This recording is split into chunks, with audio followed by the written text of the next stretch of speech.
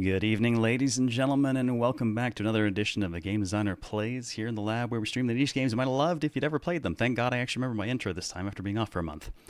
I'm never quite certain I will, and half the time I do forget. I hope everyone had a wonderful March. It's nice to be back.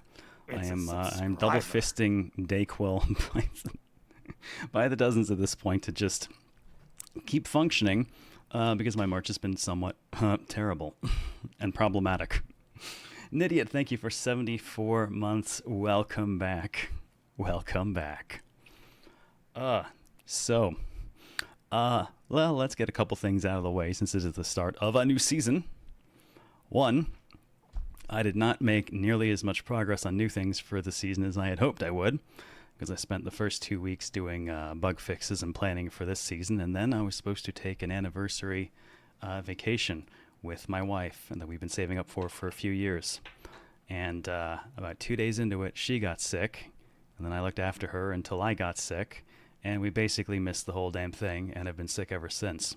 So I ended up having to go back to work a bit earlier than I would have liked to, given how ill I was, since there was stuff to do for the next release of our Kingdoms modules.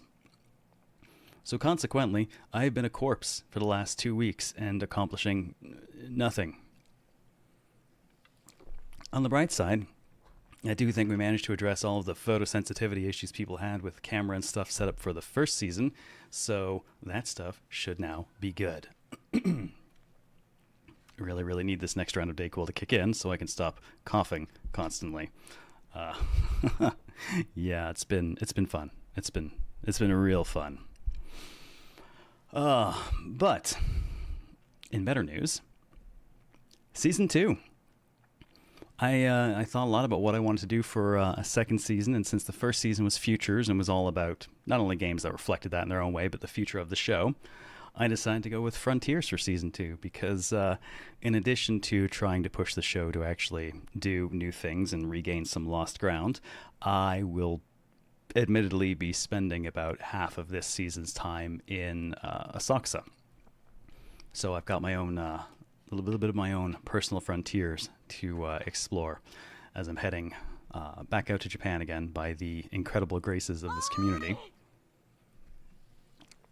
Newton, thank you very much for the bits. Much appreciated. So what this means, though, since I don't want to just do nothing for May, is I decided to dive into the archives a little bit. So I will be releasing during May the entirety of our Hero Must Die Again playthrough, which was fantastic. It was an amazing game. As well as a new Frontier in Personal Suffering, the virtual couch episode of Night Trap. You know the one. The one with the Guromi stuff. And yeah, that's gonna take some work and some editing to make consumable by public. But that will be coming out. Also during May. It was horrible. Truly horrible stuff, and I look forward to trying to make it actually publicly consumable. Oh God. But otherwise, for those who missed it, our headliner for the season is going to be Other Side, a wonderful strategy RPG that I played a little bit of in Japan last year and then had to force myself to stop playing because the moment I realized it was both permadeath and I could name characters after chats and then feed them to one another, I knew I had to hold it for an actual show run, and now I can finally fit it. Because the game that was going to be our headliner, Atelier Yumia, turned out to be fucking gigantic. To the tune of it took me 85 hours to beat it. So I'm just going to spotlight that today instead, talk a lot about the various changes in the series because it picked up a few new directions on this one, and I will not run the whole game through. It's just too big for how long I actually have available for live shows this month. And thank you, Scam Train. Enjoy your random whatever weird ass emotes you're getting this time. Oh no, Master Sword, there is no missing, because if I miss this month, I will have to miss next month because I will be out of the country, and then June would be my next pre-production period. I would not be back until July. And that, well, that's just not acceptable. Is using moderator powers to dictate who comes out on top in abuse of our authority? Well, I suppose that will depend entirely on how I feel about the results. Yes, that's it. For every HMDA, you must have a night trap, the yin and the yang. Ugh. Yeah, it's gonna be a whole thing. So, spotlights for this season, because I do want to cover a few games at one day apiece. We will be doing Yumia today. I have a lot to talk about. I've got Xenoblade Chronicles X lined up because I always wanted the remaster and never believed we'd actually get one, and then holy shit, we did. The Luna remaster, because honestly, I gave up even thinking about a remaster of that one, and then we got one anyways. I don't think anyone saw that one coming. And 100 Line, which is by the creators of both Danganronpa and Zero Escape, or Somnium Files. So that will be, yeah, interesting. Which brings us to this week. Sorry, no virtual couch. No virtual couch. But we'll do Yumia today. We'll do our Xenoblade Chronicles X look tomorrow. And then Thursday, we will start our headliner with Other Side. And I cannot wait to have all of you die horribly in the name of strategery. It's going to be fantastic. Who bought the rights to Lunar? Lunar is being published over here by, I don't know who's actually developing the remaster, but the publisher is Gung Ho Games, which I had not heard of until the Lunar thing popped up, and now they're very much on my radar. Oh, God, sweet, sweet whiskey. Please kill everything in my throat. I'm trying, but I haven't had to talk this much in like a month, so. It actually has probably been nearly a month because we've missed like all the VCs for various reasons. You know, I was on vacation and then sick, and then Daimyo, apparently his phone was dead, and like me, he uses his phone as an alarm, and so he never woke up.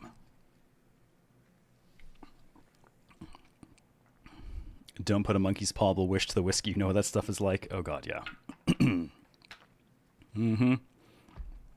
We're going to bring out the baby furniture for this one? No, because this is not only permadeath, I'm basically going to run this whole thing as a no reloads kind of deal. So we will live with everything, which means there's no reason to incinerate any children. Things to hear without context. Ugh. Yes, we will live with our choices, or die by them. Either way, I'm looking forward to it. So, with that said and done, let's get this thing rolling here. And let's hope that the stuff I have done actually does still work, because I did have to update a few things to hopefully make everything work properly with the changes I made. So, hopefully this is now all a little bit crisper, and the scan lines won't bother some people as much as they did. And it is very important to note that, yes, the Party Parrot still works just fine. More importantly... Oh, that's Red Queen, okay. More importantly, Negative will no longer flashbang people. I'm fairly confident at this point that I have successfully fixed that particular issue, outside of one very, very tiny edge case, which is basically impossible to time because of the delay in Twitch. So functionally, no one can try to do it. And that's a good thing. So, as you can see, I may have already done a bit. Actually, I've platinumed the game already. So the way we're going to do this is a little bit different from normal. I am going to start up and run the first handful of hours. But then we're going to switch over to a much later game save, because I have a lot of bits and pieces I would like to talk about. Has it started with cloth, though? You know, we'll get to that, but the short answer is no. And that's one of my problems with with what we're going to be doing. In fact, actually, let me make sure I've got my notes up on the side here, because I did take a bunch, because I felt like there was going to be a lot to cover. What's this about flashbangs? Oh, it used to be that the effect that causes the vertical lines in this, you know, the occasional hiccuping and stuff, it interacts very, very strangely with this particular color, in that it becomes insanely bright bloom and just sort of flashbangs people, especially when it turns on. So I had to make a few changes to make sure it would not do that to people anymore. Let's be real.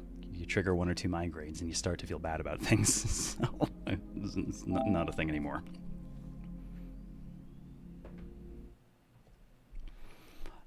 Also, I'm working on getting rid of our bottom overlay stuff. That's the major thing I actually want to get done. I'd like that stuff to all just be diegetic in the world. That way I can expand everything else to be a little bit bigger. For the moment, I've stolen our screen space back by just expanding things a bit. Your cam color change is too powerful. I'm down to 1,000 points for messing with it. Oh my god, yes, yes. Finally, finally. I am tapping into that unbelievable economy that is the billions of points floating around this channel unused. Don't worry, game will load. Still 166,000. You see, now you're going to have to borrow against other people's points.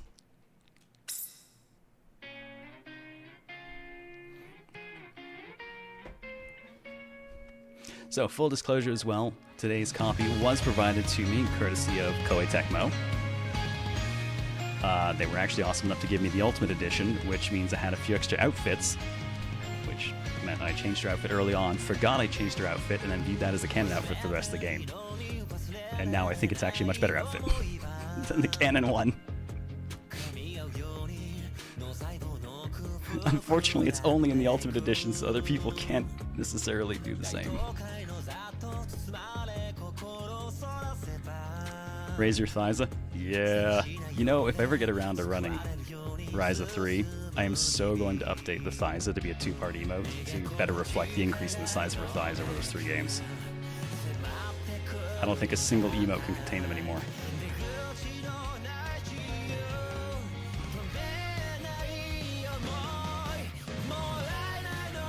Was that a flying oil lamp? A little bit, and I'm going to give it Nappa's voice for what little voicing you have to do.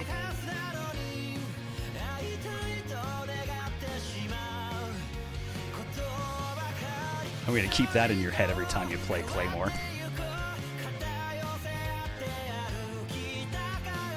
Also, I'm fairly certain that Kiryu voiced one of the villains in this, and that made me happy. Hey, Redibus, how's it going? You'd already given. I'm not predictable, huh? Damn it. Change your plans. Zap now. Now it'll be Zap. Zap Flanagan. Hey, Semyana, see someone found the boob slider and maxed it? I mean, we've seen bigger. Alright. Gonna roll up on... Hold on, that seems a hair off to me. Give me 1 second here. I'm going to... Let's see if we kill you. Okay. So many years of dealing with audio delay and stuff, I can hear like the tiny, tiny bit off will drive me a little bit crazy. Alright, so we'll start up something new. We'll do the intro in the first kind of couple of hours, and then I've got a lot of notes to go over and talk about because there is a lot that has actually changed for the series.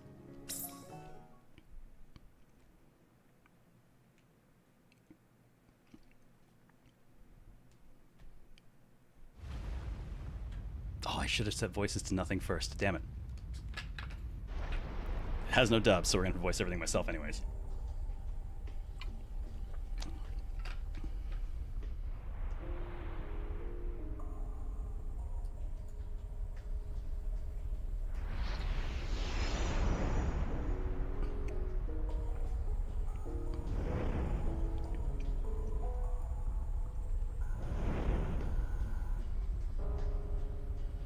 And now back to being red, apparently. Oof, sorry to hear that last Harley Marie. Hope you're feeling better soon.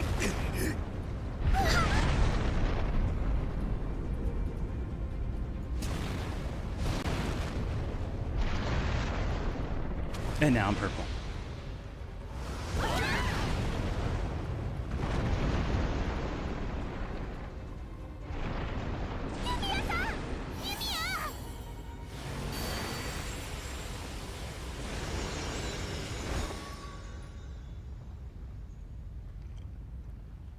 Monkey paw whiskey. I got that too.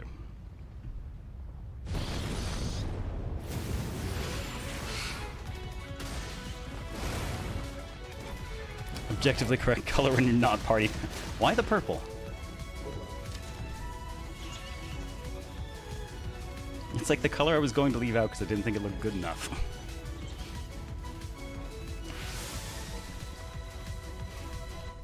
Alright. Well, tutorials right off the bat. A lot is different, as you'll see quickly. Eating with stitches in your mouth is a bit awkward. Ugh, yeah, I bet. Coming into contact with a monster out in the field will start a battle. Once in combat, aim is to wipe out all enemies that appear, reduce HP to 0. I mean, standard stuff. You die or they do. Characters and skills. Characters can learn unique skills, most of which can be used to attack enemies. Alright, they are basically mapped to, and there is a pseudo remapping.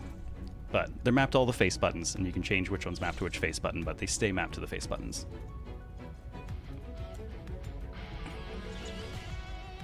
Close you up.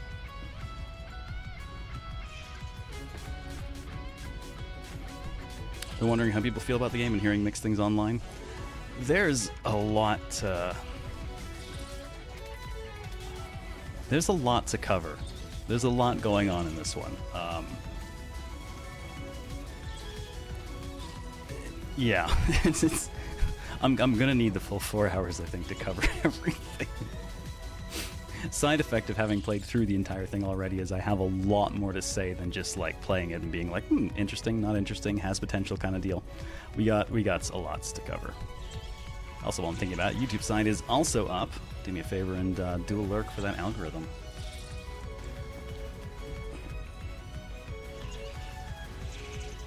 My only real experience with the series is the beginning of Sophie. Sophie was a good one. Okay. Let's hit things. Alright, using a skill puts it on cooldown. Once that time is up, the skill can be used again, which is to say, first things first, this is functionally now real time. Skill chains. Skills with 2 or more uses can be used multiple times in a row. Cooldown does not begin to tick down until after the skill animation ends. You can also continue to chain by pressing the various face buttons to activate different skills.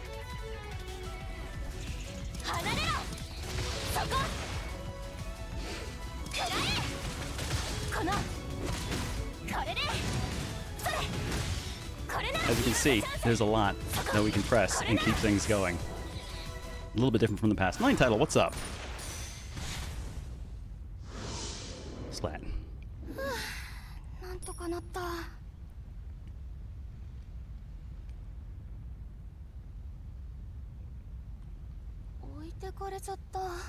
Yes, BB guy. I platted it already.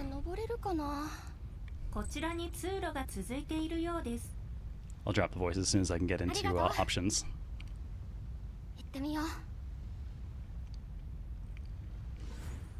Destinations for adventure are registered in quests. If you have multiple quests are active, you can select the one you'd like to track.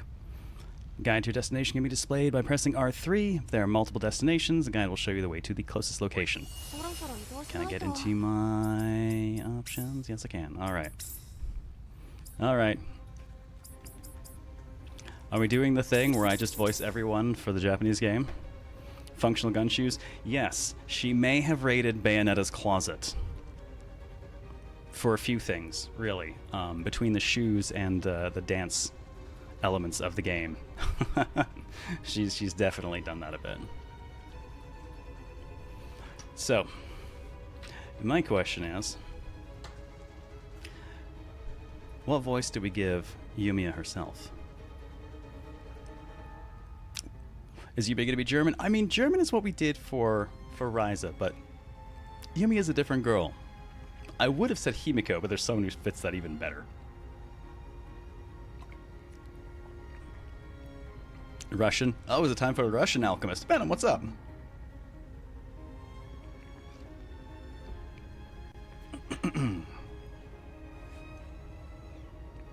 Will your voice hold up to voicing the game? Didn't you say you were sick? I am sick, and I don't know, but I can certainly try. I feel like the gumshoes require the gumshoe voice. Oh my god. Can you imagine an entire game with a protagonist that sounds like that? Oh god, kill me now. That's terrible. Remember the voice you gave Heisme? So my brain is a Russian hitman? Yes, it's slightly different voice. Remember how I did his voice? A little bit less ad-libbing when I did Heisme voice, yes. I believe that was the one, yeah? Let's see. I don't know. I could be down. For Russian Alchemist. Southern from like New Orleans. Sadly, I think there's someone who would suit that better, anyways, and I do not have the strength to pull that one off today. I had it in the arsenal at one point, and I need to do way more practice. Is that Brannigan?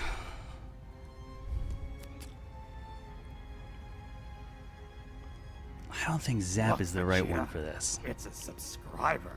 Reaper, thank you for the T-Tube. I'm beyond 98 freaking months. Welcome back, man. 98 months. It's wild. How you doing today? Alright.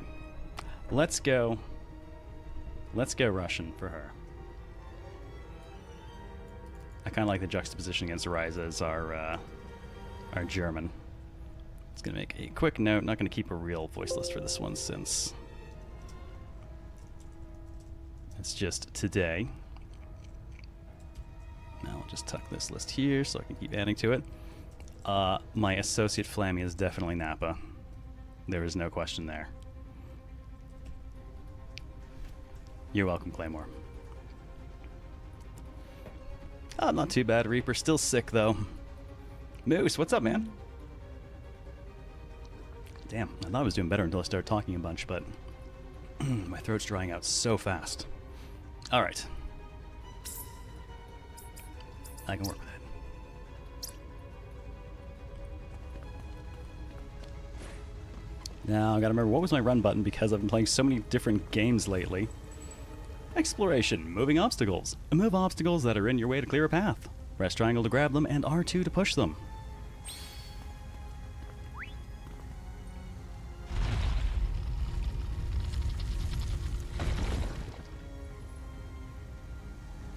Like the little hand wave at the end of that, like, ow, yes. Hard things. By jumping while facing a wall, you can perform an additional jump allowing you to reach higher areas. Which, admittedly, I think is actually something they should not have given you early on. Because that triple wall jump let me get myself in so much trouble and circumvented so many navigational tools that I would have otherwise used in the game by just figuring out how to triple wall jump, mountain goat my way up everything.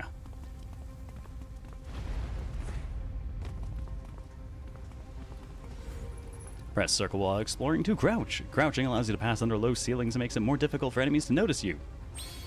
Not that that'll matter when you're just kicking the shit out of everything or outrunning it. On a motorcycle.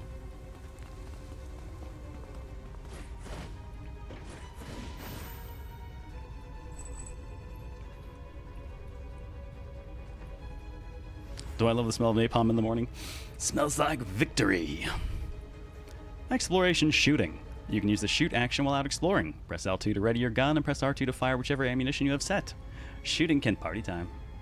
Shooting can allow you to obtain ingredients from high places or activate switches. You must have ammo to shoot, which can be created via simple synthesis. Simple synth being one of the best systems the game introduced. You press R1 while your gun is out, you will lock onto the closest target. So, do you remember that episode of The Simpsons where Homer joins the NRA, gets a gun, and basically uses it for everything, like turning on the TV and effectively opening a beer, etc.? That's Yumia. This gun is my solution to practically every problem.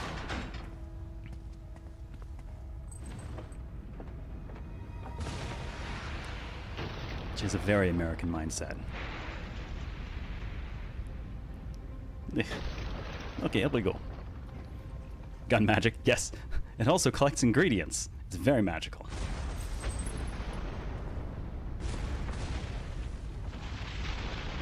Yeah, I guess we reflected now.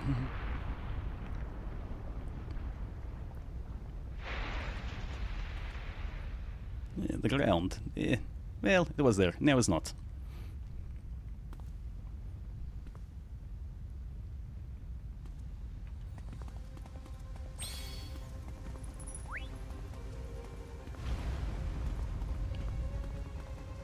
I always think of Tomb Raider whenever I see these. Except in Tomb Raider they were a little bit longer because they were using them as load tunnels.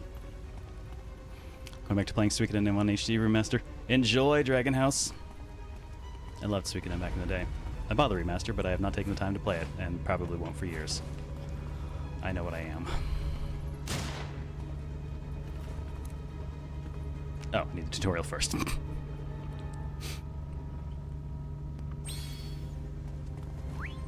Now we shoot. Napalm smells like weak sauce, nuclear ordnance on the other hand, now that smells like victory. No, that smells like mutually assured destruction.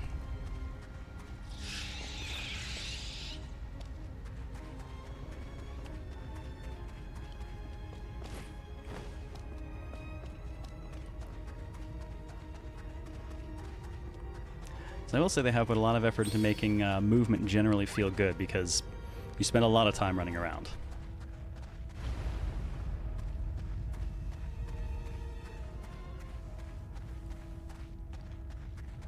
And the jumping is very nice, even if it lets you get into so much crap I feel like you shouldn't be getting into.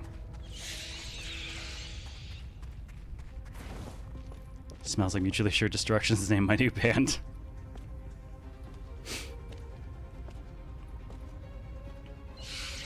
It's a mad, mad world. Oh man, that was a good song too. Thanks.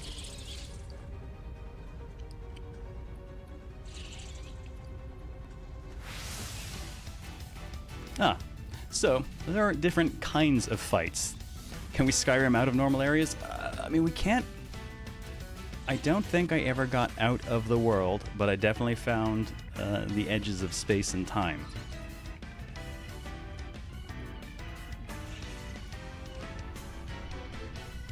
Oh, you fell through the world once. Well, that is the most Skyrim thing you could do.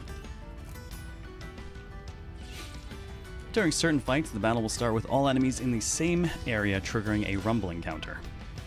In this kind of encounter, enemies will not be considered KO'd until each foe's HP has been reduced to 0. They're also rather vicious, so be sure to keep an eye on your own HP. Basically, you're fighting at like kind of triple strength. That is indeed the most Skyrim thing possible. Yeah. The only thing that could have made it more is if you'd bought some fucking horse armor before you did it.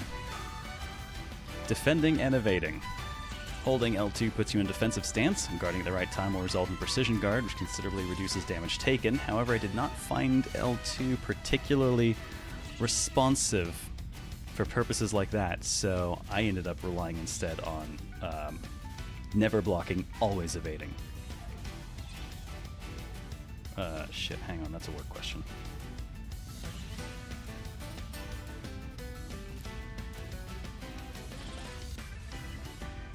That I can't answer right now, because I would have to open up a bunch of stuff that I can't open right now. While defending, pressing the left stick will allow you to evade. Successful evasion will nullify the enemy's attack, and it was the much more used strategy when I was playing. Wolfenbach, thank you for 65 months. Welcome back. Playing Proto Scientist now, aka Alchemist. No, playing Ultimate Scientist. They make the biggest boom. You say that, but the most powerful Skyrim horse-related memory I have is killing my own horse repeatedly because I wanted to melee the damn thing I was hitting. You see, okay, to be fair. No, Skyrim is the...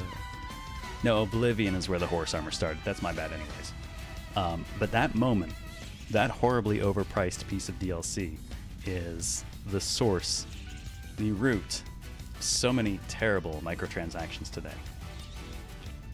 So blame that for all the horrors it has inflicted upon you as consumers of games. Because that shit is where it started. It was $15 for armor that did basically nothing. Yeah, Bethesda Vertagen. Yep.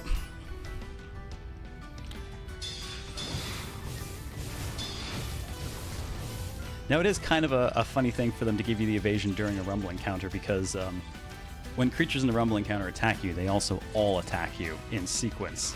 So you kind of have to be ready to dodge a bunch. Alright, using a skill directly after evading slightly boosts the power of the skills. And enemies have unique AoE attacks. Getting out of range before they activate is enough to avoid them. And they're ground marker based, like some things, which I think is fine, honestly, for the kind of game, as they're switching over to real time. There's I kind of feel like, especially as of Final Fantasy XIV rating, there has been a push for this almost musically rhythmic, mathematic, geometric series of like evasion requirements in games, which I actually don't mind, because learning to recognize and consume patterns, I think, is something we do.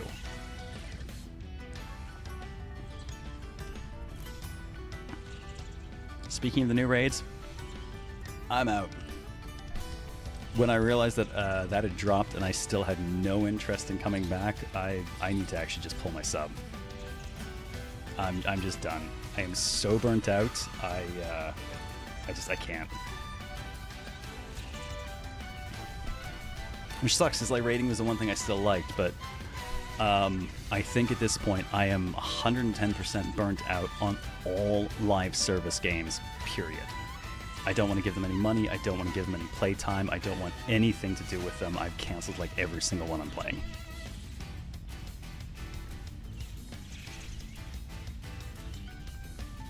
Alright, multiple enemies in an area use AoEs at the same time. Evading becomes much more difficult. Try using the left stick to move out of harm's way when that happens. So, what's not clear here is I am basically running a ring around them. I can't just run around freely. I am operating essentially on a ring around the things I'm fighting right now. So, left and right basically just run me left and right around this ring. And my evasions stick to the same curvature of said ring. What about gacha games? Dude.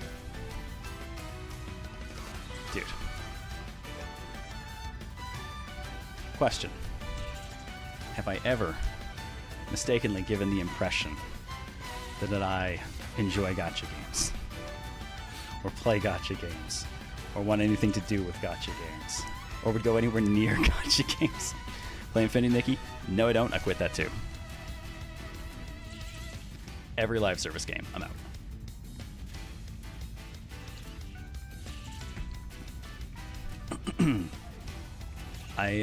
I got super tired of man, how do I put this? There is this incredible fatigue that sets in when you're being just constantly hammered by like new event. Yep. Must log in. Do your dailies. New events. Do the events and get the things. Come on, more events. We just added more events. Do all the things. You gotta get all the things done. It's like, I haven't touched the critical path of that game since the first event dropped and interrupted everything. I'm out. I'm not doing any of that stuff anymore. It's not fucking worth it.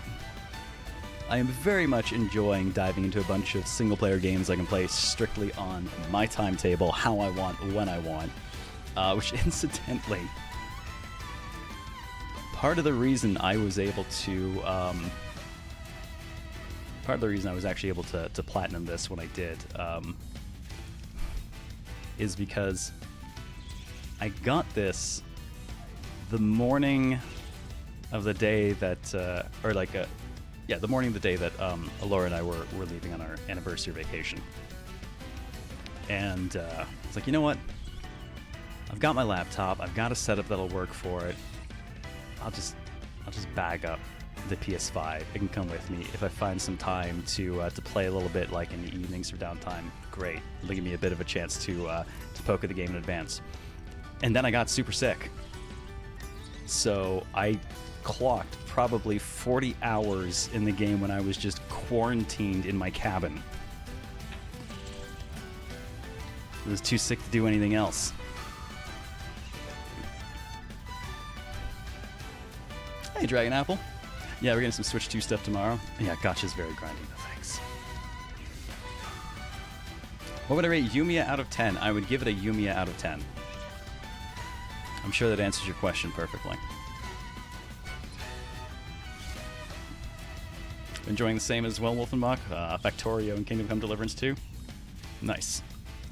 Yeah, I realized I'm just kind of done with games trying to dictate how or when I play them. I find it gross. I find it predatory. I dislike all the designs associated with it. I want to play games that just want to show up, be good, and be done. Alright, if there's enough time to move, try guarding or evading, make your pick based on the circumstances. Sorry, I've been gone for a month, so we have lots of stuff I'm going to interrupt and talk about. Tutorial's done, now we fight.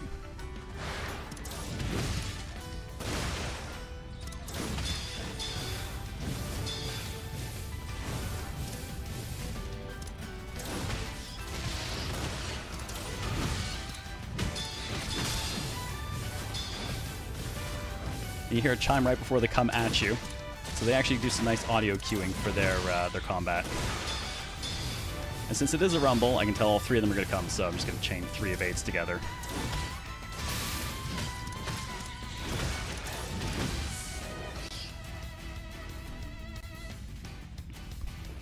Yumia dodging like this is near Automata. There is a bit of that. I will say, when I played through my own, they did let me pick very hard from the beginning, which I enjoyed. I set up to very hard immediately. And for the first couple hours of the game, any random fight could just straight delete me if I so much as blinked at the wrong time, and I love that. Unfortunately, that didn't last, and we'll get to why when we get through all the tutorial stuff.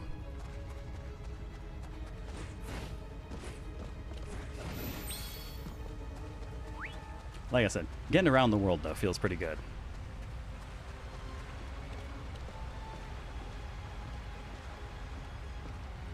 I think they generally handled their movement quite well.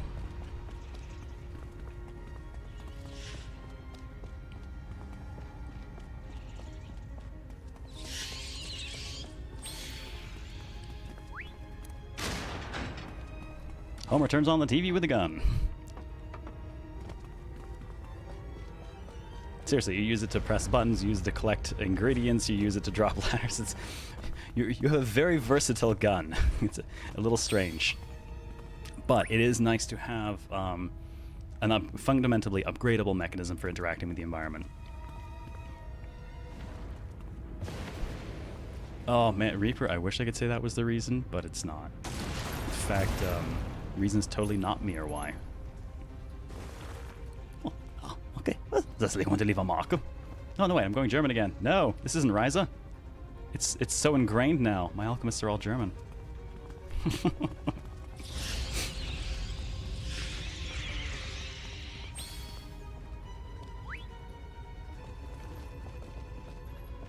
Do I have another path, or is this where I'm shooting through? I don't think I'm shooting through here.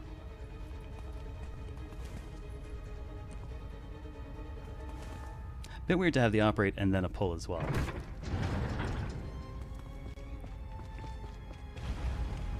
Basically the same way that Homer Simpson uses a gun. Yes!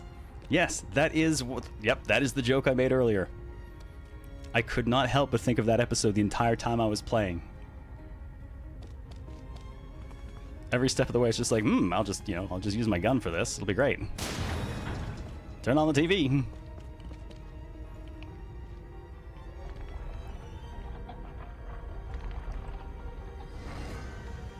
And now he is hoping is difficult fight, maybe, yes? Alright, range shift. So, I mentioned the ring that we were running around earlier. There are, in fact, 2 rings. The inner range and the outer range. Inner is what we were doing earlier. You can switch between ranges with range shift, which is up and down on the D-pad. Also evades attacks at the time. Attacks are limited to internal or external. Switching range also changes character skills. Don't be afraid to jump between ranges for the best results.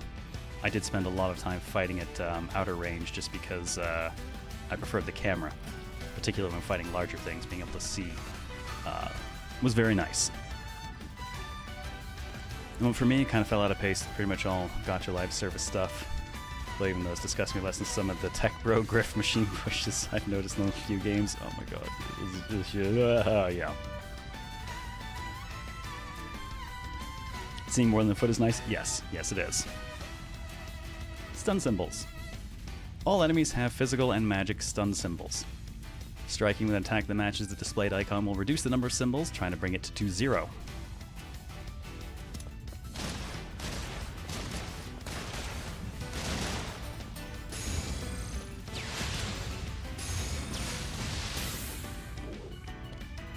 When the number falls to 0, the enemy will become stunned, which is a weakened state. I think we lose about 30% all stats. And a number of things will do more effects to them. Now killify the shit out of it.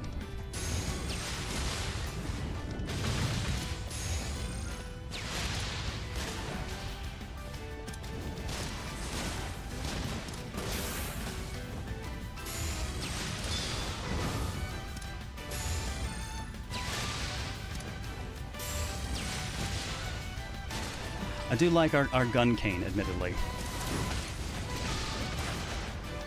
I do think that Yumia is actually a fairly different alchemist from a lot of the previous games.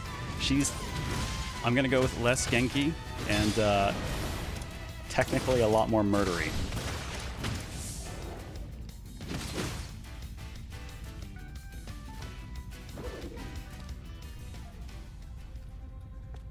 Animations are slick. It's very nicely animated. It all flows together very smoothly.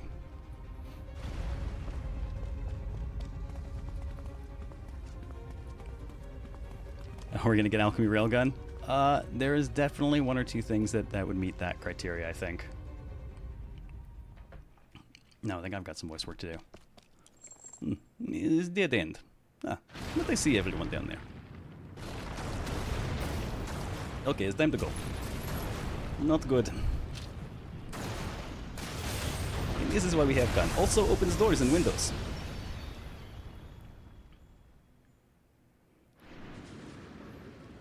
And that is definitely a Himiko voice on her. Thank goodness. So you managed to survive. Don't go digging my grave just yet. Let's go. Less Genki, a lot more acrobatic. Yes, she is,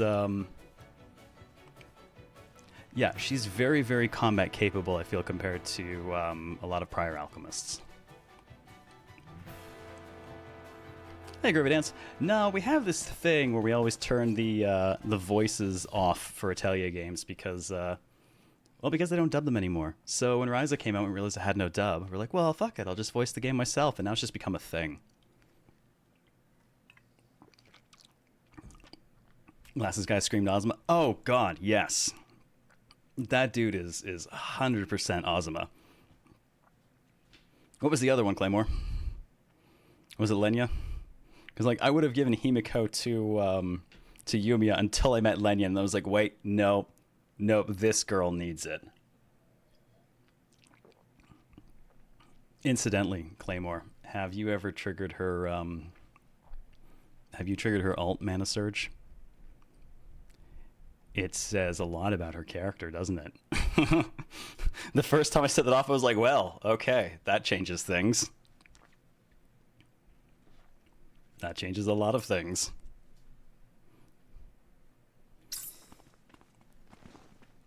If it won't stop. and it is him. Oh, I know what I'm giving him. We found that, give it back. Give it up, there's no way I'll just meekly nod his head and hand it back. No, I think I have to give Corleone's this voice. Because it's just a little bit like that. Is this ice? Yumia! God damn it, what's going on? Oh, I got randomly 13 cents.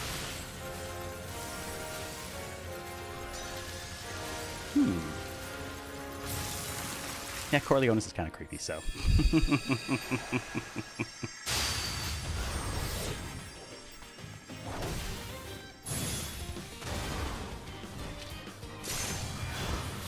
Solo fight. I'll handle this. And who?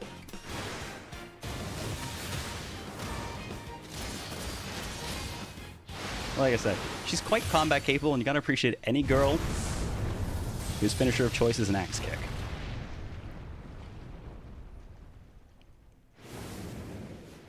Monocle werewolf. Yeah, he's just a little bit like that. Don't mind him.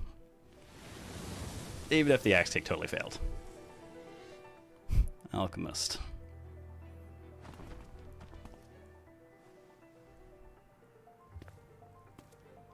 And out you go.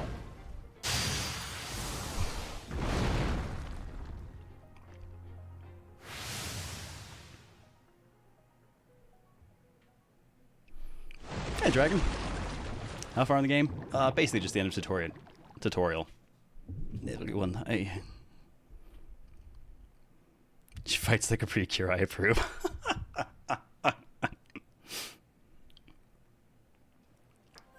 Like, just like, up and away.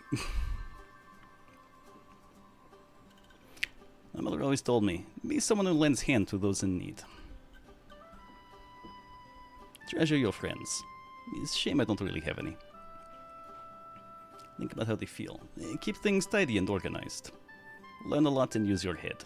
For headbutting is good. And she'd always finish by saying, learn how to judge what is right for yourself. I'll repeatedly think back on those words. At that time, at that place, was what happened truly right. You trace the memories again and again.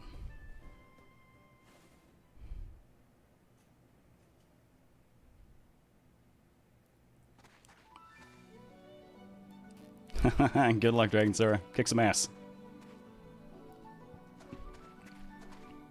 Yeah, alright. I finally found the perfect place for the Atelier. I'm sure an alchemist used those ruins at some point. Might even be able to find some relics there.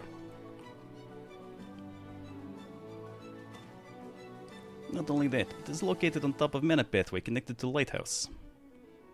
Now, Yumia. Yes, sir? I didn't say to get ready. I didn't say to run around investigating everything quite yet. Dude, if there's one thing the game can't stop you from doing, it's running around investigating absolutely everything you're not supposed to before you do it. Which is probably part of why the game took me as long as it did.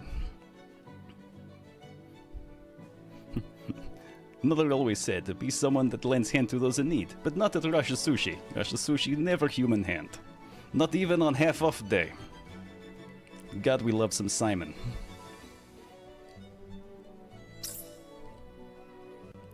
I'm sorry, I just wanted to help out. No, it's my fault for not explaining properly. Please be a little more mindful next time. You're a vital part of the Alidus research team. You must remember you're also under observation. The game stopped you once? I understand. I can understand how you feel, given the way the public feels about you. I ask that you be patient. The investigation has almost started. Look, they've arrived.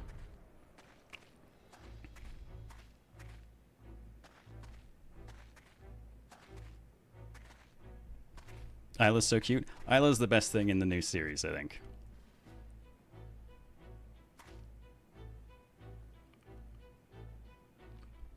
All right, Claymore, give me your voice predictions on these two. Isla and Victor, what did you think? I swear Victor should be a given. Isla, though, I actually had trouble figuring out.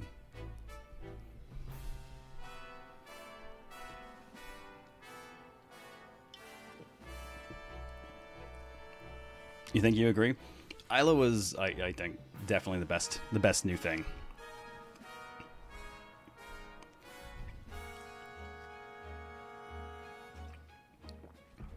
Look, Vegeta, it's a subscriber. Eric, thank you for 72 months, 6 years, man. Welcome back. Thank you so much. Is your lucky number backwards? Nice. Mickey, obviously. Oh my god. That'd be terrible. Don't do that to Isla. Isla's too good for that. That's awful. Couldn't place either of them. Victor's not Zap, but he's close. Oh no. Victor, straight lace as that dude is, Jackman. That dude is a Jackman. No question. Isla, the gut instinct would be to go with the Valley Girl, but like... Valley Girl often kind of winds up sounding bitchy too, and she's just totally not, so I kind of don't want to do that to her. Oh, geez, really, Eric? That's unfortunate. Look, PC Master Race. It's a subscriber. iFundiv, thank you for 98 months. Welcome back. Goddamn, 98. We're approaching... Actually, holy shit, this season I think we're going to hit, in May, we'll hit the 100-month marker for subs. For the longest subs. That's wild.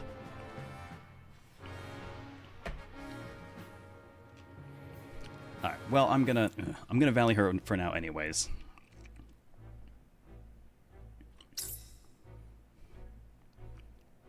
Chief, is she the one you mentioned? Yes, this is the alchemist I brought in to help with our survey of the Aladician Empire. As we discussed, I'd like you two to watch over her for the time being. If those are your orders, Chief. Alchemist Yumia Lisfeld, was it? I'm Victor Von Duer of the Order of Estella. Despite the Von, I'm not a Von Karma. You must have heard from Chief Earhart, but I'll be in charge of observing you in your duties as an alchemist. Be conscious of your position here and carry out your duties. We will, of course, provide support as well. Probably. It'll be counting on you then. Do I have a princess voice? Nah. I'm sure you already know this, but alchemy is a forbidden technique. You've been given special permission to use it solely to aid the investigation. Keep that in mind. Welcome to something else that differentiates it a little bit from a lot of the Atelier titles of the past. Alchemy is not good anymore. In fact, the nature of what alchemy is treated quite differently in this one, and the opinion of it is a lot lower. So, we're at the bottom of the heap here.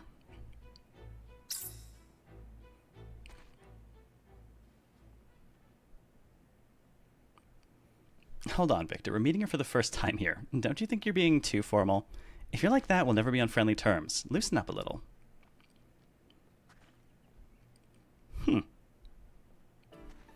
I'm Isla Von Duer, and I'm with the Order as well. My older brother and I volunteered to join the research team. It's great to meet you, Yumia. We're about the same age. Let's drop the stuffy formalities and just be casual. Can we still blow everything up? I definitely found ways to still blow things up. I think the problem is that blowing things up is might come a little bit too easy.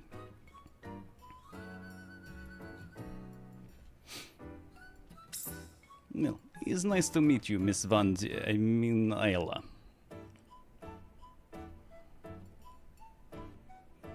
I told you, no need for all the formalities. That goes for you too, Victor. Yeah. Let's get along. Thank you. I'm well aware of how alchemy is, well, you know. Hold on. Have you two ever seen alchemy before?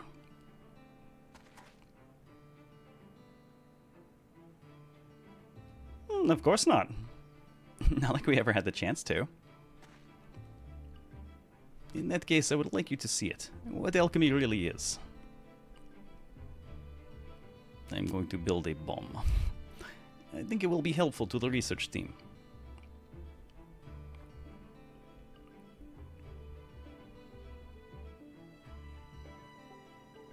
Is it alright with you, Earhart? Sure. That's something they should learn about, given you'll be working together. Thank you. Okay then, both of you, please follow me.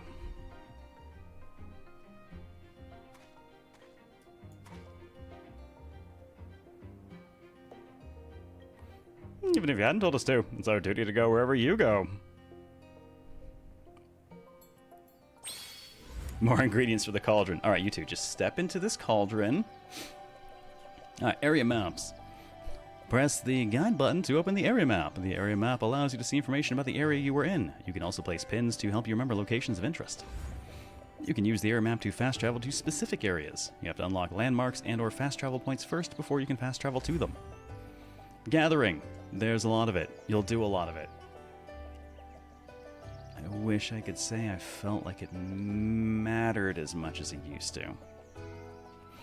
You can gather by pressing triangle when near things with an icon on them. Various ingredients can be obtained depending on what you were gathering from. The gathered ingredients are stored in your basket and can be used for synthesis and many other situations.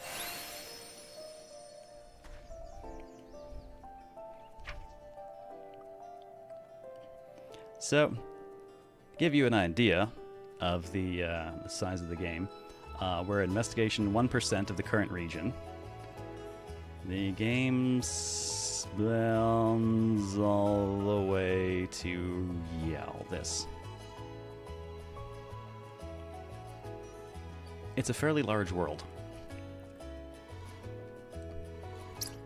It doesn't, but mostly doesn't. Yeah.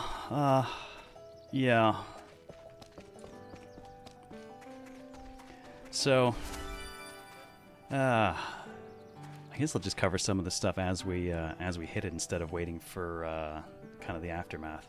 But on the topic of gathering ingredients, so gone are the days of making tools that would allow you to interact with different resource gathering things. For instance, if you think back to Ryza, you could gather from this bush, or you could blast it with a bomb rod, and that gave you slightly different ingredients.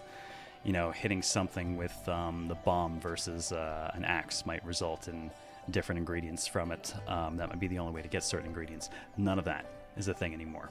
There is only one way to gather any given ingredient anymore, and none of that is driven by any tools that you will build, which I find very unfortunate, because that is one less reason to actually engage with the synthesis system. Another little girl gets to terrorize another village with their ability to warp and bend reality by throwing random ingredients and monster parts into a pot and stirring. With the sole exception of fishing. I don't even count that as involving a tool. That'd be like saying your gun is a tool for collecting stuff. I mean, it is, but it doesn't really involve engaging the synthesis system. Fishing uses the simple synth, but the simple synth is like the non-synthesis system.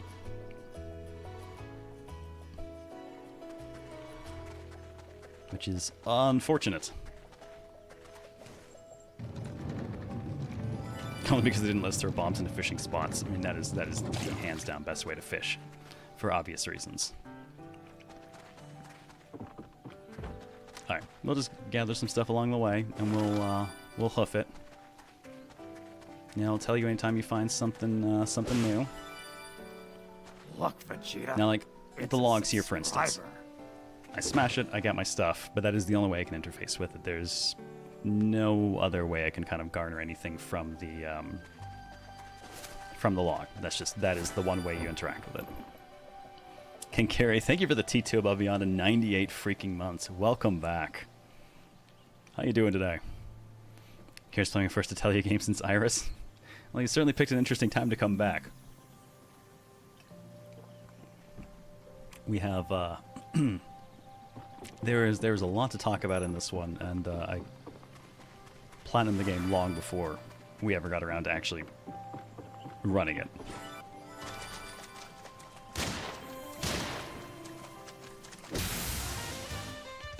We can use smoke bombs from our exploration bag to flee from battle. Smoke bombs have a 100% success rate. Otherwise, you know, die.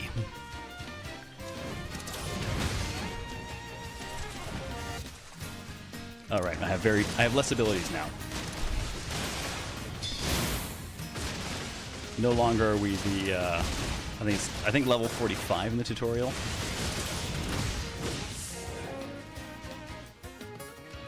So you'll note I am not controlling the other people in my team at all. They are entirely doing their own thing. I can jump to them, but ultimately they'll pretty much do their own thing, and I found no real legitimate reason, even on very hard, to ever swap people.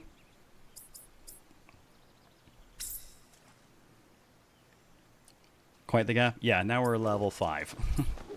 So we've lost a bunch of our stuff. I think of one reason. When people die. That's about the only reason. I never had to swap, and I didn't find precision counters honestly good enough to even warrant using.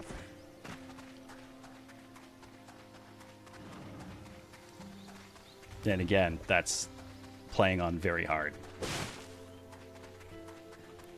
So, as I said earlier, the early part of the game on very hard lived up to the name. Unfortunately, quite different from what I'm more used to in the series. I found that level made a very, very significant difference compared to any early synthesis that was available. So, basically, because I was playing the game on very hard, I'm pretty sure I was getting more XP, and they should probably fix the XP curve on that. But for the first couple of hours, since things were very hard, I enjoyed picking fights. And since I picked fights, I quickly was leveling almost every fight, sometimes a couple levels per fight, until very, very shortly in, I found that I could now trounce everything without engaging the synthesis system much at all.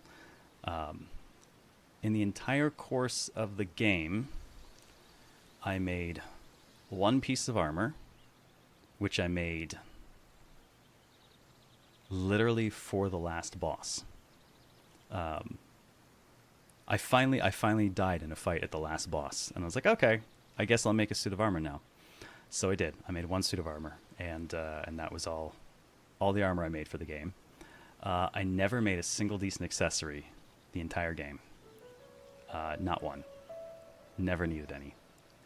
And I never made anything I would consider like a proper endgame weapon. I had a ton of the final material to make a bunch of that and make them very good, and then I just didn't bother because I never needed it. So I had one person with a good, I think it was about 4 tiers of weapons. I had one person with a good 3rd tier weapon. One person with a really good 1st tier weapon. And I don't think I gave anyone else anything.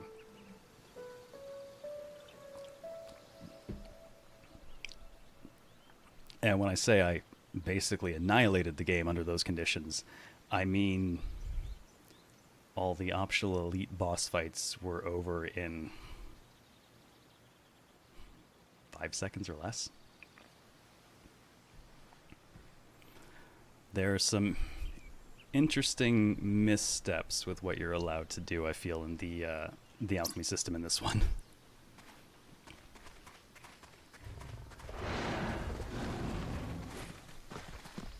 Yeah. Yep. Triple jump. Love it.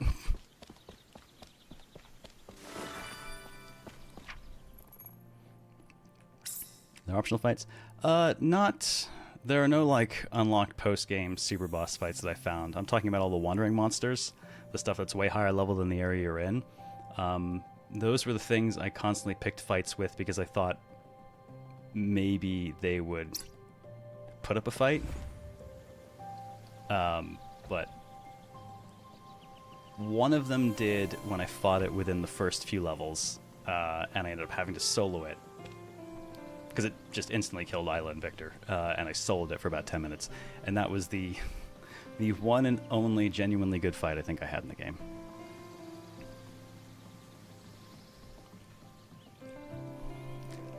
Time and weather. The types of monsters and gatherable ingredients that appear may change depending on the time of day or the weather. Yeah, there's a lot I would want to fix. I would want to see fixed about the difficulty balance in this one, especially since, like I said, even on very hard, I was never really given any reason to engage with the alchemy system.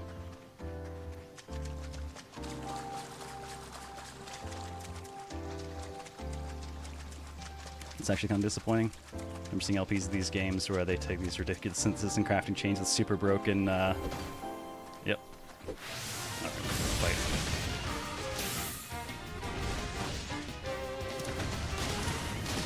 I still have muscle memory for all the skills that I don't have. Like, huh, why am I not bullet storming? Right, because that's not a thing anymore.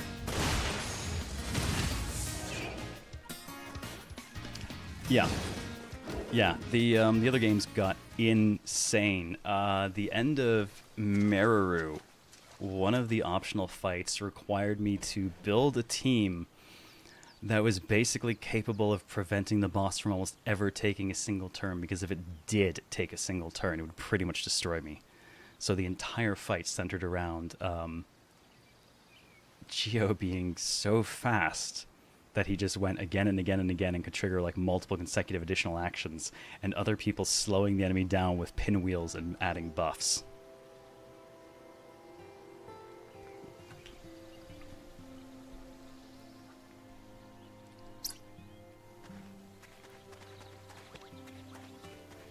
Alright, let's make our way actually up to where we're going to do a little bit of synthesis so we can talk about the new series, what they're doing for it.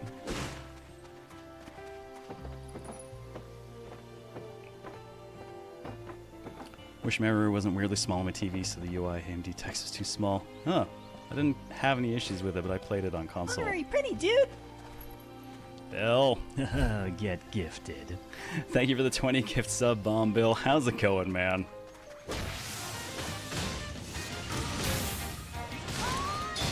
Welcome to the Atelier Yumia.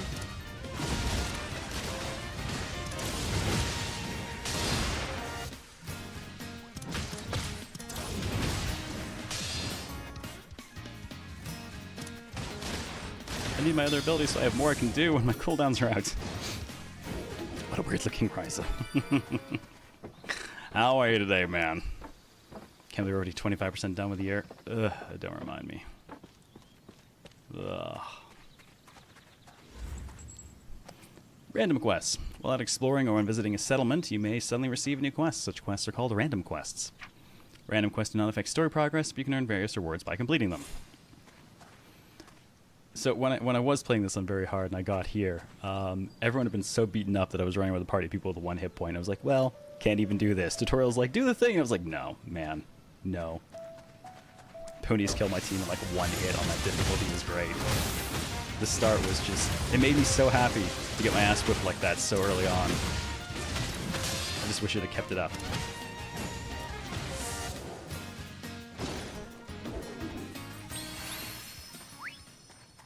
Yeah, a little bit of extra XP off of it. And later on some other things will happen when you do those.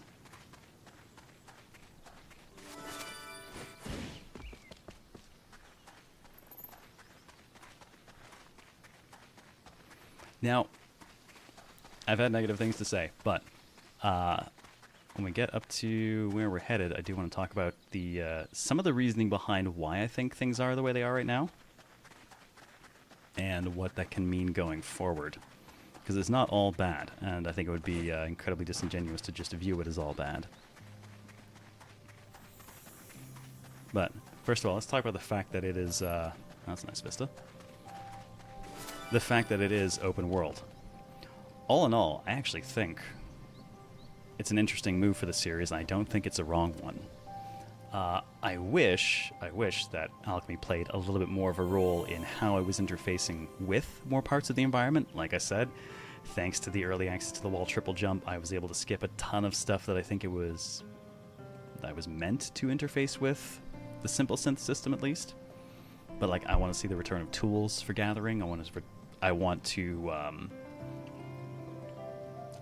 feel like it's actually worth my time to learn what kind of ingredients come from what thing when what tools are used on it, so I can target and go actually gather those ingredients. Fairly early on, they give you something that I feel breaks one of the kind of cardinal rules of synth for the last long while, which is that they let you replicate the base level ingredients as opposed to the mid-tier mats that you created, which means if you can get your hands on one or two relatively decent base ingredients, you can then replicate them. And I don't mean a little bit, I mean stacks of 600, 700, 800 very, very easily. And then you just use those to dump in en masse and fulfill like all the criteria you need. It not only felt like it broke a lot, and not in the fun way, because very little effort was actually involved, but it really minimized any sense that I should actually bother gathering anything.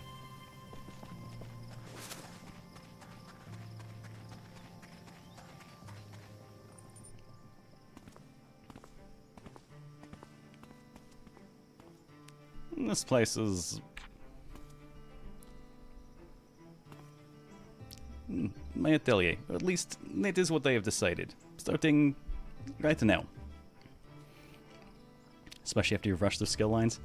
Man, I don't think I even rushed the skill lines and it was still super broken. In fact, I mostly didn't spend the skill points until very nearly the end of the game. One more thing I didn't have to engage with because it just never really incentivized me to. Atelier? Think of it like Alchemist's base. I think this place was used for the same purpose a long time ago too. It's a dump. It is currently in less than ideal state, sure, but let's just say some renovations are in order. Not long ago, you mean even before the great disaster of Alidus? Doesn't that mean this place is pretty dangerous? Hey, La Mystica, how's it going? I don't think there was anything particularly unusual here. Using the Forbidden to control the Forbidden. I don't understand what the Chief is thinking. Yes, well. Come on, Victor. If you keep on talking about stuff being forbidden, it'll make it hard for Yumia to do her job, right? We're here to make sure she doesn't do anything weird. Anything weird? Huh. Isn't that like all of alchemy? All alchemy is weird. I was thinking like House Kenneth. I'm gonna have to grab the games I missed then. No, I missed the Ireland games, and I've heard incredibly good things. Oh my god. Okay, so I have platinum the Ireland trilogy. I fucking love the Ireland trilogy. Don't get me wrong. They're definitely a bit older, and definitely shows a bit more in combat. Probably particularly circa Rorona being the first. Toturi had a lot of quality of life improvements on it, and then Meru did it on top of even that. But I enjoyed every minute of platinuming them. I did multiple playthroughs to get like all kinds of different endings, and there were so many different endings. I had at least one ending where I quit being an alchemist and opened a fucking pie shop. Like,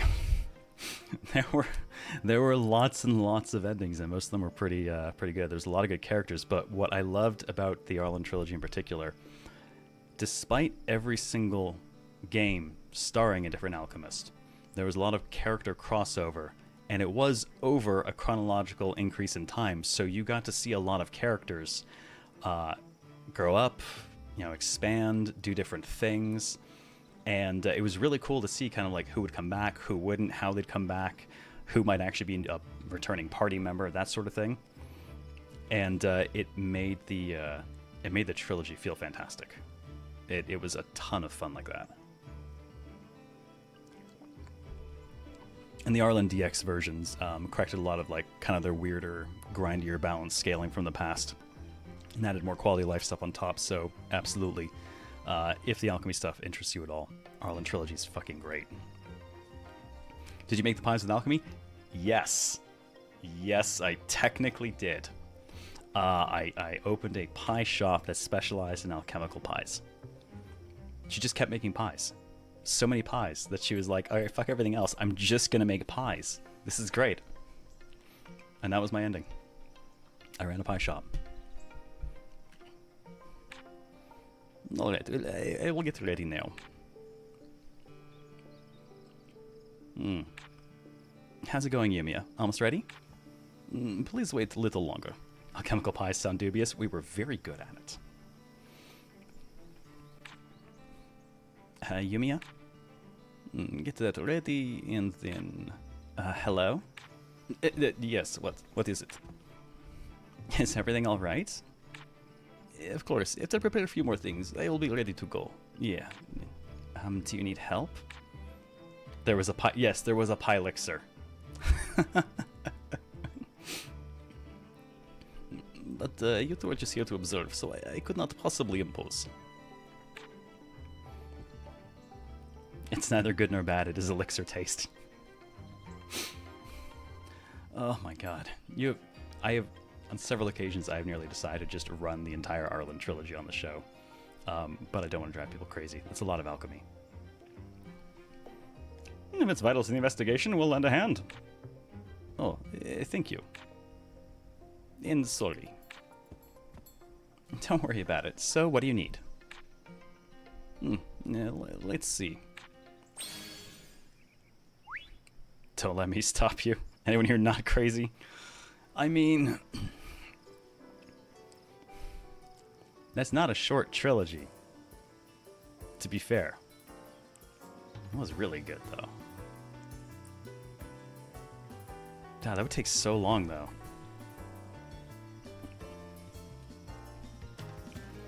Alright, so, use workbench to create objects to place in and around our base.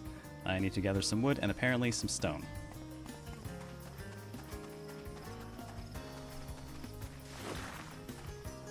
Oh, that's sand, not stone. Who's got stone for me?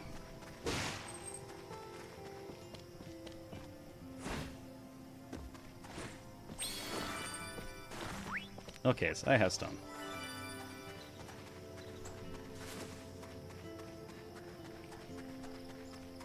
You mean he's getting stoned? What? I do not know what you're talking about. No, they're definitely not. The ingredients should be ready now. Yes, all that's left is to divide between stuff used for alchemy and stuff that is not. Last you played was Iris 3 Grand Phantasm back in 07. That's how long I've been out. Man, I was in for the original Atelier Iris, and arguably Monochemia if you count that one. I don't really, though. And then I was out for a while, and then I came back in with the PS3 release of Verona. And then I kind of dropped out again for a while, despite buying Verona Toturi and Meru on PS3. I never really got around to playing the other two. And then I was out until...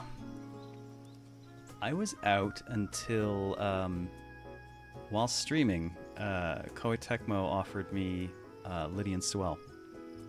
And I ran that for a day for preview, and it like rejuvenated my interests. So I went out and went digging, and when the DX Arlen trilogy showed up, grabbed that, and then kind of just kept playing since. You don't use it all? Alchemy uses mana contained within ingredients, so ingredients with low mana, not all that useful. You still can use leftover materials for a bunch of other stuff besides alchemy. Oh wow, you're like a real survivalist. There are limits to the research team's resources. We need to make the most of everything we can.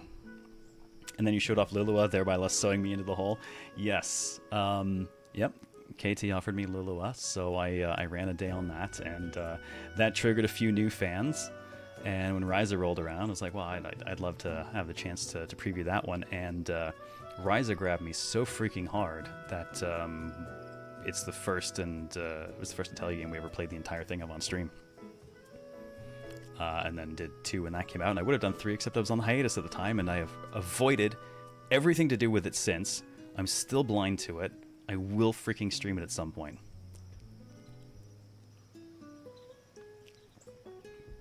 At some point, somehow. I don't know anything about it other than what we played that one day to preview it. For us, the latest store separated ingredients. This should be a good starting point. We can make furniture. We create specific furniture by using a workbench. There are specific materials needed for different kinds of furniture. Furniture blueprints can be obtained from treasure troves or as quest rewards. Objects can be crafted at a workbench. You can make multiple objects at once by consuming the necessary materials. Blueprints are obtained through exploration and as quest rewards.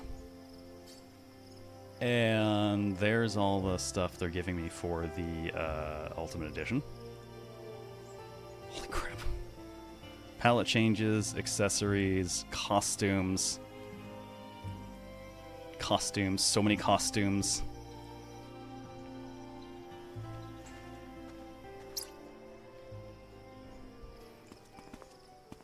I'm going to need to make the changing room so we can play with costumes.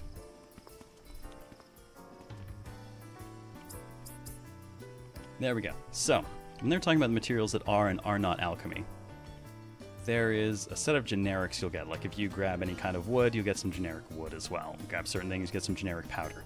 Those are used for these kinds of creations as opposed to the actual synthesis. You know, which is when you would use your tough log, ametite, etc.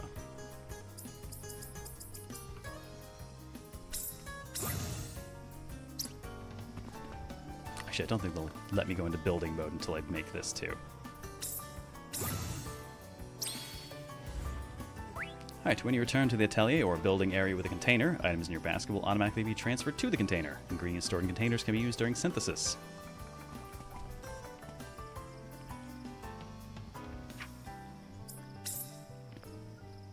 Alright, let's just go ahead and put our box down. And let's go ahead and we'll throw that down too. I'm not going to do anything graceful with it, I'm just going to throw it down.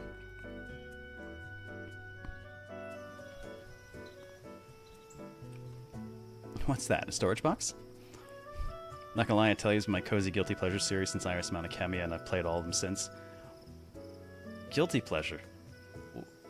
What is there to feel guilty about? It's a fantastic series of games. I've platinumed tons of them. I freaking love them. There's nothing guilty about that whatsoever. It's a wonderful little series. Been on a Koei Tecmo kick hard lately. Grabbed the PS5 Neo Collection. Oh, fuck yeah. Blue Reflection Duology, nice. Double back to grab missing Arts and Alico games. 2 and Koga. Oh man, 2 and Koga are the ones that I have. I don't think I was able to get one. Still missing that one. Want a new Mana Kemia game? Yeah. We got 2 of them. I haven't actually played the second one despite buying it. As is often the case with games for me.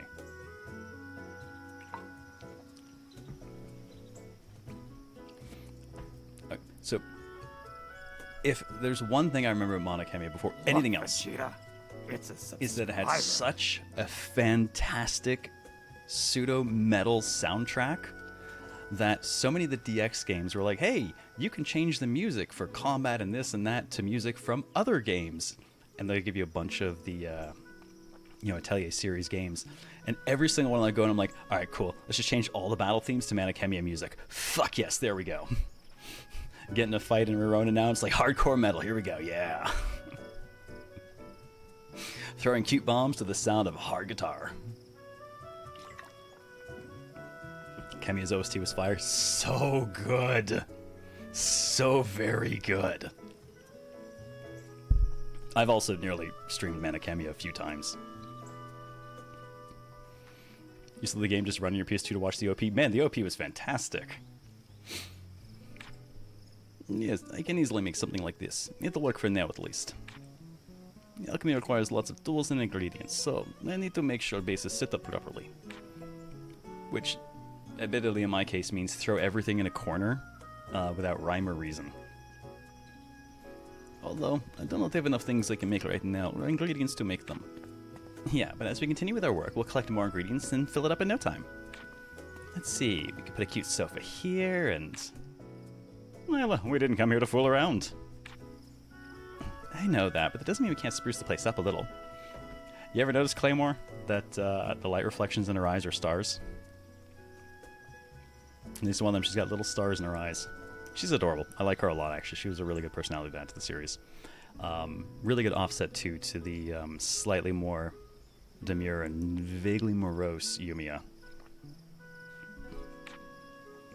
I suppose you're right. Setting up the base is one of our duties. You can add anything you like, as long as it is useful. Let's make this place nice. I actually wish there was more of the game that focused around me updating this atelier as opposed to building all my stuff everywhere else in the world.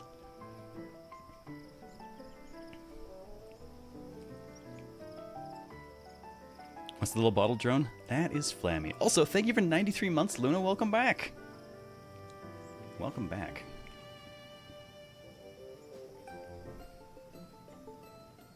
Dude, nice wing sword. And yes, the cool nerds are on the YouTube side. There's so many cliffs around here. Gathering ingredients is going to be a lot of work. And just the thing for times like these. I call it Homer Simpsoning. I collect with gun. The power of gun. Are you going to shoot it down? Yes, it's much easier. Okay. Is it okay to use your bullets for something like this? You might run out at a critical moment. It is alright, because I cheat. I can make more bullets anytime. Had to toss your PSP sadly because the battery being busted. Oh, man, that's really sad to hear, Last Harley Marie, because, fun fact about the PSP, if you completely remove the battery but plug in the AC adapter, it'll still run everything.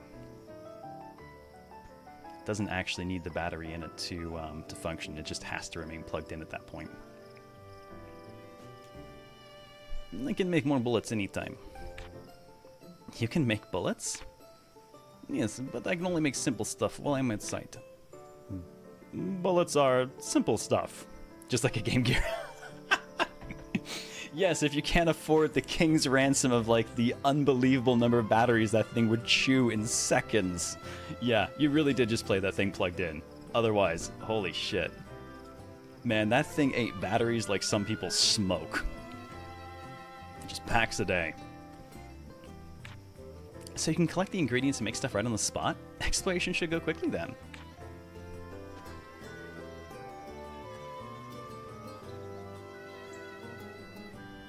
It will be helpful to the research team, Alright, we can hold L1, R1 while exploring to open the radial menu and start simple synthesis. Best new system they added. Use materials to create exploration items that will help in your travels. Select the recipe you want to synthesize and press X to create the exploration item. You must have the required materials and enough energy to create the item. And our exploration bag. L1, R1 while exploring to open the radial menu, and from there, open your exploration bag. You'll need to equip exploration items to your exploration bag to use them while adventuring. Items made via simple synthesis will automatically be equipped inside your exploration bag if there is space. If your bag is full, they'll be stored in your container or basket instead. And materials are unique ingredients that are used for simple synthesis and building. Materials can be obtained by either gathering them or using the disassembler to break down items. You can stop now. Actually, the funny thing is, I think technically they've added some of these since I originally played. I think there were less when I played unpatched on the ship. Hit enemies and gimmicks with scan ammo to learn more information about them. For example, hitting an enemy with these bullets reveals the target's level and what ingredients it drops, which is a nice feature. Memory vials found and located in various locations can also be scanned by directly interacting with them.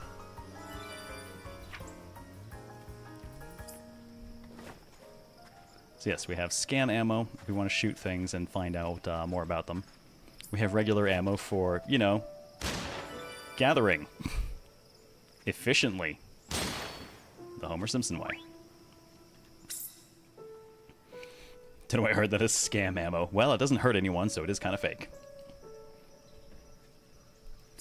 Okay, so this is the simple synth system. This is our energy. Goes up or down depending on kind of actions in the world in general. These are the materials required.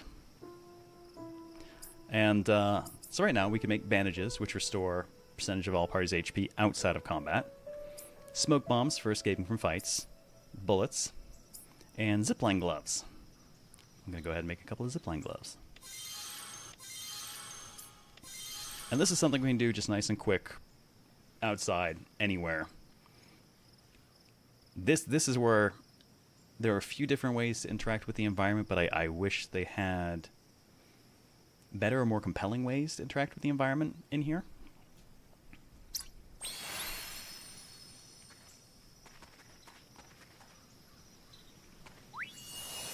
So we do have, as you can see, day-night cycle and some very nice sunsets. Be very, very quiet. I'm hunting walks. Damn, I'm gonna need to top up my water soon.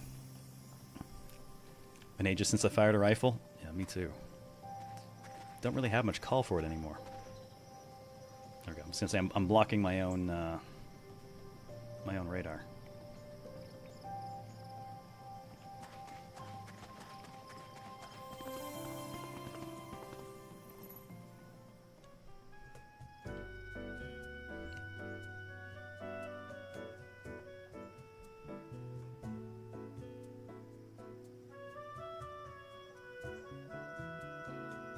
Is this okay? Yeah, thanks a lot. I think we have a minimum amount of preparation done for now. So, now...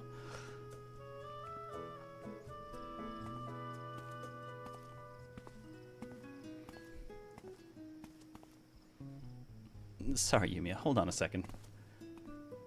Oh, what is that? Oh, it is just... Flammy, super high-spec independent survey assistance device. Yep, it's got that voice. It talks? Was this made with alchemy? Forbidden! Wow. It did not make it from scratch or anything, but I am sure it will be helpful in our research. Okay, something like this. The thing you're making now isn't going to be chattering at us too, right? Of course it will not talk. I am just going to make something simple. I have done it dozens of times, I guarantee it does not speak. Really? I'm going to make something that is useful for everyone. Please, believe in me. We'll see about that.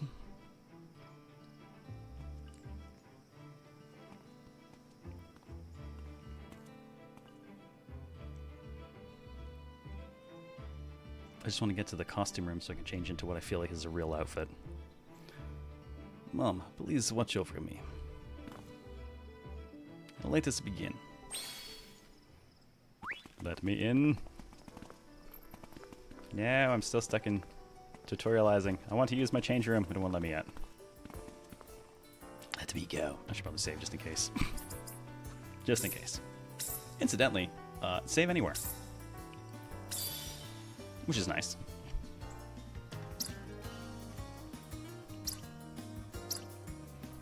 Sometimes it feels like the environments are a bit desaturated compared to, say, Ryza.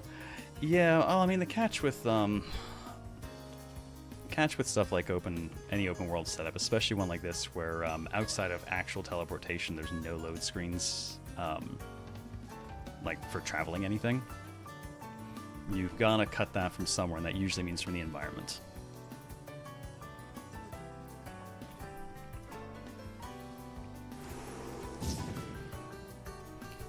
Yumia can create tools by weaving memories together, and this ability is known as alchemy.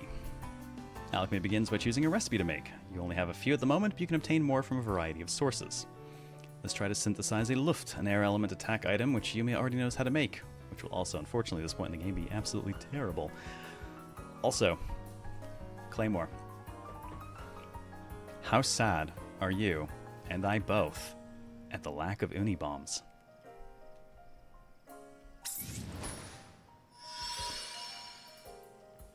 Look, Vegeta, it's a subscriber. Mecha, thank you for the T3 above and beyond and 97 months. Much, much appreciated, man. Welcome back. Oh shit, did I accidentally sync the dressing room a bit?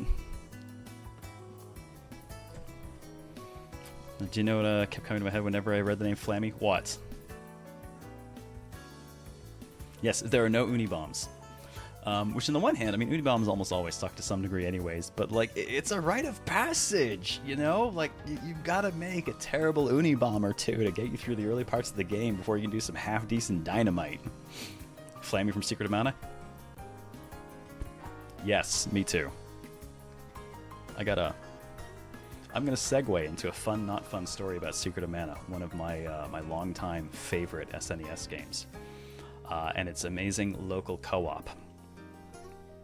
I had a save with all the characters at level 97, and I wanted to make the run to 99, and I gotta tell you, the grind for that, even in the last area, is kind of nuts. But I was playing with a friend, so, you know, we would just play together for hours, get those last couple of levels, and get some of the final spheres for weapons, and get it all maxed out.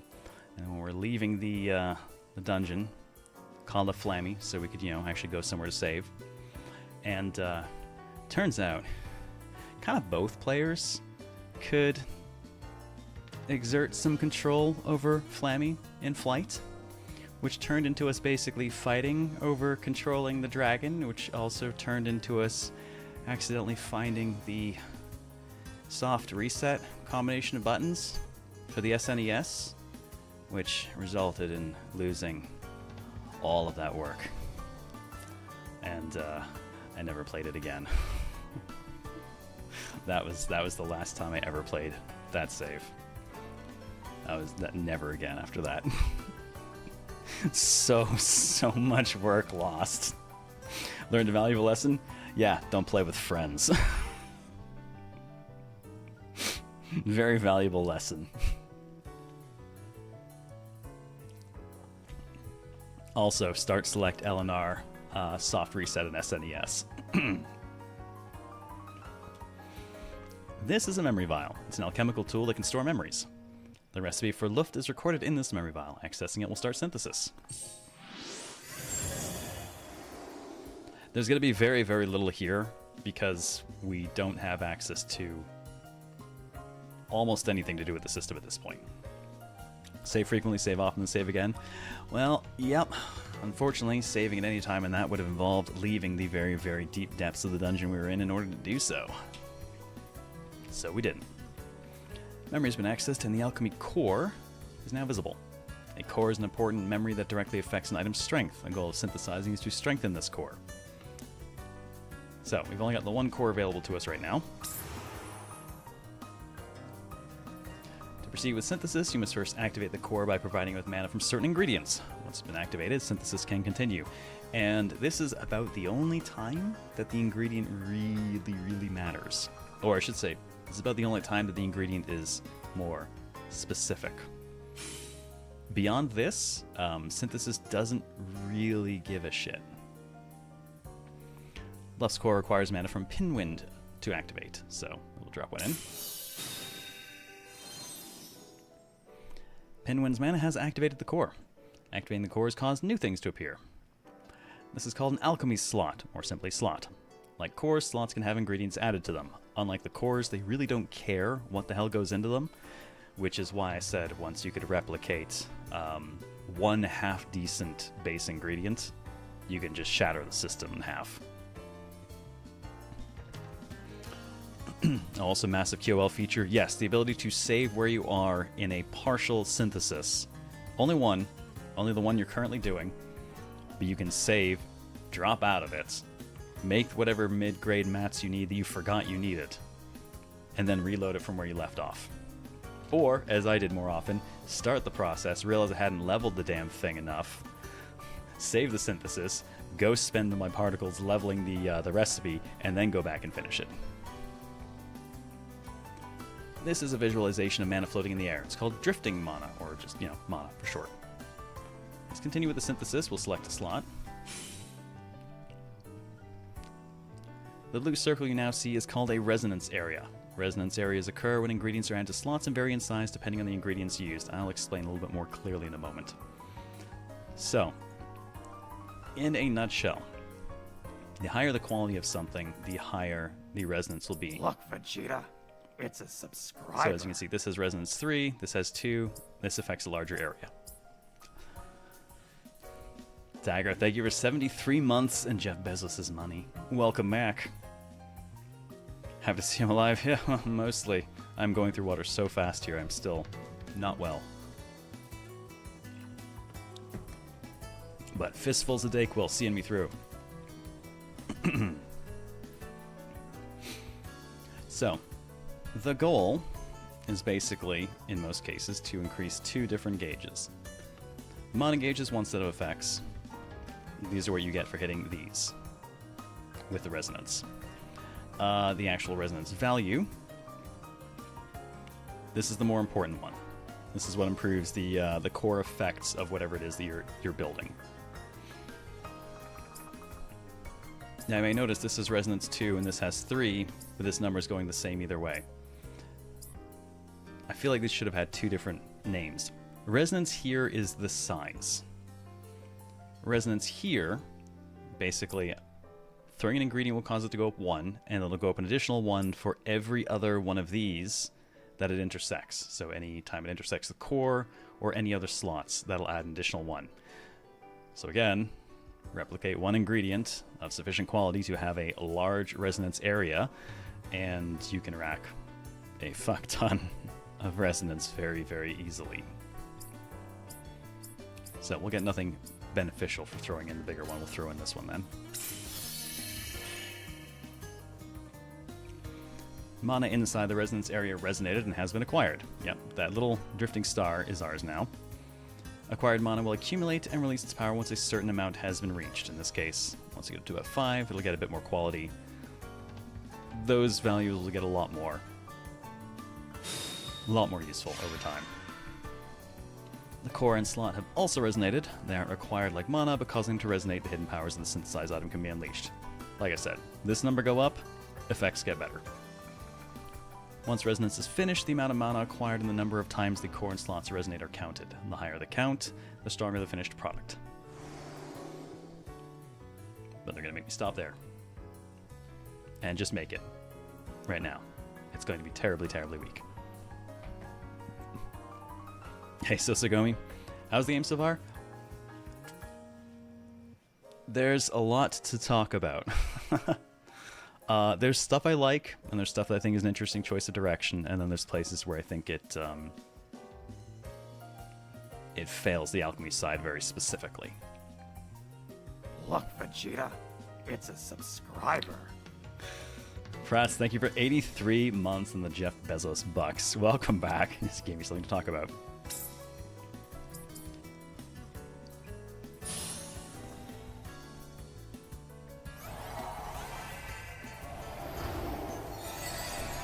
Synthesis this time is more of a dance than it is cauldron stirring. Air attack element item Luft has been created. With that, synthesis is complete.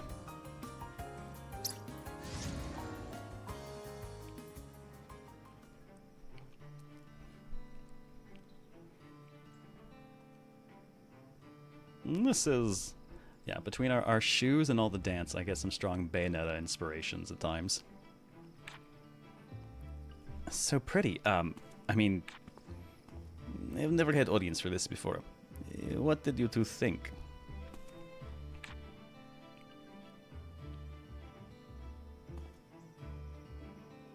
This scene looks so much like gacha. Thankfully, there are no gacha elements, and they came. Thank God. It was really different from what I imagined. Can't believe you can create something by doing that. Those movements. As if you're doing a magic trick or a performance. Is this really what alchemy is? Well, it's easier for me to manipulate mana when I move my body like that.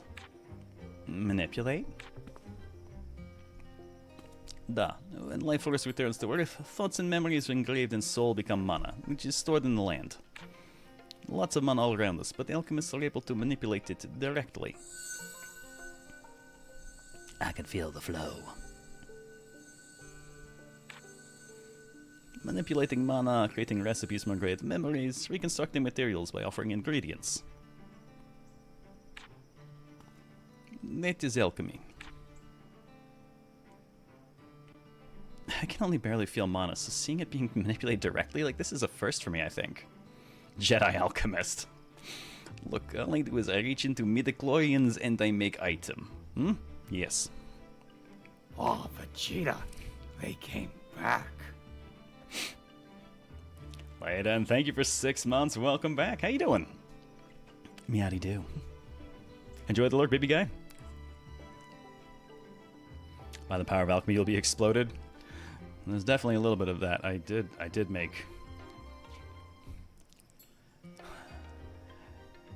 Due to an earlier exploit I mentioned with the just using one good ingredient thing, I did not only create a perfectly maxed out super bomb of a combat item. When it was made, instead of making 1 or 2, it produced about 52 of them, which was enough to give everyone on my team the weapon in every single item slot twice over and still have some to spare. Being capable of it is very unique talent. Even I only recently learned about it. In other words, you don't even know the full potential of this power yet. I guess you're right, but if I learn more about it, I am sure that I will... Everyone's overrun by nature all around here. They say the Aladician Empire was destroyed by the power of alchemy run rampant. Even if you don't intend to, isn't there still a risk that your power could go out of control as well? Okay, I love that they animated the Ahoge on her head. It just droops and she's sad. Sorry, I cannot deny that it's possible. I'm still inexperienced after all.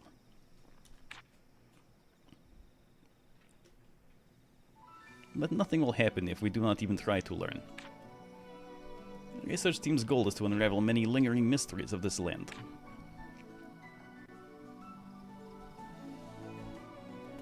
As an alchemist myself, I want to understand what happened here and what part alchemy played in it.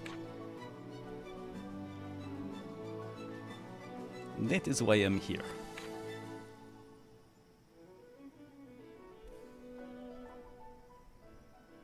I see.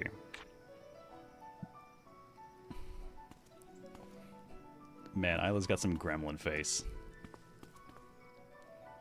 So Yumia, what can we use this for? It is a tool for exterminating monsters. There's still room for improvement, though. Oh, can I try it? Hey, Isla. Nothing will happen if we don't try to learn. She had a point, you know. Sure, give it a try. They've made them a bunch of times, so should not be any problems. This one probably not explode in hands like last one.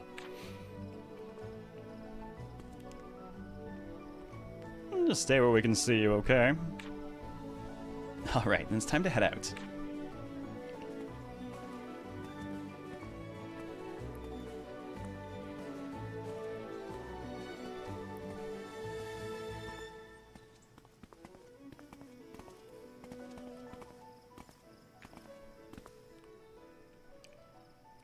I'm sure some alchemist accidentally created the Life Eater virus. Accidentally, you say. Let's see that.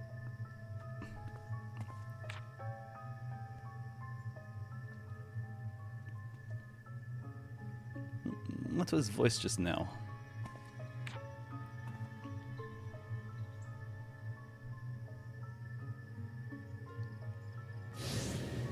Remember this. The slumbers. Flammy, did something just happen? Small fluctuation of mana was detected, but no further information was obtainable. It is all. Flaming's functions are calibrated by Yumia. Their upper limits are determined by Yumia's alchemical abilities. I don't remember calibrating that attitude, though. And that's why it's a bad attitude. You should fix it. Combat equipping items. Yeah, Flammy gives Yumia so much shit. Yeah. Yeah, Nap is a good one. Basically haunting me. You can equip the items you've created by going to Battle Settings and Strategy on the main menu. Attack items are set under Items, Equipment under Equipment, and Restoratives and Support items under Support items. Forsaken, thank you for 92 months and welcome back. How you doing this evening?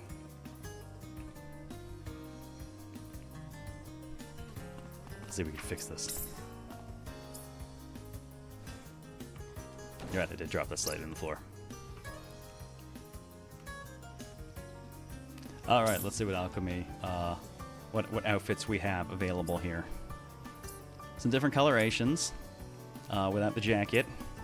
Of course, there's a swimsuit. Multiple swimsuits, apparently. So, not gonna lie, this I thought suited her so much more that I swapped her into it early in the game and then fucking forgot that this wasn't actually how she was supposed to look until somewhere near the very end of the game it had a flashback moment and it actually didn't, like, account for my outfit and showed me in the original. I was like, oh yeah, that's what she's supposed to look like. But no, I like this one more. This just feels more like the Alchemists to me.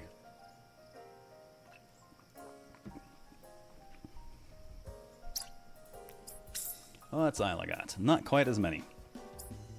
Different colorations of her her knight's uniform. Lighter version of it. And of course, she's got swimsuits. Proper goth alchemist. Honestly, given that she is not as Genki as the other ones, I thought it worked even more for her. Like, especially with alchemy being the forbidden art and everything in this one. Love the characters in Yumia. That's one part of the game definitely didn't miss a beat.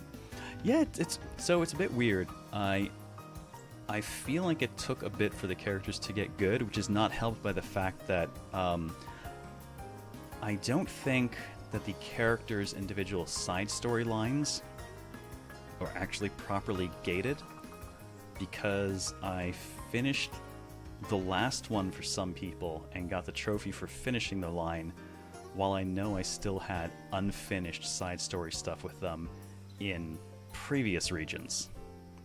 So they kind of muddied some stuff up a little bit for me. But definitely I think towards the end of the game overall, the cast like really actually comes together and gels a lot better than I think it has up to that point.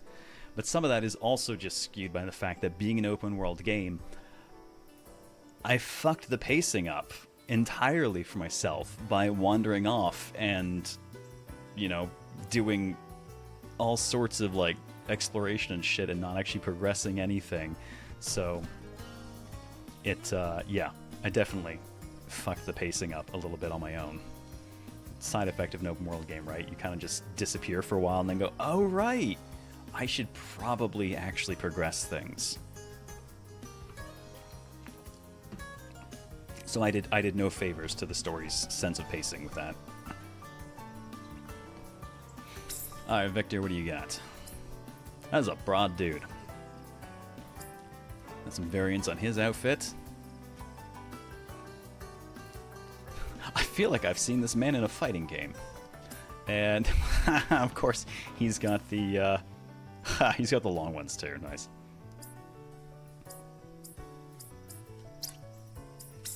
And there's actually a handful of looks for Flammy as well.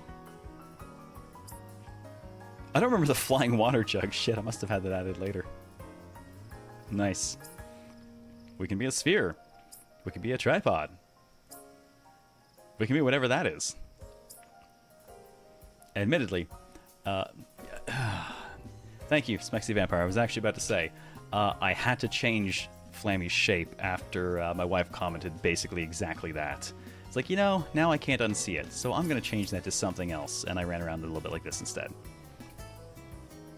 No coffee pot? I mean, alchemical coffee. There you go.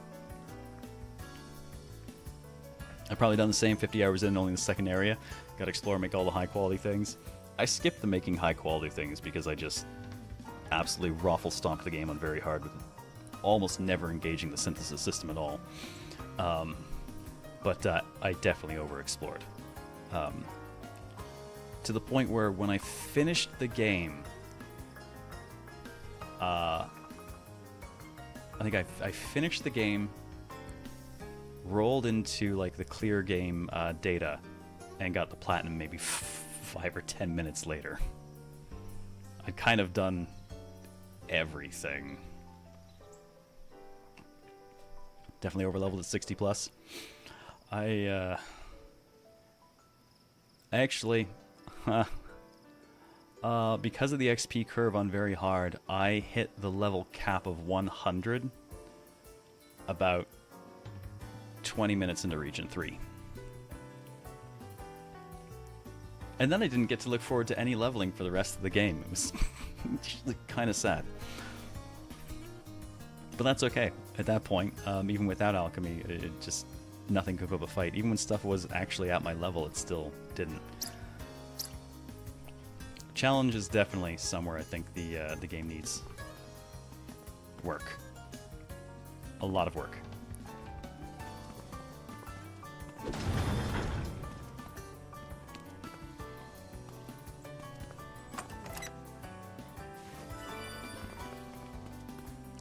So there are about a gazillion chests and stuff all over the game. Lenya's level up animation is so cute. Help. Hey, Mama Cat. Build kind of reminds you of Clive Roaster. Oh yeah, I can see what you mean. Alright, now there is some stuff. Oh, never mind, we got a scene. Yumia, if you wish to explore, it's highly recommended you first replenish your energy. Oh, right, thank you, Flamey. But just who made this thing? It's useful for energy replenishment, but the original use may have been different. Yeah, I guess I should take whatever help I can get. It ain't your sub. What? No. Welcome back, Mama Cat, and thank you for that. 71 freaking months. Energy generators are devices that can refill Yumia's energy core. Energy generators charge over time, and when interacted with their accumulated charge, will refill that much energy. You can place energy generators in bases you've built. Be sure to find base sites and expand your exploration range. Though to be fair, with fast travel, doesn't matter a ton. Though the extra base spaces are good for just building stuff that takes up huge footprints like warehouses or greenhouses. Energy. A liquefied form of mana created through a special technique that can prevent the negative effects of mana-bound areas. Energy is used for a variety of things during exploration, such as unlocking landmarks and interacting with certain objects. Also, helps you not get damaged when you fall very far, and helps you not be dead after getting your ass kicked.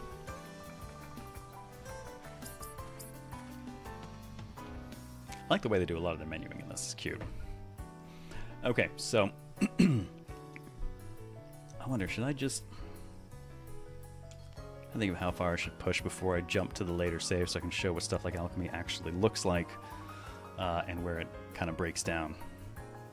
Until you get the motorcycle and you can just eat yourself off cliffs wherever you like. Yes. Yeah, the fact that that thing takes no fall damage, it's like, oh, look, I need to jump down very far. Excuse me while I get on my motorcycle and just jump off.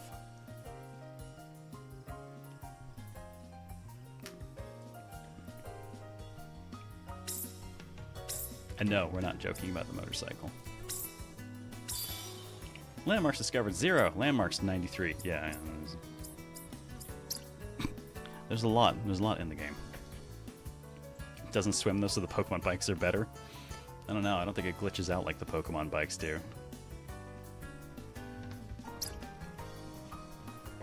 Okay, I do need to refill my water, so give me one moment to go do that, and then we'll talk about a few things. So I will be right back.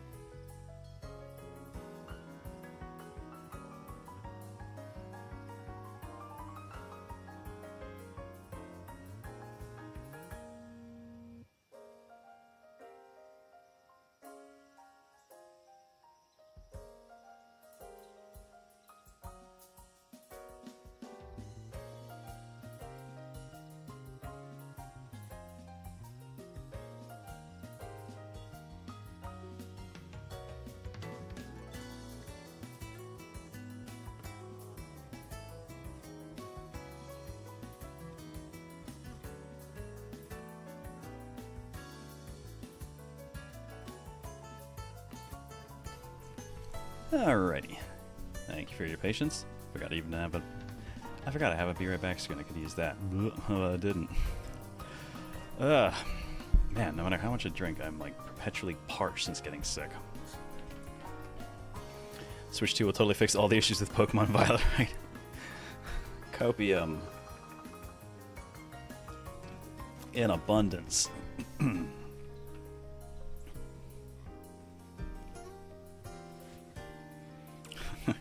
Yeah. So. Alright, I'm going to push it a little bit further before I just dive into my notes. And something I do want to caveat is not everyone is looking for the ball-bustingly similar experience I am as far as difficulty goes. So, you know, as ever, take that kind of thing with a grain of salt. If ever you felt that the alchemy systems were just too much for you to get into the games, this is the simplest one. So if that has kept you out of the series, this would be a good time to take a poke at it. Though, if you're super weary of the kind of real-time combat, that might be a different trouble.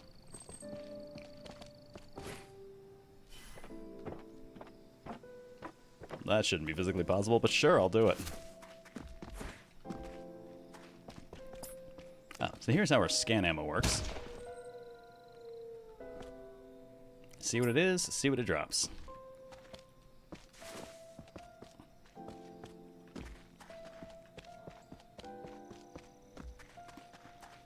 That'll be fair. On this difficulty, I don't think any of it will matter.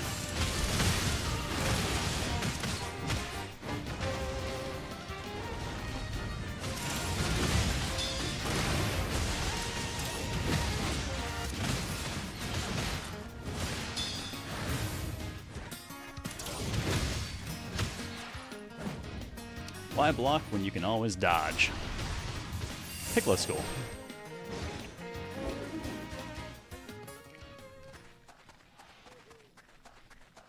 Ooh, a question mark, which is apparently lots of lizards.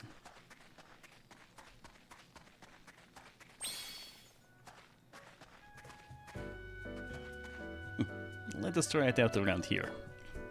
Oh yeah, Victor fights with a fucking pile bunker. So, they did actually give most characters some sort of interesting mechanic. In the case of Victor, his melee attacks can grant him access to the pile bunker, and then you can drop back to the long-range stuff, and for every pile bunker he's built up, he can take one of his ranged shots for free, which is great when you're using his biggest one. One guy builds up wounds that can then do massive damage. There's ways to like build up item power. My problem was with the speed of the combat system. Rendered most of it kind of moot because the fights were over before anything mattered. And because the overall speed of combat is much faster than even, say, Ryza, you kind of lose the turn-based precision and planning that you can execute around. So I found mostly just stacking people with a couple of strong items sitting in the outer range and then just nuking everything pretty much just gets the job done. The mana surge system you basically almost never got to touch. I only got to use it because I would tackle wandering monsters 20 to 30 levels higher than me, and then would use it on them. But once my levels got up a little bit, nothing ever lived long enough. Basically maximize DPS versus strategy. Yeah. And it's a bit unfortunate because I remember coming up with like very complex chains in Ryza, 1 and 2 to get the most out of what we were doing, and it felt like we needed it for some of the optional like post-game bosses, and I would build specific items to help counter the things they did and whatnot, and I did none of that in Yumia. But, and this is something I think is very important to note, every complaint I have about things that they've lost, things they've changed, there is a single very important point of context to all of this. And that is that the fundamental nature of the game itself has changed, right? We are now talking about this kind of real-time ARPG thing they have going on in an open world, etc., etc. That is an enormous amount of time and resource work required to make all of those changes in the first place, let alone figure out how everything then fits in on top of the changes. That is an enormous cost to a development team.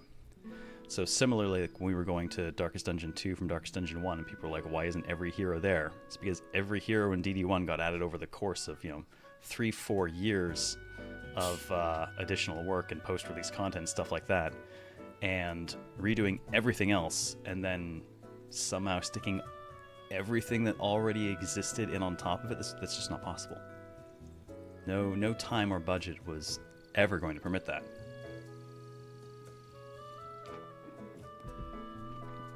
It's the same thing here. There's a lot of stuff they can't just go back and reuse because the designs fundamentally won't work anymore under the new context. So we are definitely going to lose a few things up front that just will not have survived the transition the same way. There's refinements that are going to be needed. There's a lot that will have to be done. And because of that, this is a big part of why I will still, in spite of the things that I didn't like about this one, I will still very much show up for the next entry they do, because I want to see what they build on this foundation when they have time, now that the foundation is in place, to actually refine. I don't think Ryza changed a fair bit, but I think Ryza was still turn-based enough that they managed to score a pretty big knock it out of the park hit. Hey, yes, how's it going? I don't think, unfortunately, that this one has the same kind of ballpark hit going behind it, but a lot has changed. It is an enormous amount to work around, and it recontextualizes large portions of the game. So I'm super, super hopeful that the next one will add and refine and kind of bring in a lot of the stuff that we have kind of lost in the transition. Actually, another good example, Disgaea 6 to Disgaea 7. Disgaea 6 was when they first went to all the 3D models, right? And that means remaking everything. You can't reuse your HD sprites that they'd been using for ages. That meant remaking everything. So we didn't get a bunch of heroes and monsters back because all of those assets had to be made fresh all over again.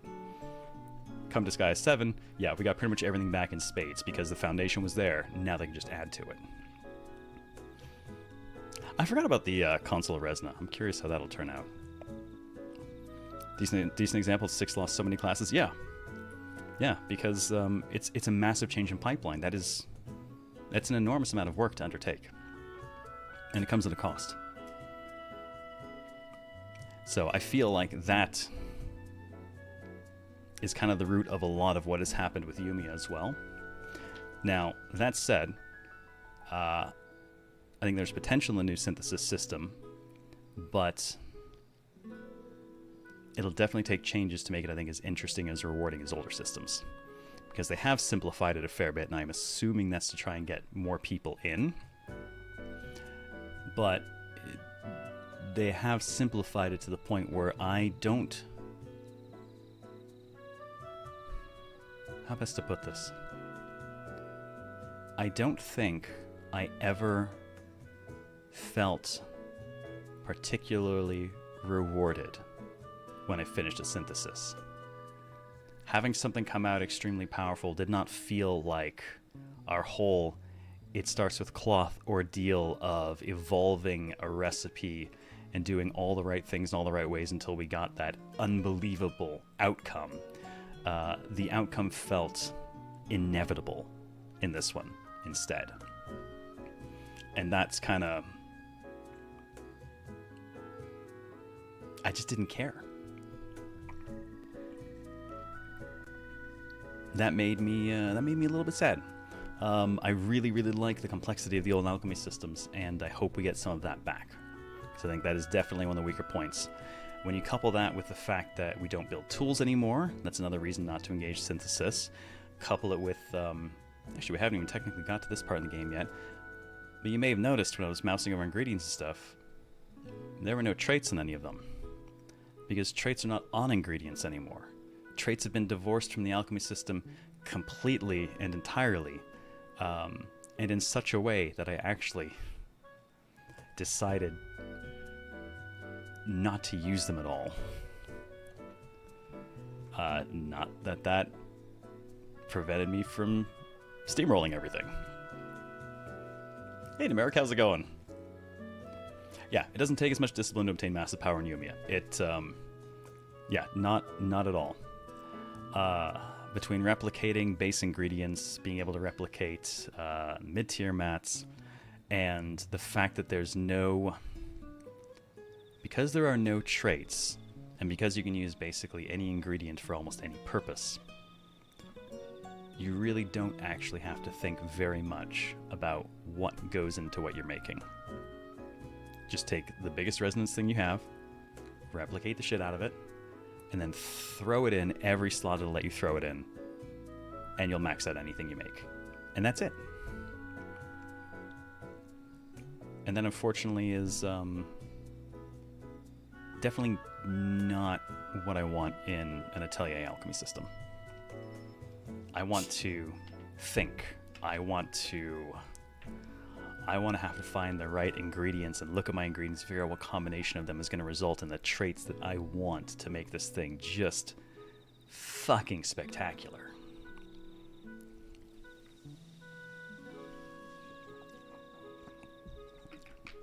I want to have to work for it, and I want my work to be rewarded with Looney Tunes levels of explosive power. This, I think, unfortunately, it is inevitable. There are basically 3 numbers you need to go up, and it's very easy to make them go up. Maxing anything is not difficult. God damn it, Eric, you too. Stop it. I knew I should have changed this look. Not a bong, that's Flammy. I forgot to change it. I rolled through the few, but I didn't actually set it to any. So now we have the floating not bong. Depth of the gameplay shouldn't be sacrificed for player accessibility. Okay, so this is the part I'm purple. This is the part where the designer in me and the player in me have to come to loggerheads a little bit. Depth of gameplay is often actually necessarily sacrificed for accessibility. There is... Man, what's the best way to put this? Well, apparently, now also party timing. That gives me a few moments to think. Well, I just bob my head here and wonder, what the fuck am I trying to say? So, on the one hand, I agree. I love complexity. And you can definitely get accessibility while retaining complexity. But, only to a point. My favorite example of opting for complexity over accessibility is actually the Street Fighter series. Every iteration beyond 2 catered more and more to the hardcore. It catered more and more to the people who were already advanced and successful players, and accessibility very much went by the wayside in favor of complexity, technical complexity. And the end result of this was that every Street Fighter basically would sell less and less copies because less and less people were functionally really capable of playing the game. It wasn't until Street Fighter 4, when they made a bunch of moves towards accessibility instead, that it actually started to bounce back. It did not have a big player base for quite a while between 2 and 4 because of that.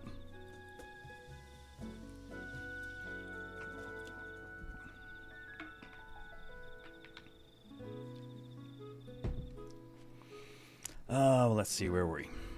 Yeah. So I do think if the alchemy system is what was keeping you out of the games, this is the one to come in on then, because it has been simplified in a lot of ways. You will get a lot of punch for very little work out of your items. at least once you get rolling. So if the complexity of the systems has been scaring you off, this is the one to come in on. Try an Atelier game. See what you think. Hopefully they'll build the complexity on top of it moving forward, and if you've already got a foundation in this one, it'll be a lot easier for you to step up to the next one. So if that's what they're aiming for, this is not a bad way to do it. It's not great for those of us who've been playing for a long time in regards to the alchemy system itself, but if they do start building complexity on top of it, best of both worlds, I think. Hopefully you appease the us older players who've been doing this for a long time, and you've got your newer players who've come in on the simpler system who can then just learn the step-ups as opposed to all the insanity from scratch. You know, consider it the pruning of the tree, and then we can let it grow back. Remember WoW having the same issues as Street Fighter when it comes to raids? Oh wow, yeah, there was a lot of... And there you're also getting into the weirdness of meta, right? Like, I particularly like playing a fire mage. Say hello to Molten Core.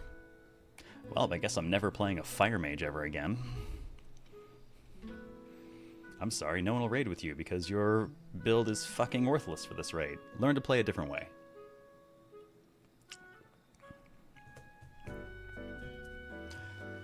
Yeah, the trait system I really hope to see go back to ingredients, and I really hope, while it may pain me a little bit to say this, I really hope they take away the ability to replicate base level ingredients, because that, I think, is the tipping point that absolutely breaks the system, and it is sadly available in like the second region. Yeah, I think second region you can start replicating materials. First region, was that a first region one? Holy shit. Okay, so it was probably high in the percentage of the first region unlocks, but oh my god, yeah, nope, that's... No, do not allow that.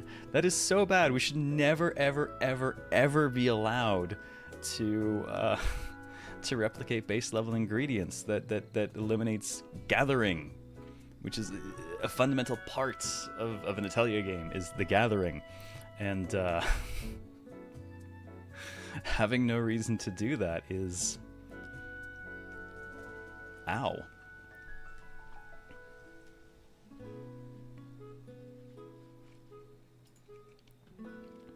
It's a core loop skip? Yeah, it's weird. I wonder if they felt that having to actually go out and target gather made the game too long, because it is quite big if you do everything, but it's such a part of it, right?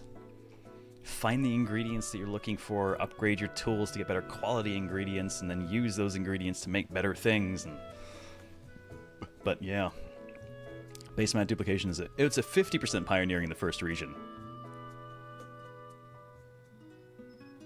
Wow, yeah, okay, no, that was way too early.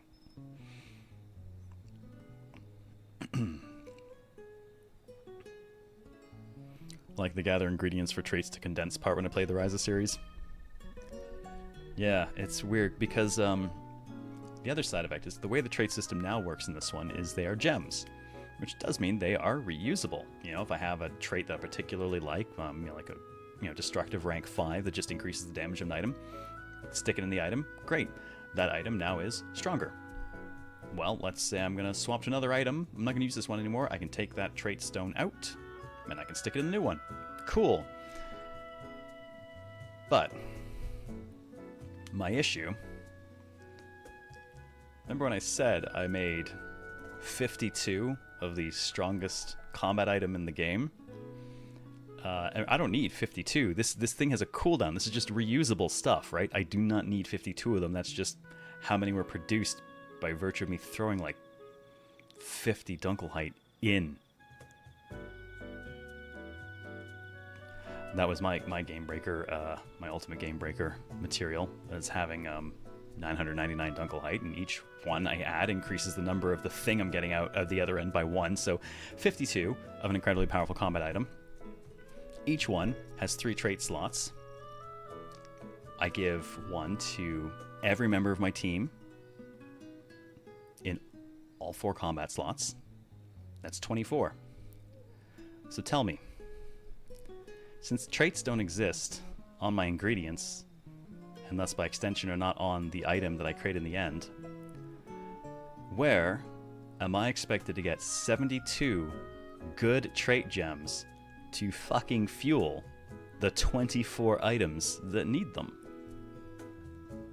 I can't. So I just stopped using traits.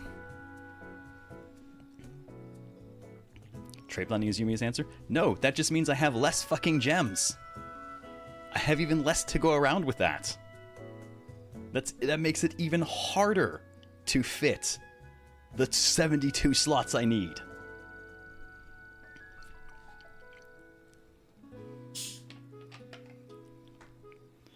The end result was, I don't use the traits in this.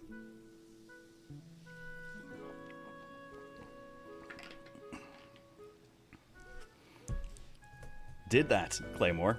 Still could not have had 72 good ones. I had fucking tons. I also had a thing that can generate more of them. Still not enough to actually fuel those items. That's a good challenge. I assume you're being facetious because it's just terrible. So, yeah, I would much rather see traits come back to the ingredients. Yeah, you can generate them. I can generate particles, man. However, it only ever generated the small ones for me, which was so not useful in the end. If it had generated just a handful of large ones, at least I could have converted them down to the smaller tiers. But no, it only ever generated the small ones. So I'm like, damn it. Similarly, I don't think it generates good quality traits. I think it would generate lower ones as well. So yeah, it's the trait system. I think I see what they were going for, but in the actual context of fielding a team full of people using items, no thanks. I'd rather not engage that. That was going to be an extra level of grind that I did not need in a game I spent 85 hours platinuming anyways.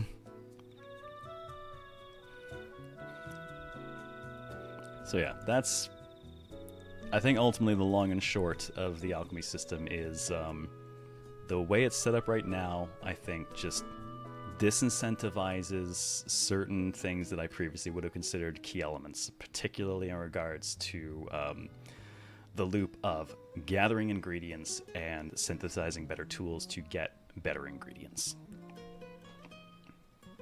Do I feel like it just wasn't play tested? No, it's... The thing is, different people play different ways. It's possible that people just did not do the same kind of things that I did. It's possible changes came in late and there was less time to test them. Some of this is the long-term effects of the system, right? Like, if you play it and everything's working, do you necessarily think about the fact that it's not making you do certain things anymore?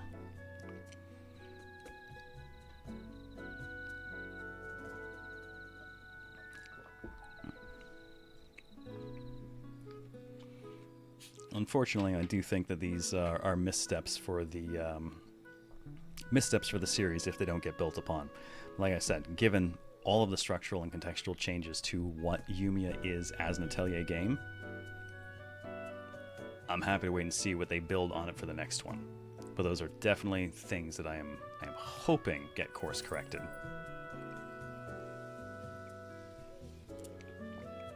And if they do, that makes this a really good opportunity for new people to join and then build on.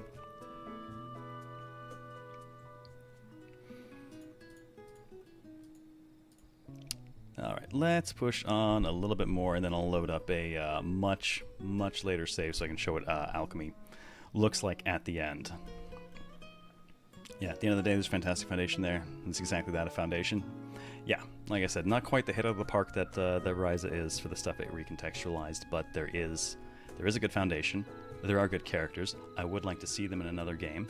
I'm curious if they're going to do what they did with Horizon with the kind of one trilogy around, 3 games around one person, as opposed to the previous ones where it was, a world set or theme that was the core and not the same character. I'm really curious to see what they'll do there. But either way, there are definitely things that can be course corrected that I think would make the second one very, very good. Oh, I have a cat. Let's see if I can grab it. It heard me.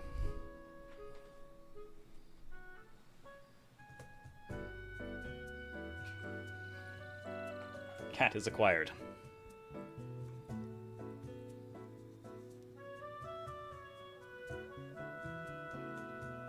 Cat is unamused. To be fair, this cat's never amused.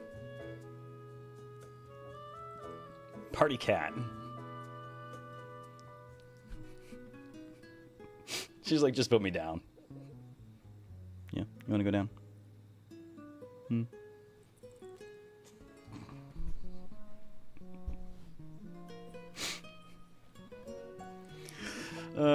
She's sweet. She's dumb as shit, but she's sweet. You like her little collar? Ravnica sent that for her. It's adorable on her. Alright, let's continue on for a bit. And then I'll switch up to something on my high-level stuff so we can show what Alchemy looks like, how the system actually runs, kind of when you have access to everything, and just all the minutiae of the system that I can't show in an early game. Let us try it out around here. Also, this game really makes me want to go back and stream Rise of 3, so expect that to show up in the seasonal schedule somewhere in the near future. Oh, wow, a tool can do all this? If you have 2 of these, you should be able to use them right away. How does this work? I call it a memorial ring. It memorizes item we just made so you can summon it at a moment's notice during battle. In practice, you should be able to fight while utilizing both weapons and tools simultaneously. Watching you kind of fucks my sleep schedule, but it's worth it. I'm sorry.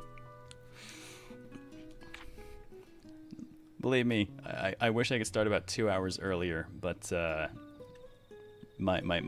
work for a company that's on Pacific time. I would have to be like leaving work at 2 p.m. Like, I can't do that. That's Yumia's legacy for now, making CLC play Rise again. Oh no, not again, Mecha. I've never played 3. I previewed it. I came out of hiatus to preview it before it launched. But because I was on hiatus, all I did was preview it. I've never touched it since. I've never looked at the screenshot. I've never watched the Let's Play. I'm still totally fucking blind to it. The more tools I make, more options we will have in battle. Not that I can make that many at this point, though. Seems kind of fun. Alright, character switching. Holding down R2, use square or circle to switch characters.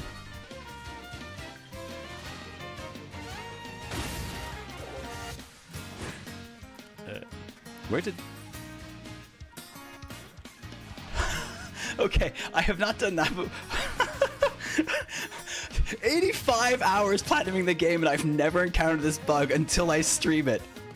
Where am I? And the even funnier part for me, I've been playing Metal Slug Tactics recently, and I keep encountering this weird bug where Fio just disappears. And apparently that is now just following me into other games.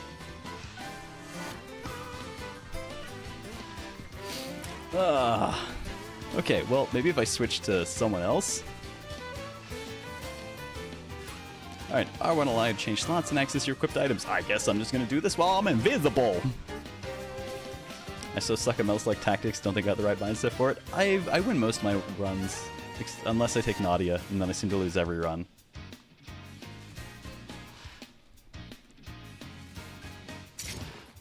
Well, don't mind me, I'm invisible. Cooldowns will still reduce when slots are changed. You can also do slot changes while using an item or a skill, so change whenever you need to. Alright, items are on the same face buttons as your regular ones. Just like skills, items can be used one after another until you run out of uses. Let's try using the Luft, which will do virtually nothing because... Look at me, I'm invisible! Yeah, it did like no damage because they made me synthethate the most basic level. And now it goes towards some caught on camera. I know, when did this become Fatal Frame? After stunning an enemy with a skill, you can use an item to strike the enemy's vulnerability and deal massive damage. Make the most of the opportunity. Strike the weak point for massive damage. During combat, battle rate accumulates by attacking, guarding against, and evading enemies. Filling the battle rate shortens the cooldown of your actions, making fighting easier. I basically never noticed this after the first few levels, but that one fight where I took a watering monster, get 20 or 30 levels higher than me, and soloed it with just Yumia, I had the battle rate up at like 500%. I basically had no cooldowns. It was a long fight. Being KO'd will reduce your battle rate by half, so fight carefully. I'm invisible! Can you see me? I'm still winning. Okay, but seriously, if I switch back... Damn, that hurt. Hey, look, she's back. Wait, where's Victor? Is Victor invisible now? Oh god, the invisible person just keeps changing.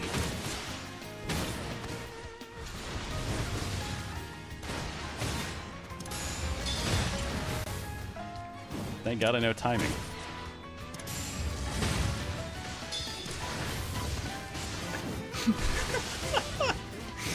Don't mind me!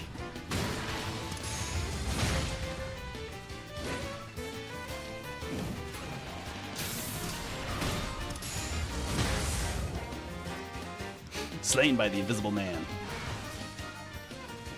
Oh good god, Yumi's getting her ass kicked over here. To be fair, everyone kind of is.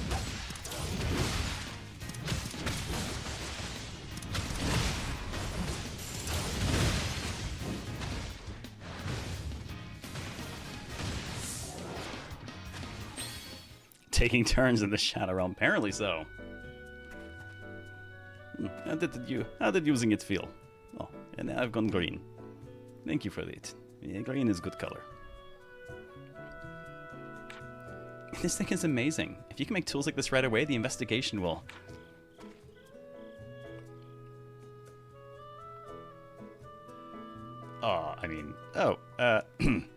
it's hard to say. Is the AI kind of bad in combat? Actually, I gotta admit, for the most part, it's not bad at keeping itself alive. There's some tuning you can do to set what threshold they'll like try to use heals for themselves, or will switch to being primarily evasive. I found that they really only got their asses totally handed to them when rumble encounters with strong things, because there's so much AoE going on that eventually something will just kind of catch them, or fighting very strong wandering monsters. They'll go to defend from above threshold for evasion and just get hit so hard through the block they die anyways. But that's a special case. They actually, I find, handle themselves pretty well, for the most part. Outside of the final boss fight where my team just committed mass suicide.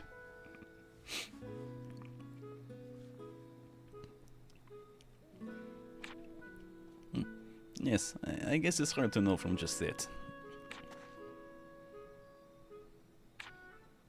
The chief said your powers as an alchemist are necessary for the investigation of Elidis. If nothing will happen if we don't try to learn, then as an observer, I will merely see to it that this power is properly used to aid the investigation. How about a little less observation and a little more getting along? Nyla, don't forget that we're here on a mission. So you're saying we should just be hostile forever then? I didn't say that. We just need to look up things objective. I will do my best to prove myself to you. Welcome to Radio Zero. Yes. Look, Ma, I'm blocking dead. The Growler, welcome. I definitely saw that happen to Victor a few times. Victor also gets the one and only like straight tanking skill of the game that actually draws attention, which is really, really good for some stuff. And so bad when he draws all the attention. It's like, all right, I'm going to block that now. And the thing's like, yeah, okay, I'm going to fire in my laser and you're deleted.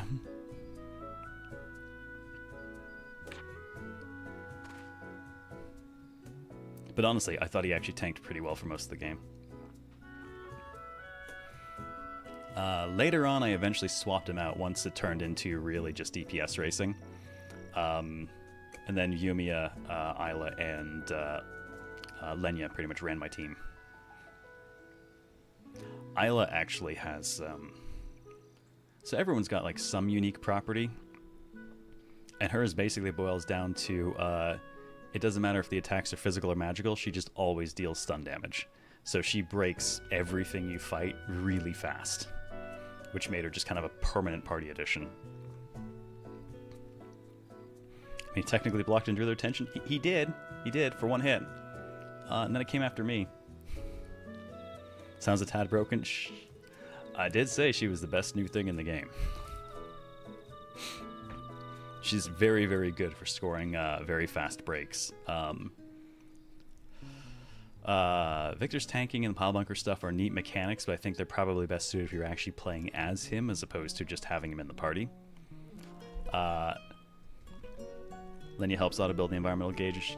Hers is interesting because she can also damage the environmental gauge. Her whole dagger mechanic I was almost never able to actually make any use of because we were ending fights so fast. But she's generally good at using items, which means you stick her to like the outer ring with the right items and go. Oh shit, work emergency, love you and miss you, CLZ, have fun chat. Redlock, thank you so much for the bits. Good luck with the work emergency and we'll catch you next time.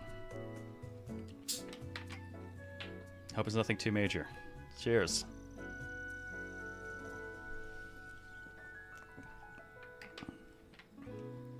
Isla ignores stun resistance and doesn't increase stun damage, so why would you ever take her out? Yeah, she's really, really good for that.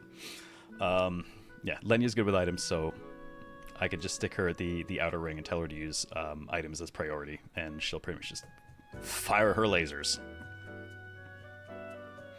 The contrast between the Mountain Dew I have next to me and the shade of green on the screen is almost 1-to-1. Haha, do the do. I'm radioactive, man. Oh. How you doing, Satan? Preparations are more or less complete. Let's go back and report to the chief. Is it about time our real mission begins? Now, you'll notice they got the cramp kicked out of them a little bit in that fight. So, go ahead and use a few bandages and make some replacements. And since I'm all the way down here, oh, old guide towers. Checking the old guide towers scattered across the land will allow you to use them as fast travel points. Unlocking an old guide tower will give you a small amount of energy. Their fast travel network is very useful. Oh, it's been a thing. It's been a thing, Satan. I have been sick for a couple of weeks. Just like double fisting the Dayquil to be able to run tonight. I was not going to miss the start of the next season. I should have been resting more, but I also had to crunch for work, so I kind of stopped resting and got back to work. Which reminds me, for the Darkest Dungeon 2 players, April 14th is the release of our next module for Kingdoms with the next faction and their unique quest stuff. Which I'm looking forward to seeing how people enjoy that. Once again on Monster Detail. Helping to create new and punishing ways to harm you all. Hey, Maxima, really didn't like Yumia, quite disappointing. What disappointed you about it? I've been over a lot of what bothered me, though I do think it's important to recognize the context of the amount of stuff they've changed and the nature of the game in general. It means they're building a new foundation for something else, which means we're also losing a bunch of stuff. Though, personally, my biggest complaint is definitely alchemy being too simple. Too little effort required, and the outcomes are too predicted. Most of the synthesis in the combat, I don't like the low challenge of the combat, but I don't mind the combat system itself. Early game on very hard actually lived up to being very hard. Guys pretty much wiped me in 1 or 2 hits, so I really had to properly engage with the evasion system and stuff, and picking fights against the wandering monsters that are way higher level was a ton of fun. But levels carved out that difference. They have a really high XP curve on very hard, so that gap closed too fast. And after that, yeah, combat was just kind of... Well, I stopped fighting for the most part. I hit the level cap 20 minutes into the third zone and just stopped fighting anything I didn't have to fight, unfortunately. But I do think there's an interesting foundation that they can do a lot with. I hope that they do. At least I like the characters. And I kind of like their view of what alchemy is this time around. Small shrines. You can obtain a small amount of energy and energy shards by checking these small shrines dotted throughout the land. Collecting a certain amount of energy shards will allow you to convert them into energy prisms. Energy prisms can be used to enhance energy actions and unlock skills on the skill tree. Small shrines can also be accessed with your gun. Homer Simpson. Actually, can I see the skill tree? I don't have access to the skill tree yet. I might just have to cover that on the, when I jump to the later save. We can use the auto feature. Oh, wow. Actually, I didn't use the auto feature because it was less efficient than the broken shit I set up. But yeah. I forgot the auto feature was even a thing. I guess it's one more reason I would say that this is a good one for starters, because you can literally have the game synth for you, which I'd forgotten about. I completely forgot that was a thing. But yeah, you can have the game do it for you. Tend to prefer turn-based. You may battle a bit too dependent on the dodge. Very little thought required. The dodge was definitely the superior option. I know they have precision guard, but I never did. It just made more sense to evade everything. Though on very hard, if I blocked, I still took huge damage, so I kind of didn't have a choice. Then again, I didn't make a suit of armor until the last fight in the game, so that probably didn't help.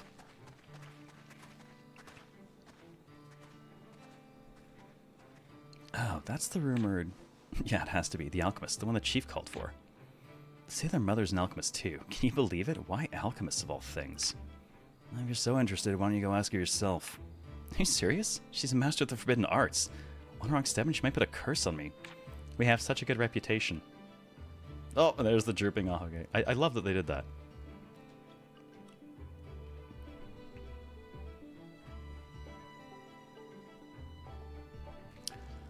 Yeah, and since the alchemist is too simple, it doesn't complement the battles. It's a subscriber. Yeah, I definitely never had to go and build a set of gear to handle like a post-game boss or something, which is something I'd love to doing in Rise. I like picking fights I shouldn't and then finding ways to make them work. Did like the movement? Yeah, man, their world movement's great. A little broken. The triple jump off walls early on means you can kind of skip a lot of stuff. Almost everywhere where there was the rope ladders, I mount and go it around so early on. By the time I got the rope ladders, anytime I hit those things, I was just like laying the ladders out like, all right, I guess if I need to do this later. But I'd already found my way up there.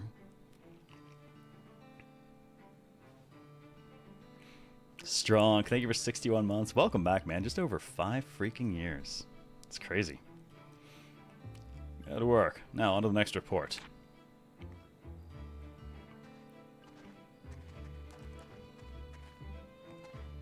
What's the commotion? Did something happen?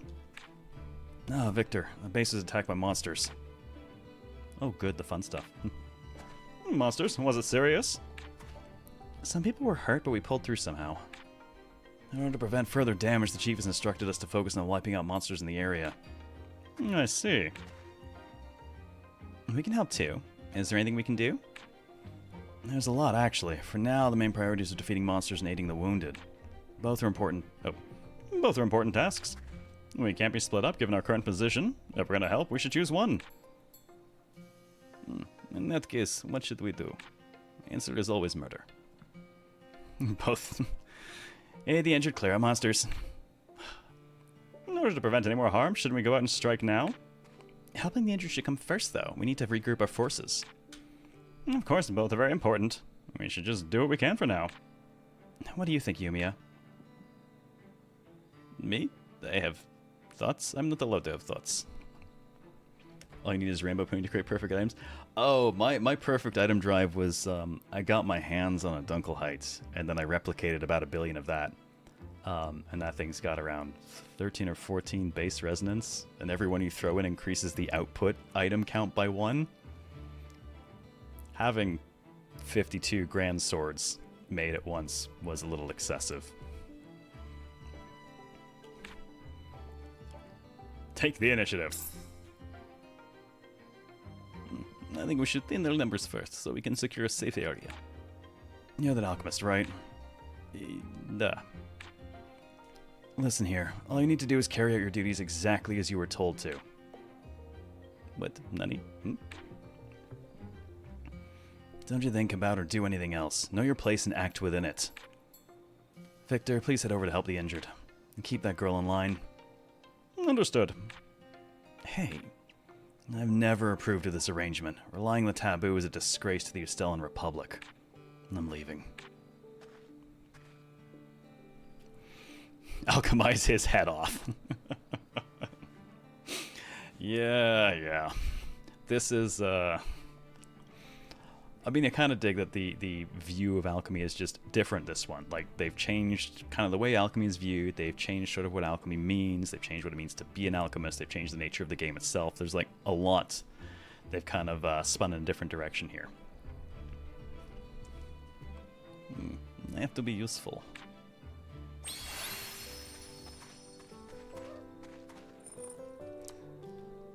Now, given... Now we have hit 9. I think I'm going to go ahead and swap up to a later save. Which was my... Looks like that one. So we can talk a little bit about alchemy and some of the other bits of broken things. Does she even do alchemy, though, like she just dances? I actually don't mind that.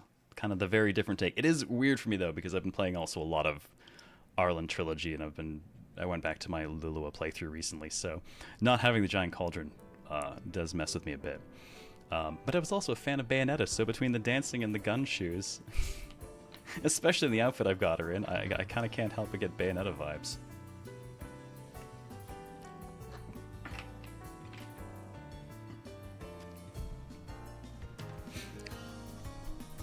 The shoes are guns too? Well, they're not technically guns, but they do launch us around. And they make for a hell of a kick. Like I said, it's actually a fairly large world. I don't want to have a bunch of spoilers and shit, so I'm just gonna drop myself in somewhere that will be reasonably safe to do so. Her maximized mana surge is a hell of a thing. I know. I'd love to show that off, but I don't even know what the hell it would take for anything to survive long enough for me to do that now.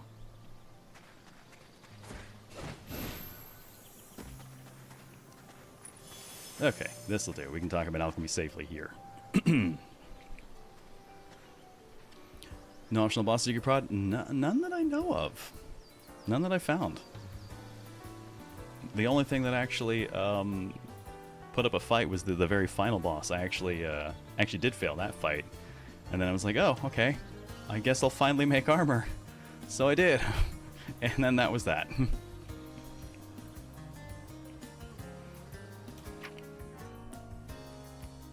All right, let's see. So we now have our full cast here. Let's see. Alright, I'm going to hop on to... Before I hit synthesis, let's look at recipe learning and what exactly that means, because this is one of the places where... Actually, no, I have access to the skill tree now. I can finally talk about that. So, exploration, a bunch of different things you do in exploration can earn you energy crystals. Those, or prisms I should say, those are used for the skill tree, along with skill points. You get skill points for quests, alchemy, lots and lots of different things. Every chest you open is worth a handful. But all the unmaxed items makes you feel something. We'll get to...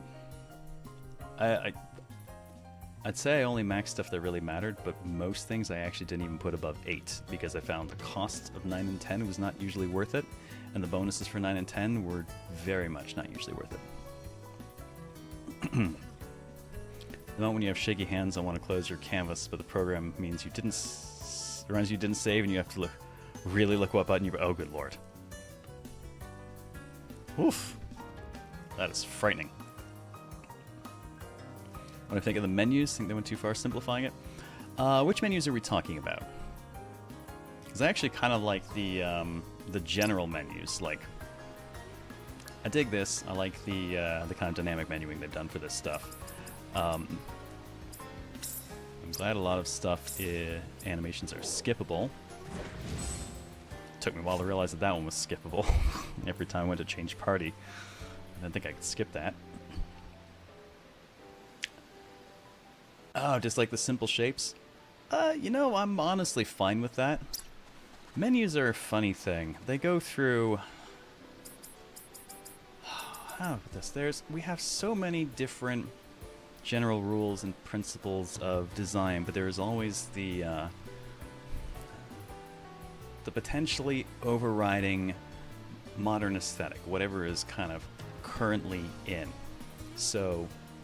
kind of consider extremes. On the one hand, we have this, which uses a number of fairly simple shapes, which keeps it nice and clean, compact.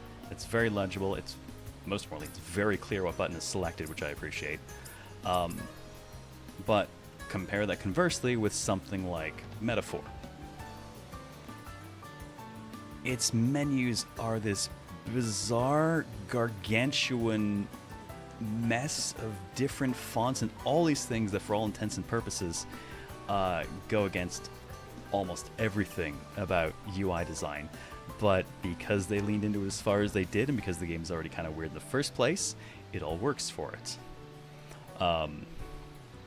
It's a weird one, but it was striking. So you've kind of got the two ends of the extreme here. This is very much built according to UI principle, and then you've got stuff like Metaphor that is so against it that people found it incredibly striking, and thus they actually really liked it for the most part. Though the foot cam menus were certainly a choice. Somebody's choice.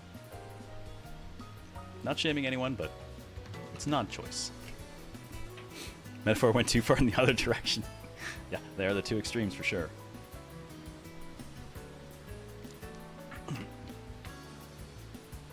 But given the nature of things like the very clean controls in this, the nature of what they've done with alchemy, the removal of the tools, the simplifying of what ingredients come from what things, like there's no, blowing up this log doesn't get you different stuff from hitting this log. That kind of simplification right down to the very kind of clean, straightforward UI.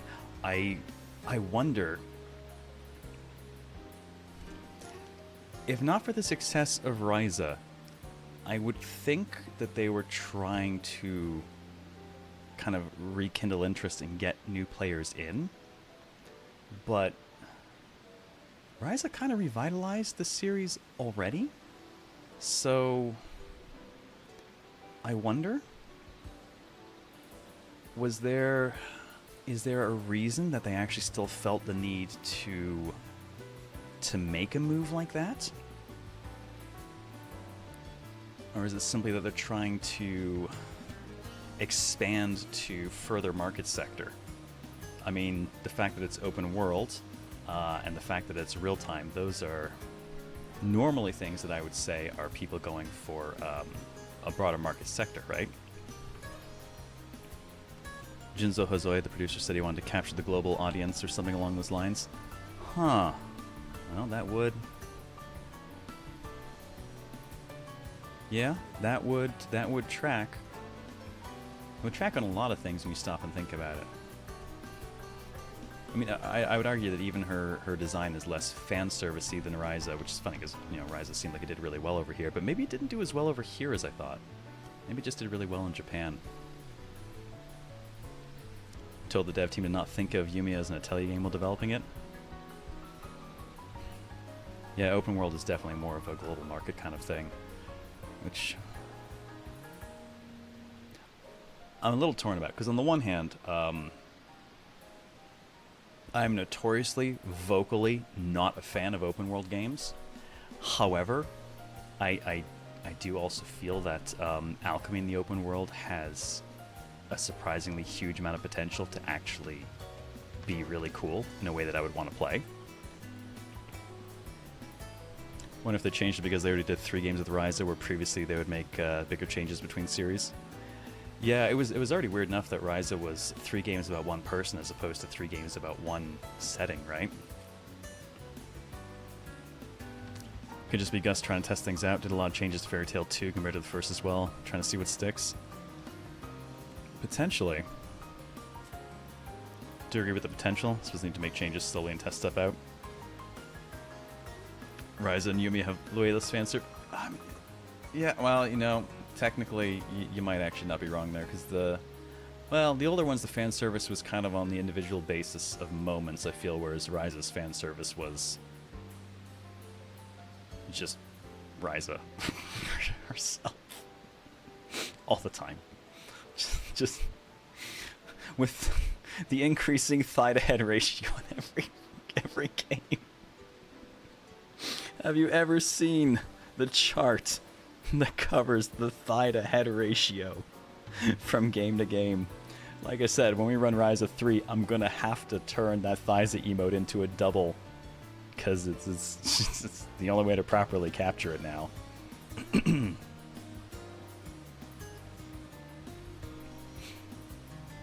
Thigh chart was great. Yeah, oh my god. It's certainly a thing. Yeah, I wonder. Real time. It's funny though, because like, on the one hand, yeah, I would say real time global market makes sense, but the overall design of how they're doing their combat in the first place, the kind of, it's real time, but in like this limited sort of way.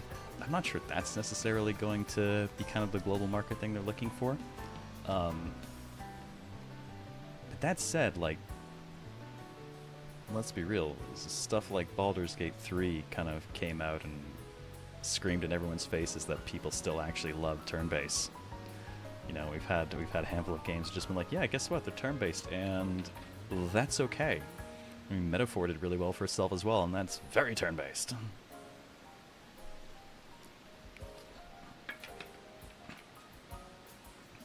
Thigh-to-head ratio is the name of your next band.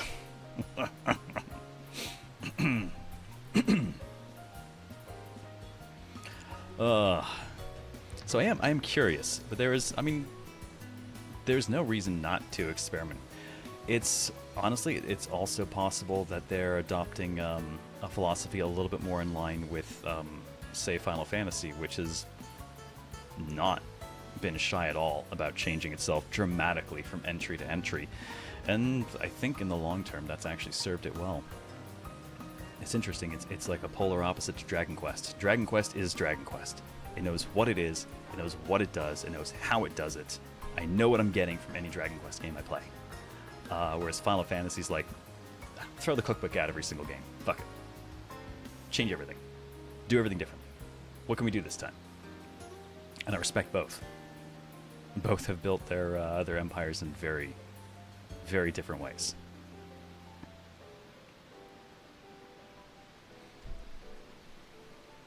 FF job systems. I love the tactics job system. I love the tactics job system. It's so broken, but it's so much fun to break. I love the time that we streamed it through and all we did was, we're an entire army of black mages who don't know a single spell. Everyone, draw your katanas. And it was amazingly effective.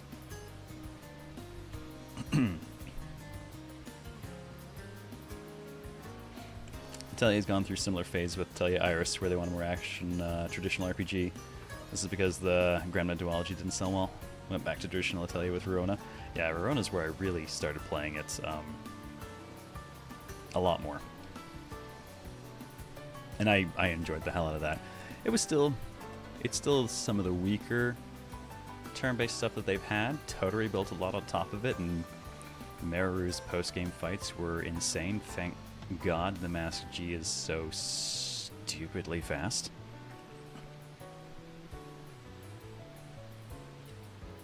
The existence of Dragon Quest is what makes me not mind as much about Final Fantasy. This means both sides of the battle system debate generally get a decent discussion. Yeah, you know, ATB versus pure turn-based. I mean, turn-based is... I love turn-based. I love SRPGs, I love TRPGs, I love JRPGs. Yeah, I can definitely see a lot about Yumi that's them targeting globally, which leads me back to what I was talking about earlier. I think if they're trying to lay a foundation, and this might actually work for them. I definitely think it needs work. There's stuff that needs to be built on top of it, but as a foundation, there's a lot of good stuff there. And if they do actually build on it, expand on it, bring some of the complexity back to the crafting, it's a good opportunity for them to pull in new people and then teach them ground up, as opposed to how daunting the alchemy systems can be for people who've never played them, and getting them to pick the game up now, pick any of the games up now. I mean, shit, every time we stream through something like Ryza, inevitably there's that one stream where I have to spend 2 hours basically just breaking down the system for people who don't know them, so they can understand how the hell any of it works.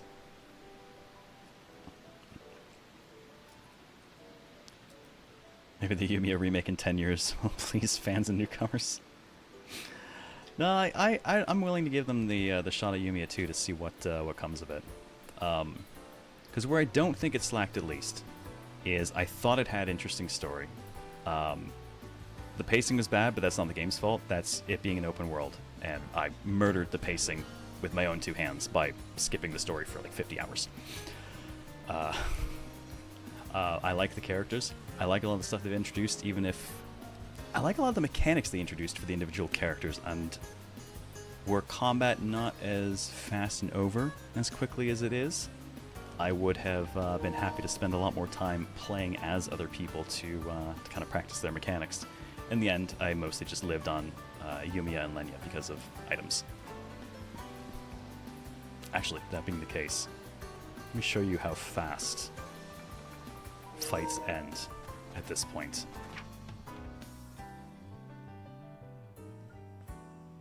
I don't want to drop into the final area because I don't want to spoil things.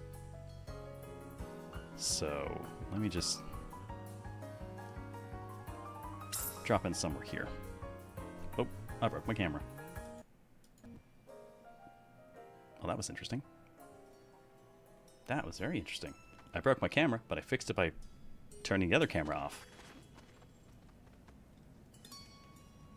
That has finally given me a clue as to what the hell might be breaking my camera. God damn it, it's been months and I haven't been able to figure out where to look. That might have finally done it. By the way, I have a motorcycle.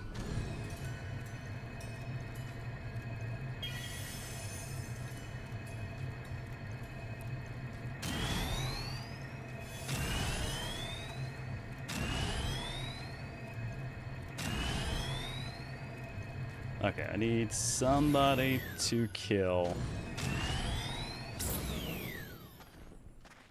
You unfortunate soul. Alright.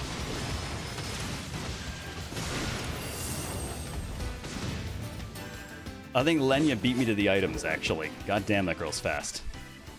Okay, maybe you. Nope, that's just... Well, to be fair, that's pretty much every fight at this point. Have a good one, Mixmo. Thanks for sharing your thoughts. Always nice to talk to other people who've been playing the series for a while. That was quick. Yeah, the numbers, unfortunately, are nearly unparsable. It's a little bit like trying to parse Diablo 4 numbers, honestly. Just yoink their weapons. I got a better idea.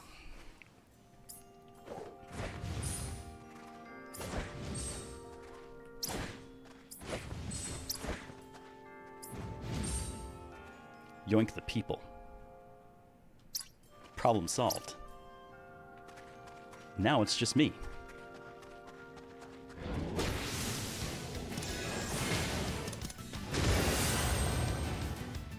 I don't think it made a difference. Didn't know you could do that? Oh, yeah, I did it for a while because I wanted the fights to challenge me, so I fired my party.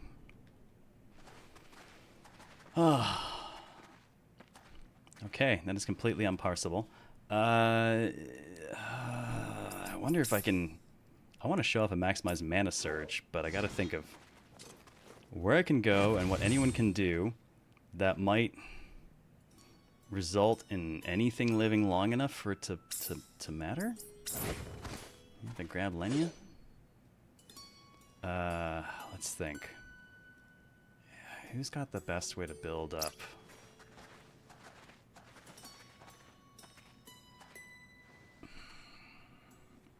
Wait. I wonder if I still have them. If I've got my old... I have a certain old Thunder Spear. That thing generates extra reasonably fast. I might be able to make use of that.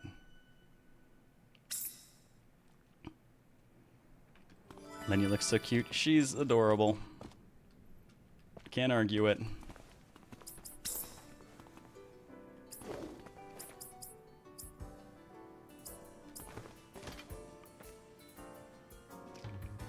Also, her swords are horrifying. She's our great sword user.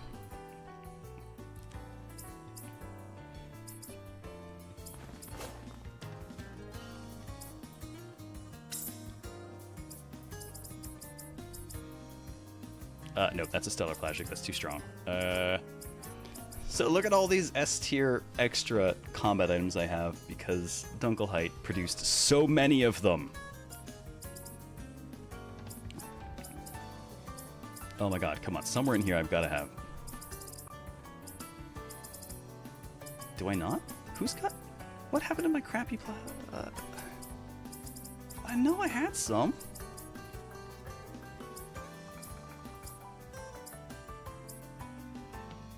I'm confused.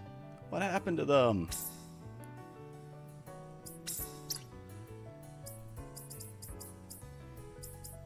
There's one. Where the hell am I rest? Oh, that's not even the one I'm looking for. Is it the Stellar? Shit, it must be the Stellar. Maybe that's why I thought I had them. Because I have a billion of them.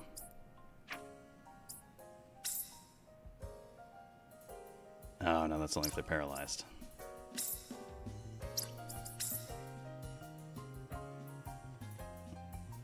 Nope. Okay, I don't know that I have a good way to generate that. I gotta go somewhere where people won't instantly die. Oh, wait, no, hang on. I know what I can use. The garbage luft we made at the start of the game. I'll grab a few of those absolutely trash tier items. That'll let me use items and actually build up. But I hear something I gotta go check on, so sorry, give me 1 minute here. I remember my BRB screen this time. I'll be right back.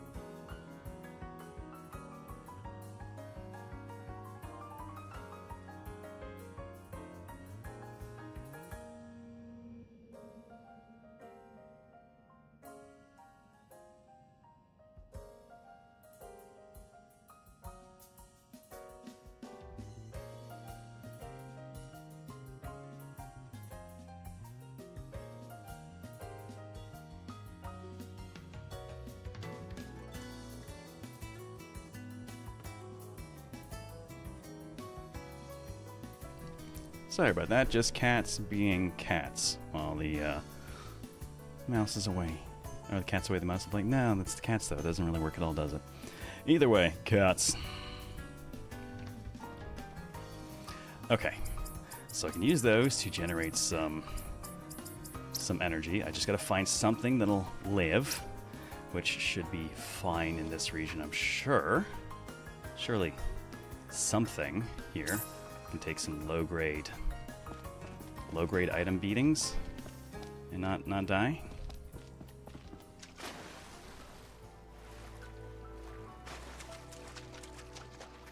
Oh, by the way, those zip gloves I made earlier, I like this system, and I really would love to be able to make these. I would love if they leaned into the open world system, but allowed me to create how I explore it a little bit more myself. Fantastic example being brain. What's it called? Wild Hearts. The Wild Hearts system, because that gave you lots of ways to build your own way around levels. So you'd set up your own camps and you'd build your own ways to travel around quickly. I had networks of like zip lines where like halfway along a zip line I'd be like, all right, in 3, 2, 1, disengage from this one, and I will drop and catch a different zip line in a different direction to go somewhere else. It was so good. They do at least give us these for getting around. All right, let's see if Miss Lenya can help us out here.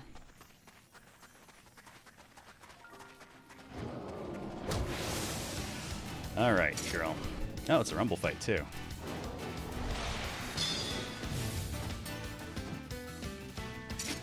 Okay, so we'll just have her use.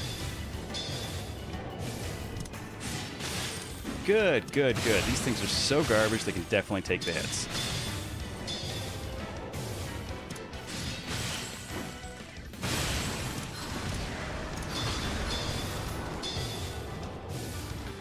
Okay, don't want to use the Grand because that'll destroy them.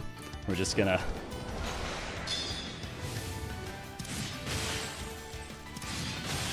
Every item use builds up a little bit more energy in the mana surge.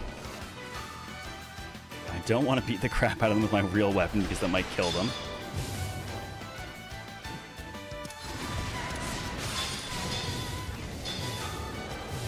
Oh, a rumble was a perfect find for this.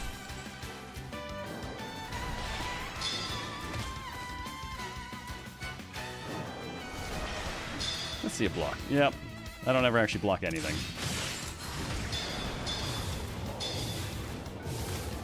$77. Just gotta get to that 100%. Placento. Come on. 86. No Grand.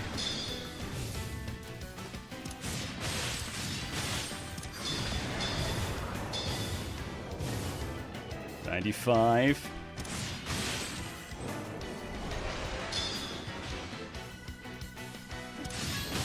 Okay. Now we're gonna let Lenya go nuts. Atelier Combat, fling homemade Molotovs at people. Ours is more like absolute nuclear bombs at this point. I'm just avoiding using them. Okay. So, this is an interesting bit of actually hiding some character narrative in an alt. Because this girl is, she's very sweet, she's very quiet, she's very shy, and has zero confidence. And her alt flies in the face of all of that in an absolutely terrifying way.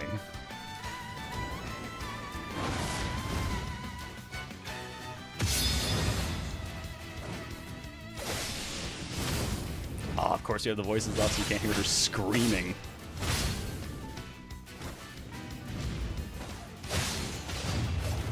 Dude, she's healing her basically her whole health bar in every hit, too.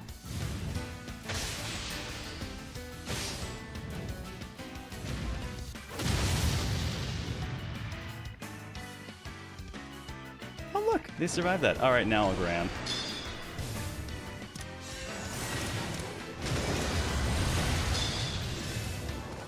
Oh, ho, ho, ho. We have survivors. I guess because of the triple health bar. That works for me.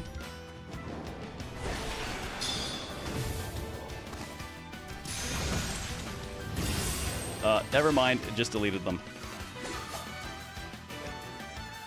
Whoops. Yeah, that'll do the...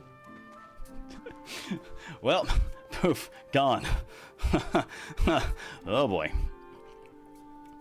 Yeah, I feel like the Grand just kind of erases things every so often. It would explain some of my fights for sure.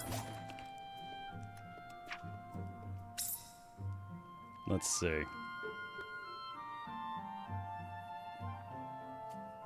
Inner range effect puts everything else on cooldown, increases damage by the number of items on cooldown, so that would have added a ton.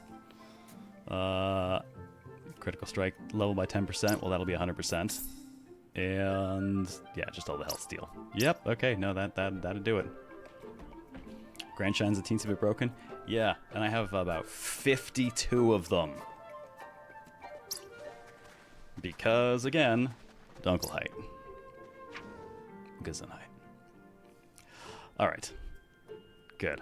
We got to show that off without actually touching any of the last area stuff. There's a bunch of cool stuff. There is actually something they did narratively in the game that I thought was infinitely cruel.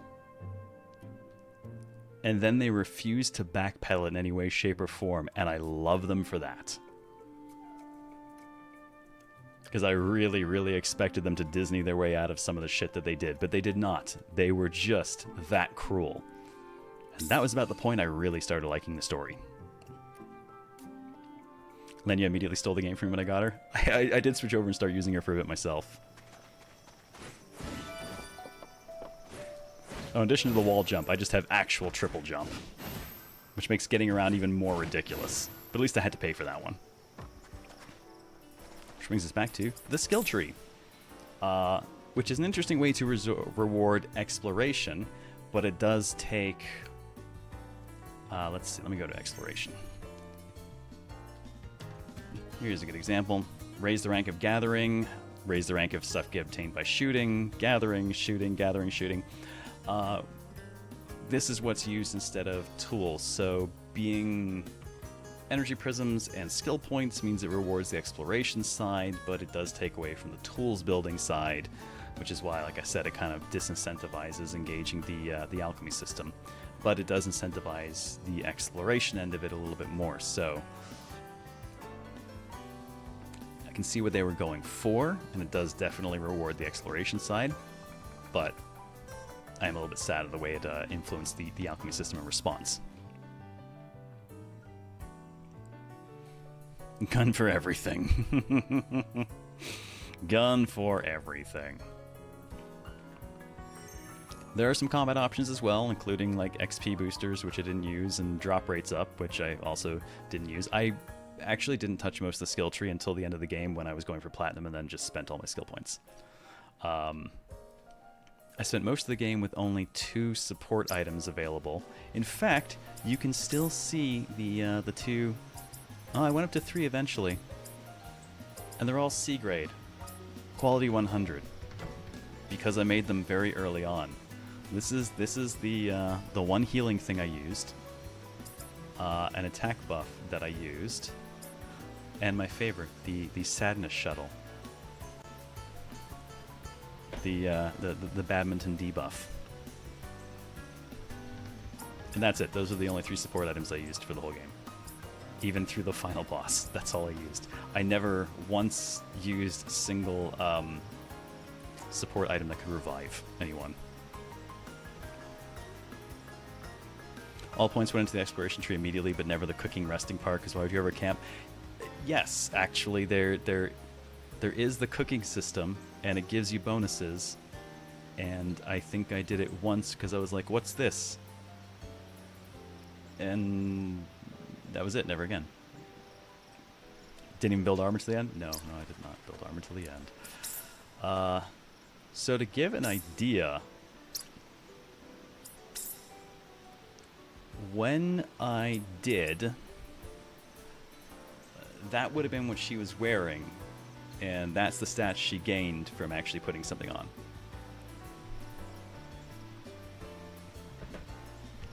I basically just left her in her starting armor for the whole game. As far as accessories go, let's see. She's got this one quality 100 thing, which gives her a little bit of health. And this one quality 100 that gives her a little bit of skill and item damage. That's it. Never made a real accessory. They're basically trash tier.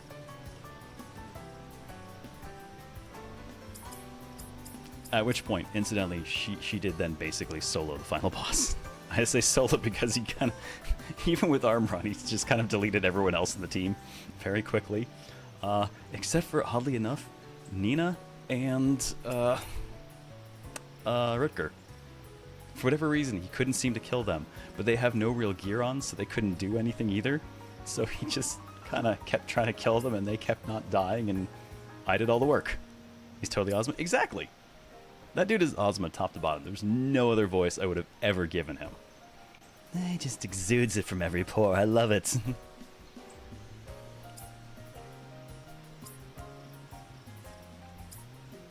I will say, because everyone does have unique skills and some unique mechanics, that holy shit, if you actually want to play as everyone, there's a lot there to actually learn. Which is part of why I mostly just stuck to operating on Yumia. Because I knew what she did, where she did it from, and how she did it, plus the items.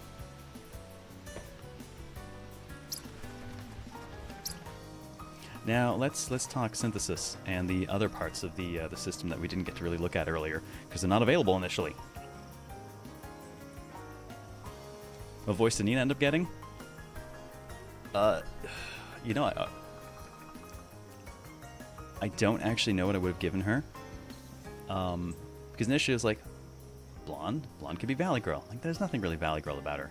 Could do Southern. I haven't practiced that in forever. Could do the drawl that we did for the cowboy in that one Phoenix Wright game, and that might have been the one she ended up with. All right, so, oh man, half of that is kind of grayed out and hard to see. I'd go to my atelier, but I think Lenya's waiting there to trigger an event. I've already finished her quest series, but apparently she's still waiting there for an event that I didn't do. Out of order. And I don't want to risk walking into my atelier, triggering it, and spoiling anything, so... We're just gonna... You know what? Actually, if I flip that around, maybe I can activate it from the other side where I've got shade. I just want to get a bit of darker on the screen so it doesn't cover all the text. Nope. Let's go build. Incidentally, you can build a bunch. You could build whole houses and things.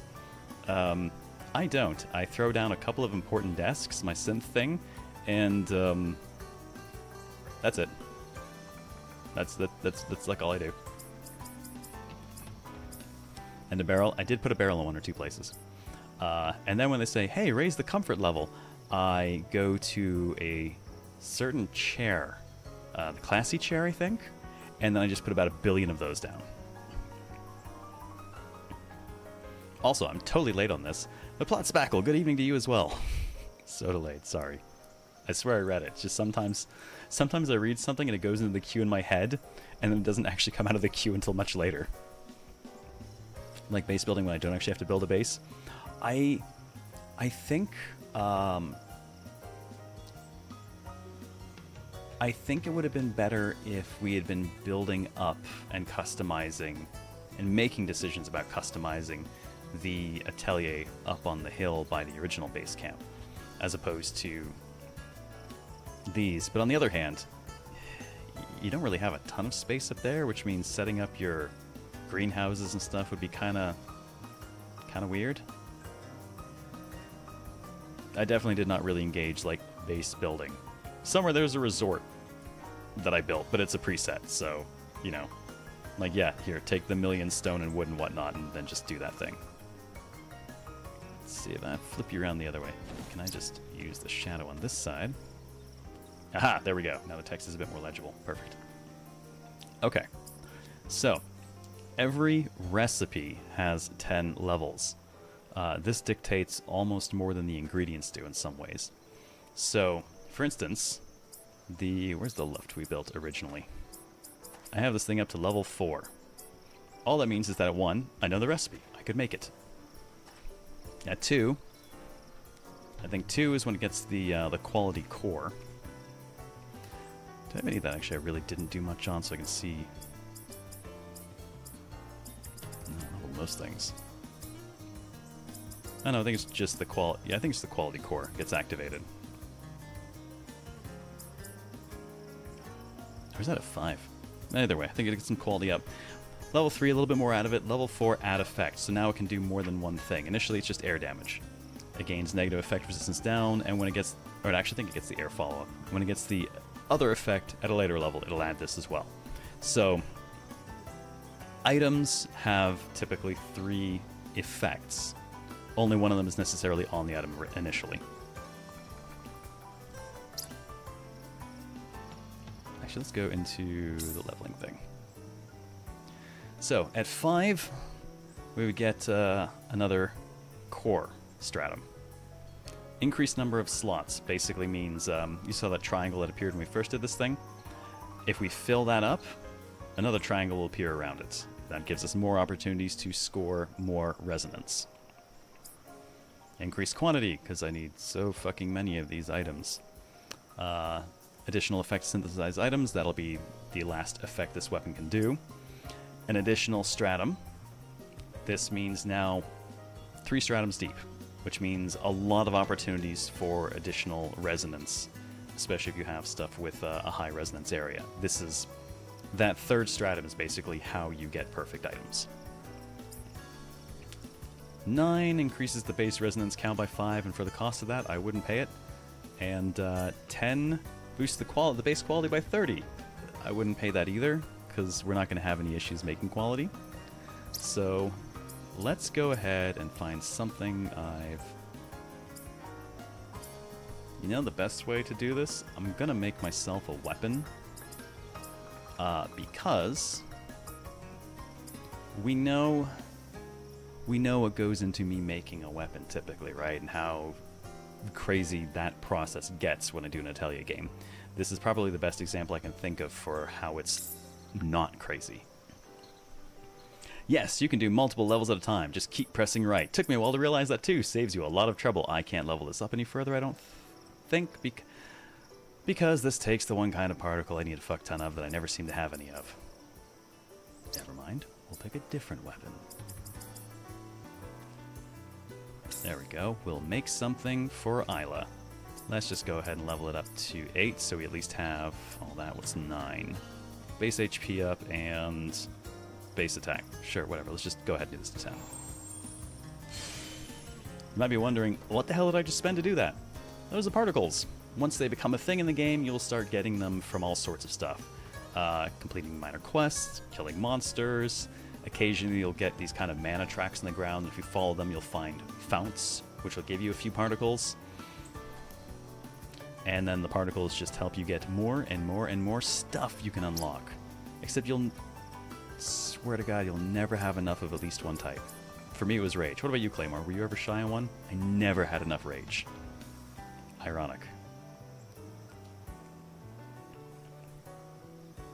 I got so tired of watching the animation disassemble this particle. This level now saved. You're welcome! The best thing to come out of this stream. Low in anger, but not critically low. There was something I fully upgraded that used it that cost me a chunk. Oh, you know what it was? I think it was the Overtaker. I think the last, either the armor or the ingot I used to make the weapons. One of those pretty much drained me out. Swimming into light and solar particles? Yeah. Blue and green I have in abundance, and apparently I have a lot of yellow as well. Yeah, I've got over 200 of the large ones. Okay, so we went ahead and we maxed that out. Let's make it.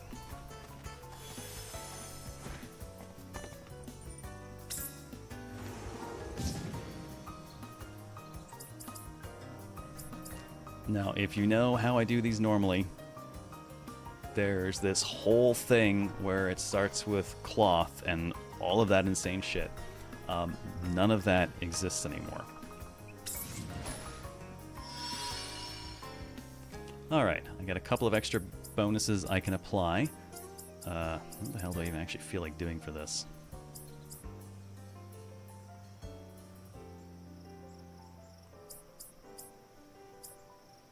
Well, that would be insane resonance.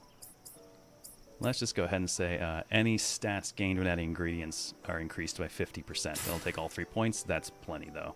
And that's pretty much what we want on this. It's about stats. No, it does not start with cloth anymore. In fact, I made one maxed out ingot and then shoved it in a replicator. And now I have... Well, I lied. I didn't make one. I used Dunkelheit. I probably made 50 of the fucking things and then shoved it in a replicator anyways.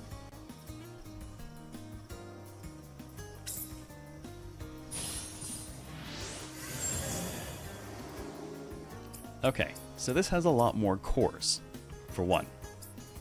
There's one core for each of the effects. So, vulnerability exposure, spreading scars, and triple thrust each have a core. There is one for the trait slots. There is one for quality. This one strictly just improves quality. And, yeah, so that's the 5 for this. So, let's just start with the base one. Alright, the one ingredient it needs is a fish. Do I really only have one fish? Let me just double check what the other ones need.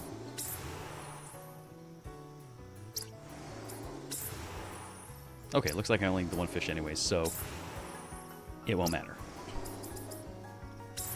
Yet if it did, I would just go replicate that too, because I can. Alright, well, we throw in fish. So there's our first stratum. Let's just go ahead and I'm going to filter this by my favorites, which is a very short list of things that have a lot of resonance, including the 244 Dunkelheit I still have. So these have very, very large resonance area, as you can see. And in addition to that, it doubles the resonance value and the amount of drifting mana, the little floating stars that it acquires. It also increases the number of items made by 1 with every one we put in, so we're about to have, well, a whole battery of spears.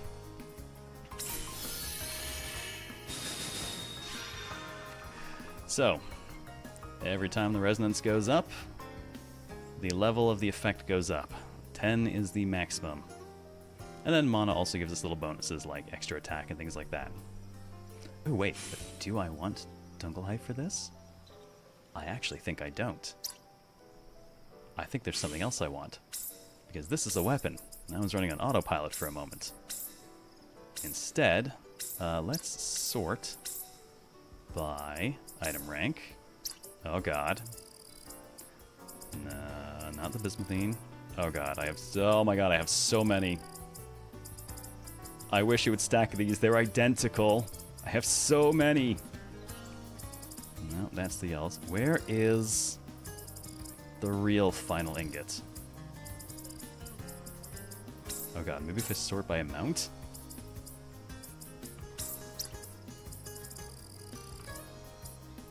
That's not the... No, that's definitely not the last one. That's the second last kind of ingot. Where's the last ingot? Did I not make it in the end?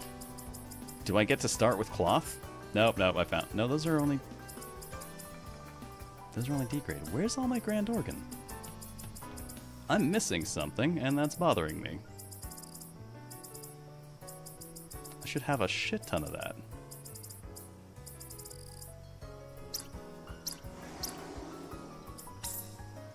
Hang on, I'm gonna save our synthesis. I'll be right back. Where is all of my grand organ?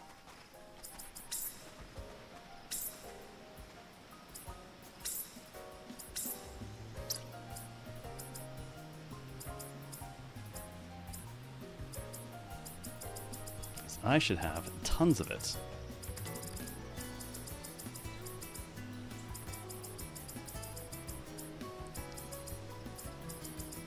There it is. Why the hell can't I find this when I'm synthing? Fine, you know what? I'm gonna manually add every single one of those to my favorites. Filter that motherfucker. Might need more. That might not be enough. I might need even more. Oh, well, I guess I'm not running out of Dunkelheit anytime soon. There's another 748 of it for me. Thank you.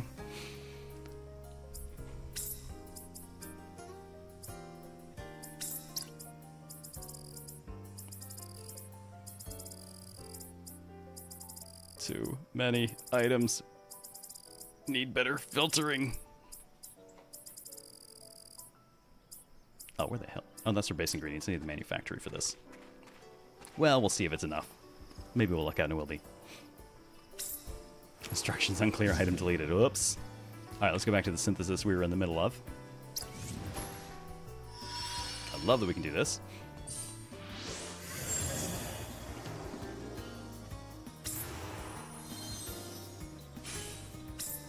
And now I filter by my goddamn favorites. There we are. That has even more resonance area than the Dunkelheit, and every single one I stick in is worth 10 attack and all stats up plus 5. And all of this is being increased by 50%. So I'm just going to go ahead and shove this one ingredient into every single slot, because there's nothing stopping me from doing it. It's not use the best ingot where ingots or metals or things are available, or try to get other traits on your metals so you can use it. It's just stick it in everywhere. Everything. All the time. Nope, not you. Just click. Filthy ingredient, you be gone. You're not quality enough for us.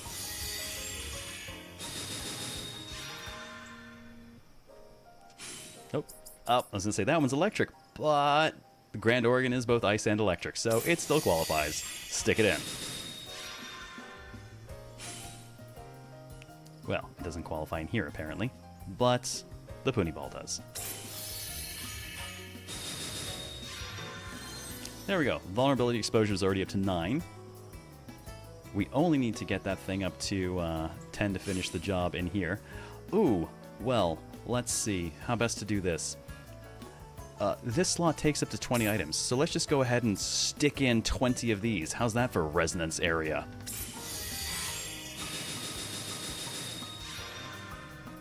Yeah, that kind of forced the camera to zoom out a bit. And because they're still open slots, let's just go ahead and keep throwing in more Grand Organ, because that's just power. And I wish I could say it took effort to make the Grand Organ this good, but it didn't. That's just Grand Organ. That's just what it does. Throw a bunch of Dunkelheit in it, max it out. That's what you get, period. Alright, that core is complete.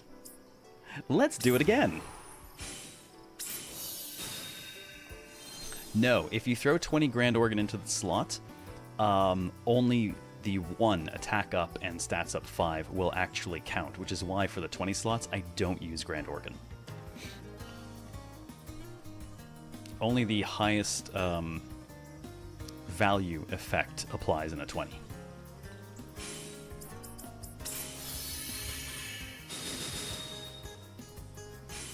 More Grand Organ.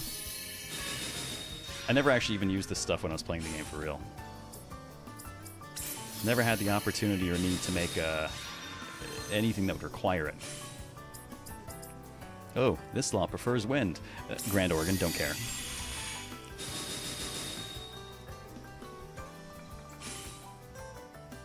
Well, I guess I have one choice here, and it's Dunkelheit. Okay.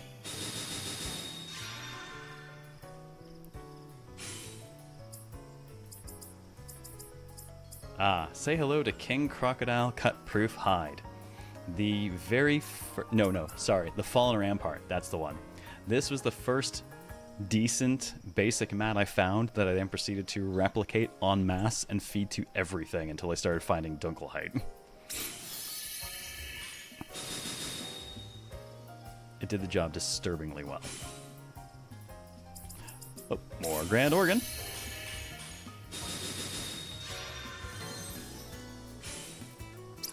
Oh, that's a 20. Let's just go ahead and one. Oh, look at that resonance field. Yeah, so it's not only done with resonance at this point, there are no more bonuses for mana either. But that's okay. There's still open slots into which I can throw Grand Organ.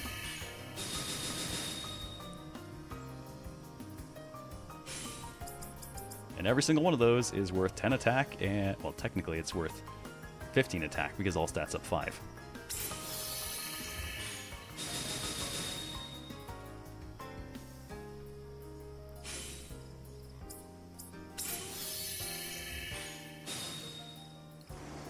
Alright, that core is done. Now into this one.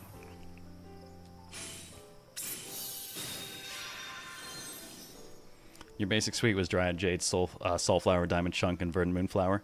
S rank Resonance 8, Element Resonance 3 for the respective elements, Resonance Boost 3.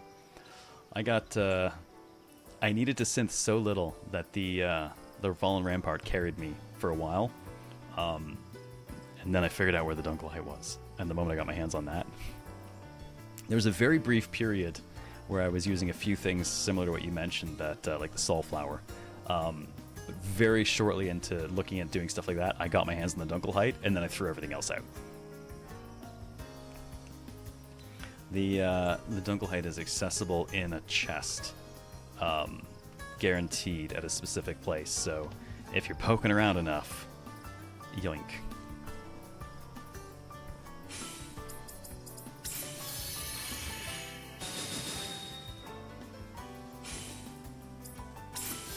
Now, that one won't take Grand Organ because it's fire. That one prefer fire, but tough shit, it's getting Grand Organ.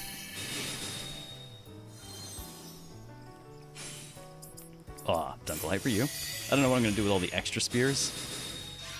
I'll just throw them at someone. Grand Organ. Technically, for the purposes of finishing resonance faster, Dunkelheit would be better, but we want stats as well, so just Grand Organ, Grand Organ, Grand Organ.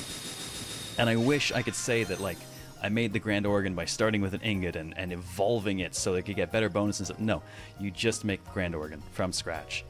I think that's the really sad part to me, is it's from scratch. Like, it doesn't start with cloth. It never starts with cloth. And that hurts me a little bit inside.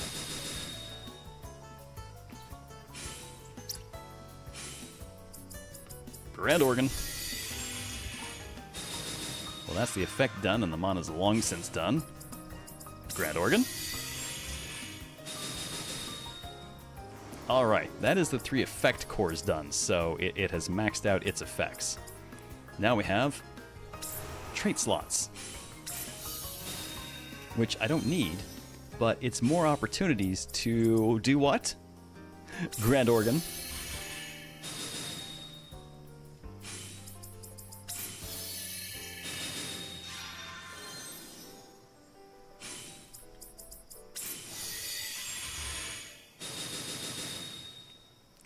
I'm sorry, but this craft farm is a GMO. Grand motherfucking Organ. Oh, and Dunkelheit.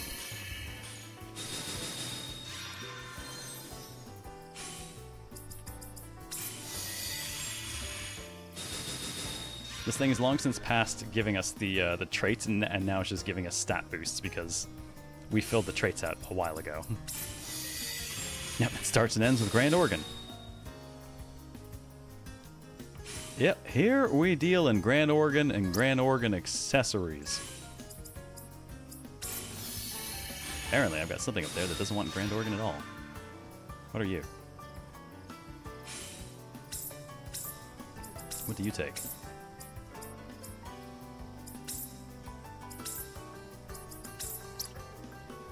Oh, you know what? I could throw in Stagecoat. That's defense up and all stats. Okay. Alright, traits are now done. Ha, okay. And now it's the quality core. We're already at 999 of 999 quality, which would then say there's no reason to use this. This is an absolutely meaningless core to us at this point. However,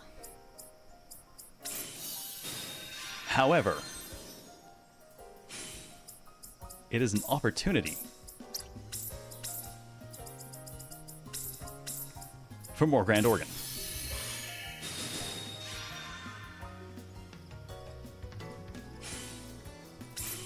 More Grand Organ. Yumia 2 needs an unlock quality skill. Well, technically, the quality was actually locked behind skills. 100, 300, I think it's 100, 300, 700, 999?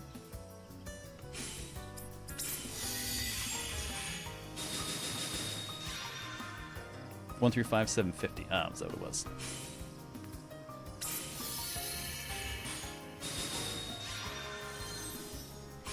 Alright. More Grand Organ. When is 9,999 though? I don't want to reach that, to be honest. Oh, that's a neat one. That one will only become a slot if we can hit it with Resonance, which, Grand Organ.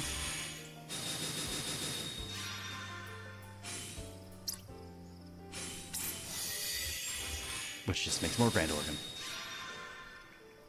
Boost quality by 10, are you sure? I don't think it can. Well, that takes a plant, and Grand Organ is not a plant, so I believe we've now filled out everything. I'm going to put something in there just to have done it. I am nothing if not thorough, even when it's meaningless. Oh wait, hang on. It's not entirely meaningless.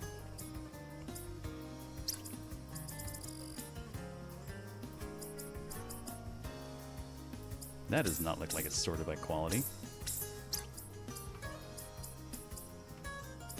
Oh, I guess it is.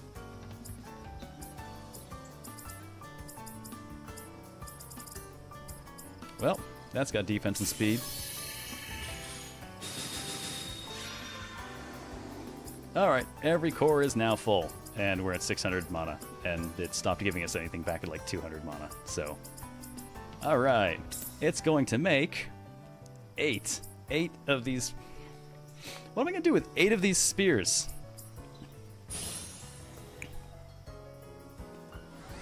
There is, by the way, a skip and a fast forward for this, so you never actually have to watch it if you don't want to. Sell them? No, because you know what? There's no money. And I actually didn't even notice for like the entire game until someone specifically mentioned coal. I was like, wait, that's right. There's no money in this.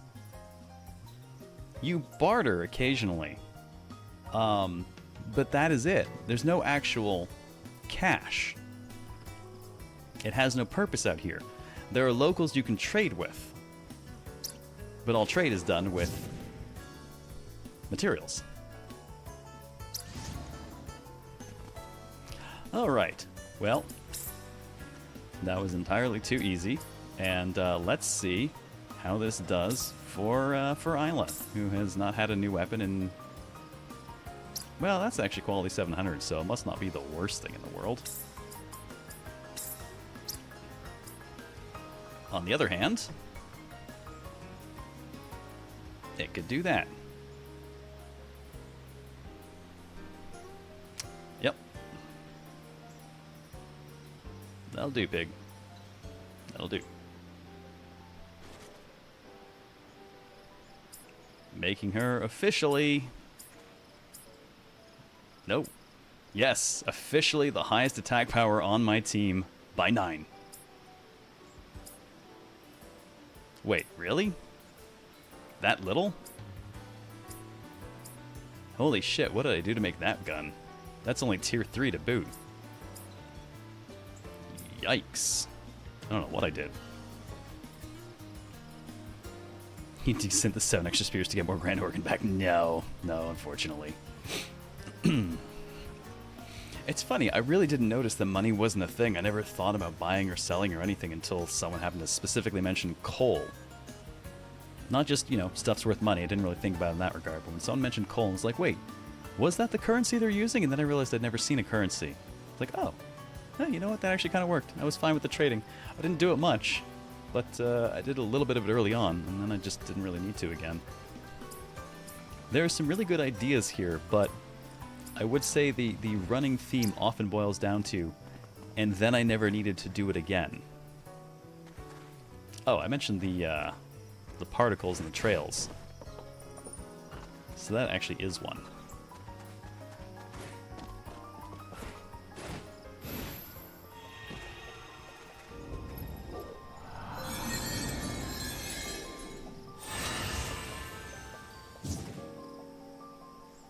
There we go. Places like that are where we get particles.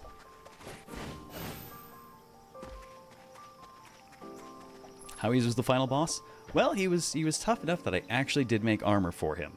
But still no accessories, no heals, no final weapons, really. Though apparently, the weapon I made for Yumia was very good. I have no idea how. That is much... That's very close to hers. I'm not sure how. I don't remember making and using any Grand Organ.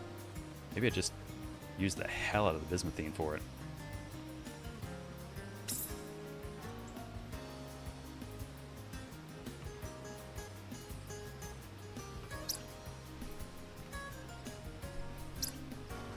Yumia already has heals. That's fair. I love the fucking triple jump. Though admittedly, once I got access to the triple jump, I started burning through my energy reserves really fast because it costs you every time you do it. Which finally prompted me to go ahead and upgrade the shit out of that to 500% instead of 100. It's only critical damage up 8 or not 9. How dare.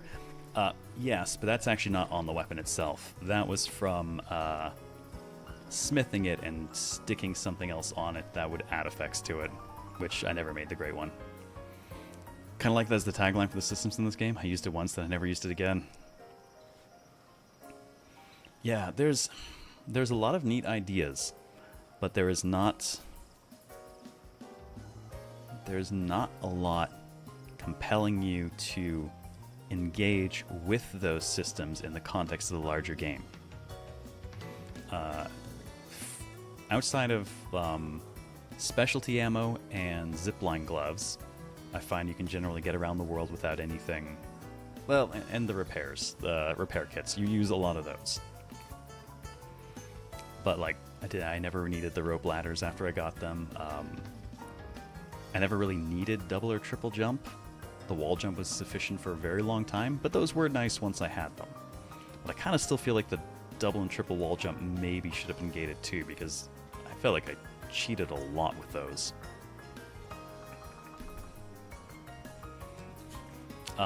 Camping, I basically never did. And the bonuses, if you didn't spend skill points to increase the duration of the food bonuses, they were only like 3 to 5 minutes. So I definitely wasn't going to do that much.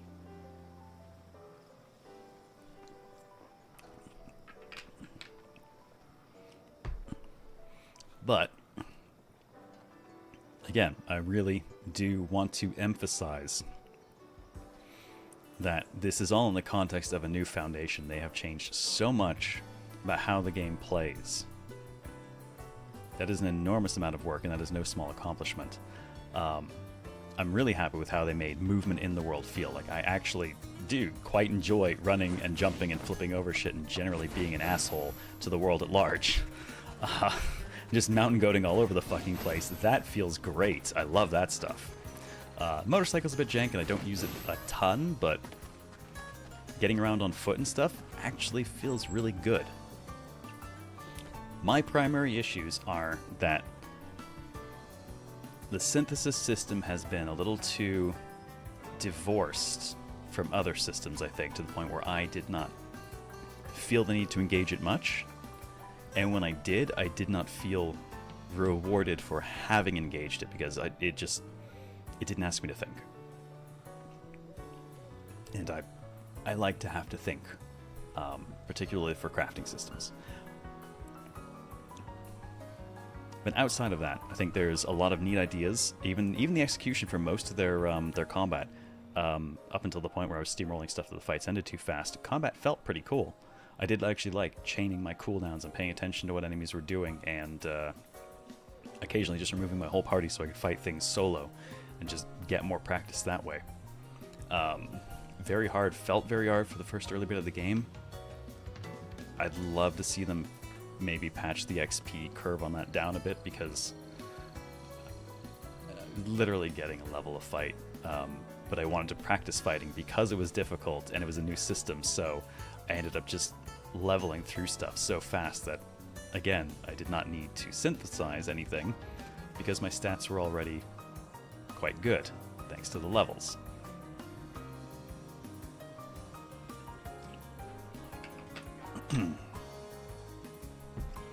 But there are some really interesting bones here. And I will say, I did generally still enjoy running around the world and doing stuff enough that I did platinum the game. Yeah, with the hours clocked tonight, I have like 95, 96 hours in the game. That's a fucking lot of hours in the game. I don't put that many hours in games much anymore. So, like, for as much as I may be disparaging certain things, the fact is, I still enjoyed it. Narratively, aside from the fact that I ruined the pacing for myself a little bit, open world curse, when the story was rolling, I actually thought there was a lot of good stuff there. And like I said, they did do something I thought was unimaginably cruel. And then they stuck to it. I respect that, and I actually really like what it did for the story. I'd be more than happy to see these characters in another game if they decide to do it the way they're doing Ryza. So, there's a lot I do like. I'm hard on the things I don't like, because the things I do like, it can give me reason to be, right?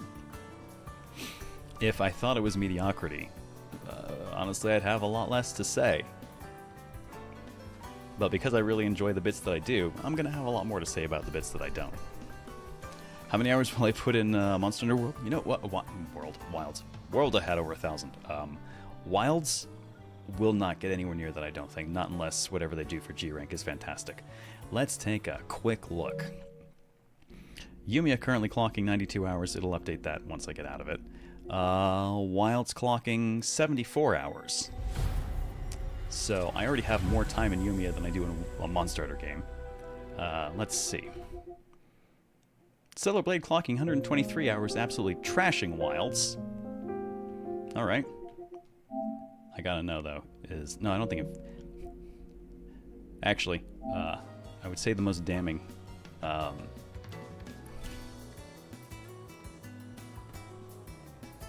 Fact is, I have more hours in Infinity, Nikki, than I do in Monster Hunter Wilds.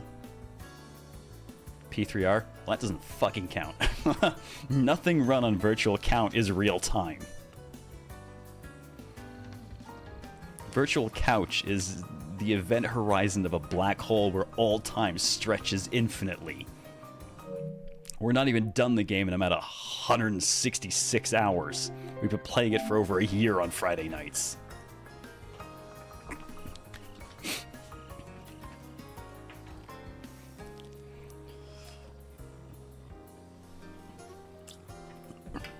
Yes, to answer the earlier question, the 500% is my stamina gauge. It's very upgradable. Unfortunately, that is only upgradable one rank at a time. It took years to finish Nocturne. Each rank was 10%. And to go through the animation to upgrade that 40 times. It took a while, especially since it was one of the last things I did. I had 160 for most of the game, and then I went from 160 to 500. I was just sitting there like, click, click, click, click. Oh, God help me. Nocturne did not take years, no. Actually, Nocturne took less time than Persona 4 Golden did the first time I ran it, which was 9 months. Nocturne took around 7, I think. Yeah, 500% is max. And honestly, most of the game on 160%, that'll cover you for almost everything unless you're dying. If you're dying, you lose a chunk of it. Fine. But if you're not dying, 160% will carry you through pretty much everything. Nocturne also did a lot of off-screen optimization. Okay, to be fair, off-screen optimization in Nocturne is literally 6 hours of me going, fuse A and B, no. A and B, no. A and B, no. A and B, no. Those are not the skills I want. Try again. Try again. Try again. No, no, no, no. Yes. Oh, shit, I already canceled out of it. No, no, no.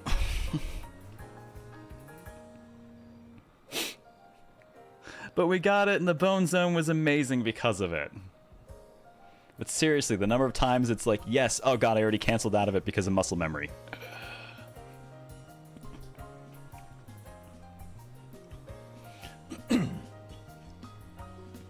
Anyways, so I believe we should wrap it up. So, the TLDR.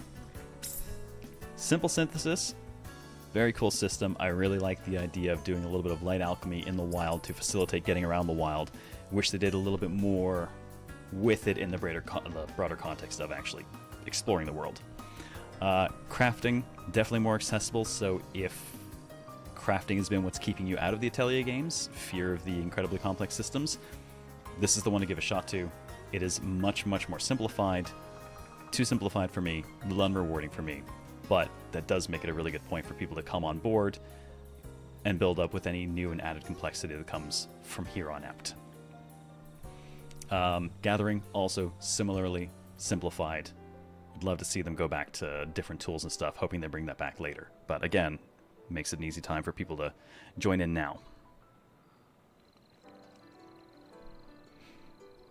Combat actually does feel pretty cool.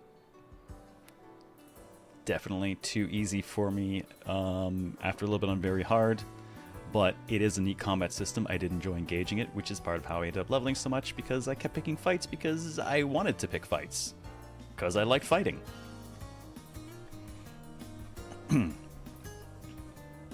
Is it wrong that I want to give Yumia an assault rifle? I mean, she's already packing an alchemical musket. It's the next step. Just no bump stocks.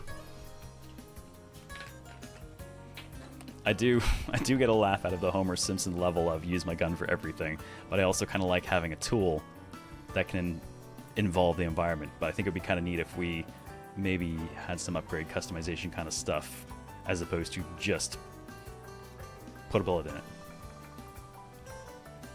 But again, a lot of this stuff is growth and refinement. And that, I think, is what I'm hoping the name of the next Yumia is. Growth and refinement. There is a good foundation. I do actually think it's worth a play. I did enjoy it. If you're really big on the older alchemical systems, that is not where the game is going to shine for you, though. There's nothing I can sugarcoat about that. It's just not going to. If that was your thing, that was my thing. It's definitely where it falls short for me. But characters, story, overall narrative, exploring the world, there's a lot of really good stuff there. So for those reasons, I do think it was worth the play. And I'm totally happy that I did. In fact, to be perfectly clear, like I said, Koei Tecmo gave me the Ultimate Edition, but I still shelled for my own copy as well. So I liked it enough to make sure that there was a physical of it on the shelf. Atelier Yumia 2. Yumia has a fucking heavy machine gun. Ho ho ho. I think that's something worth pondering. Basically gutted your favorite part of the game and you're still defending its strong suits anyway. It is. The bones are there that they can build better alchemy on top of it, and I'm hoping they will. If they don't, come the next title, that point it will lose me. But I have been on projects where we've had to change like major direction from one game to a sequel, and seen the amount of additional work required to recontextualize things, so I get why some things are missing. But this means the next game is super, super critical to keeping people like me in. Because if it doesn't deliver the growth and refinement we need, like, say, Disgaea 7 did over 6, then that's the point. People like us will find the door, and we won't come back for the third. So, important to note, I think. But I really hope this does help more people get into the series, so that if they do start building on it, those people are starting from a foundation they can actually understand, as opposed to just being scared off by, Jesus Christ, this synthesis shit is so scary. If Yumia 2 doesn't deliberately be here for the next series, probably whatever the first entry is of the next trilogy, yeah, I would still show up and check, because, again, changes in direction, right? See what they do. But it does... I'm definitely, over time, dropping out of more series that I spent, 20, 30 years playing. Because there are a million options out there, and some of those series are not delivering what it was that I liked about them anymore. Like, say, Fire Emblem. So, there is a point, no matter how diehard a fan, where you don't come back. Fire Emblem hit that point with me. Atelier could as well. Don't like FE engage, FF engage, FE engage. So it's actually more Dragon Apple that I didn't like Three Houses much at all. To the point where what ended up happening was I bought Engage because I buy Fire Emblem games, and then I never opened it.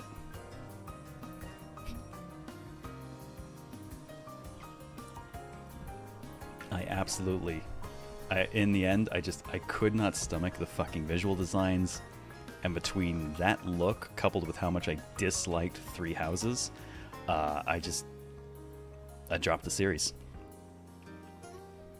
If I stream any more of it, I have Path of Radiance and Radiant Dawn back there that I've been waiting to play. That's what I'll run. Those I would be much more excited to run. Oof. I think we've pretty much reached the end of what my throat can handle tonight too, so I'm glad it's 10 because that fistful of Dayquil is wearing off and I can tell. I'm trying not to cough real bad. So, Magic Tanky, fuck yeah. Get gifted. Bill, thank you very much for the 20 gift sub bomb. Much, much appreciated for the honorary Prinny. I would do Prinny voice, but I think right now that would send me into an actual coughing fit. Heard that so wrong. I don't even want to know. I don't want to know. Alrighty. Alrighty.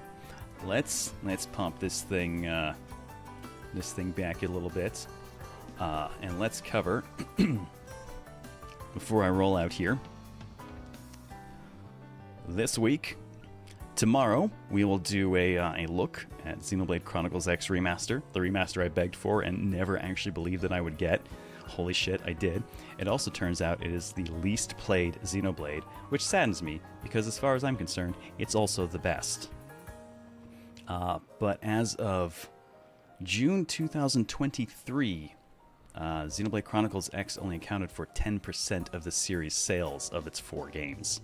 So, I will happily run the remaster for a few hours and re-enjoy that. Hey, British Brat. Congrats on getting partnered, man. I would be better if I could stop being sick for the last few weeks, ship this fucking module for DD2, and stop having to fucking down Dayquil by the ton, which I'm about to go do more of. So, and for anyone who has missed it, today is the start of Season 2. Season 2 is all about Frontiers. I am really excited for the lineup. There's some personal Frontier stuff going on where in May I will not be running regular shows outside of Virtual Couch because I will be spending a couple of months in the Asakusa region of Japan. Thanks to the community, I'm going back for some more boots on the ground time and a whole lot of posted updates to Discord with all of the weird shit that I find and get up to, though I don't know that anything is going to match the unbelievable sensation that was the sidewalk sumo wrestler we ran into in Kabukicho, because that was pure Yakuza side story energy, man. Moi kyun. Oh god. Oh, that's too much. Mecha, thank you for the 100 gifts of Nuke. That was entirely too much. Dude, thank you so much for that. It's much appreciated. Jesus. Enjoy your random science mugs and emotes, folks. Oh, don't make me cough. Don't make me cough. So, in addition to that, it basically means that for April, I'll be doing live shows as usual.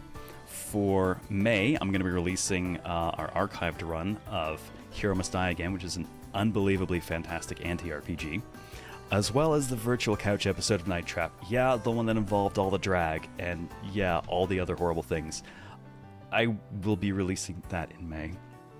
I promised, and never make bets with your community because, Jesus Christ, they'll make you pay for it. Spotlights for the season include Atelier Yumia, which we have just done, Xenoblade Chronicles X tomorrow, the Lunar Remaster because I still have the Sega CD copy on my shelf, and 100 Line later in the month. But also this week, on Thursday, we get to start our headliner of Other Side, which is Permadeath and chat-named characters that not only do I have to try and keep alive, I can feed you all to each other, and I am super looking forward to it. I played a couple hours of it back in Japan last year, and then I had to force myself to stop playing because I really, really wanted to play more, but I really, really wanted to kill y'all in the process. So I've been saving it. I'm excited to kill you. You know, that's just how it is. But on that note, I do want to say a huge thank you to everyone for coming out for the start of Season 2. I'm really looking forward to what we've got lined up for the next couple of months. I'm going to drop the social stuff into both chats. There is the range of social things that I am on. I don't think I have a bot for this on the YouTube side, so I will manual it over there. And the Discord link, which, don't worry, does not tell anyone if you join. If you want to just drop in and lurk, that is also cool. If it'll let me... Oh, I'll just have to post that individually over there because it's a little bit too long, apparently, for a YouTube message. How's it what for a deep cut? Look forward to killing you soon. Yeah. All right. Seriously, thank you everyone for coming and spending some of your time here with me. Oh my, wow, that looks extra weird from this camera. That has an interesting effect on the colors. Thank you. Oh, seriously, it's great to hang out with everyone. I have missed you all. I'm sorry I didn't get to do more for the show in the 2 weeks I was sick. It's very sad. I really wanted some new features lined up, but at least I think we have at least I think we have a much better looking camera set of effects now, all cleaned up and no longer causing people migraines. I hope. I really, really hope, because that was kind of terrible to find out. But on that note, have yourselves a wonderful rest of your night. Take care, and I will see you tomorrow night for Xenoblade Chronicles X, aka that game where Americans crash land in Canada and think it's another planet. Not an actual spoiler, just I still remember our headcanon from 9 years ago. Take care, folks. This is a very weird looking Zero out. Have a good night.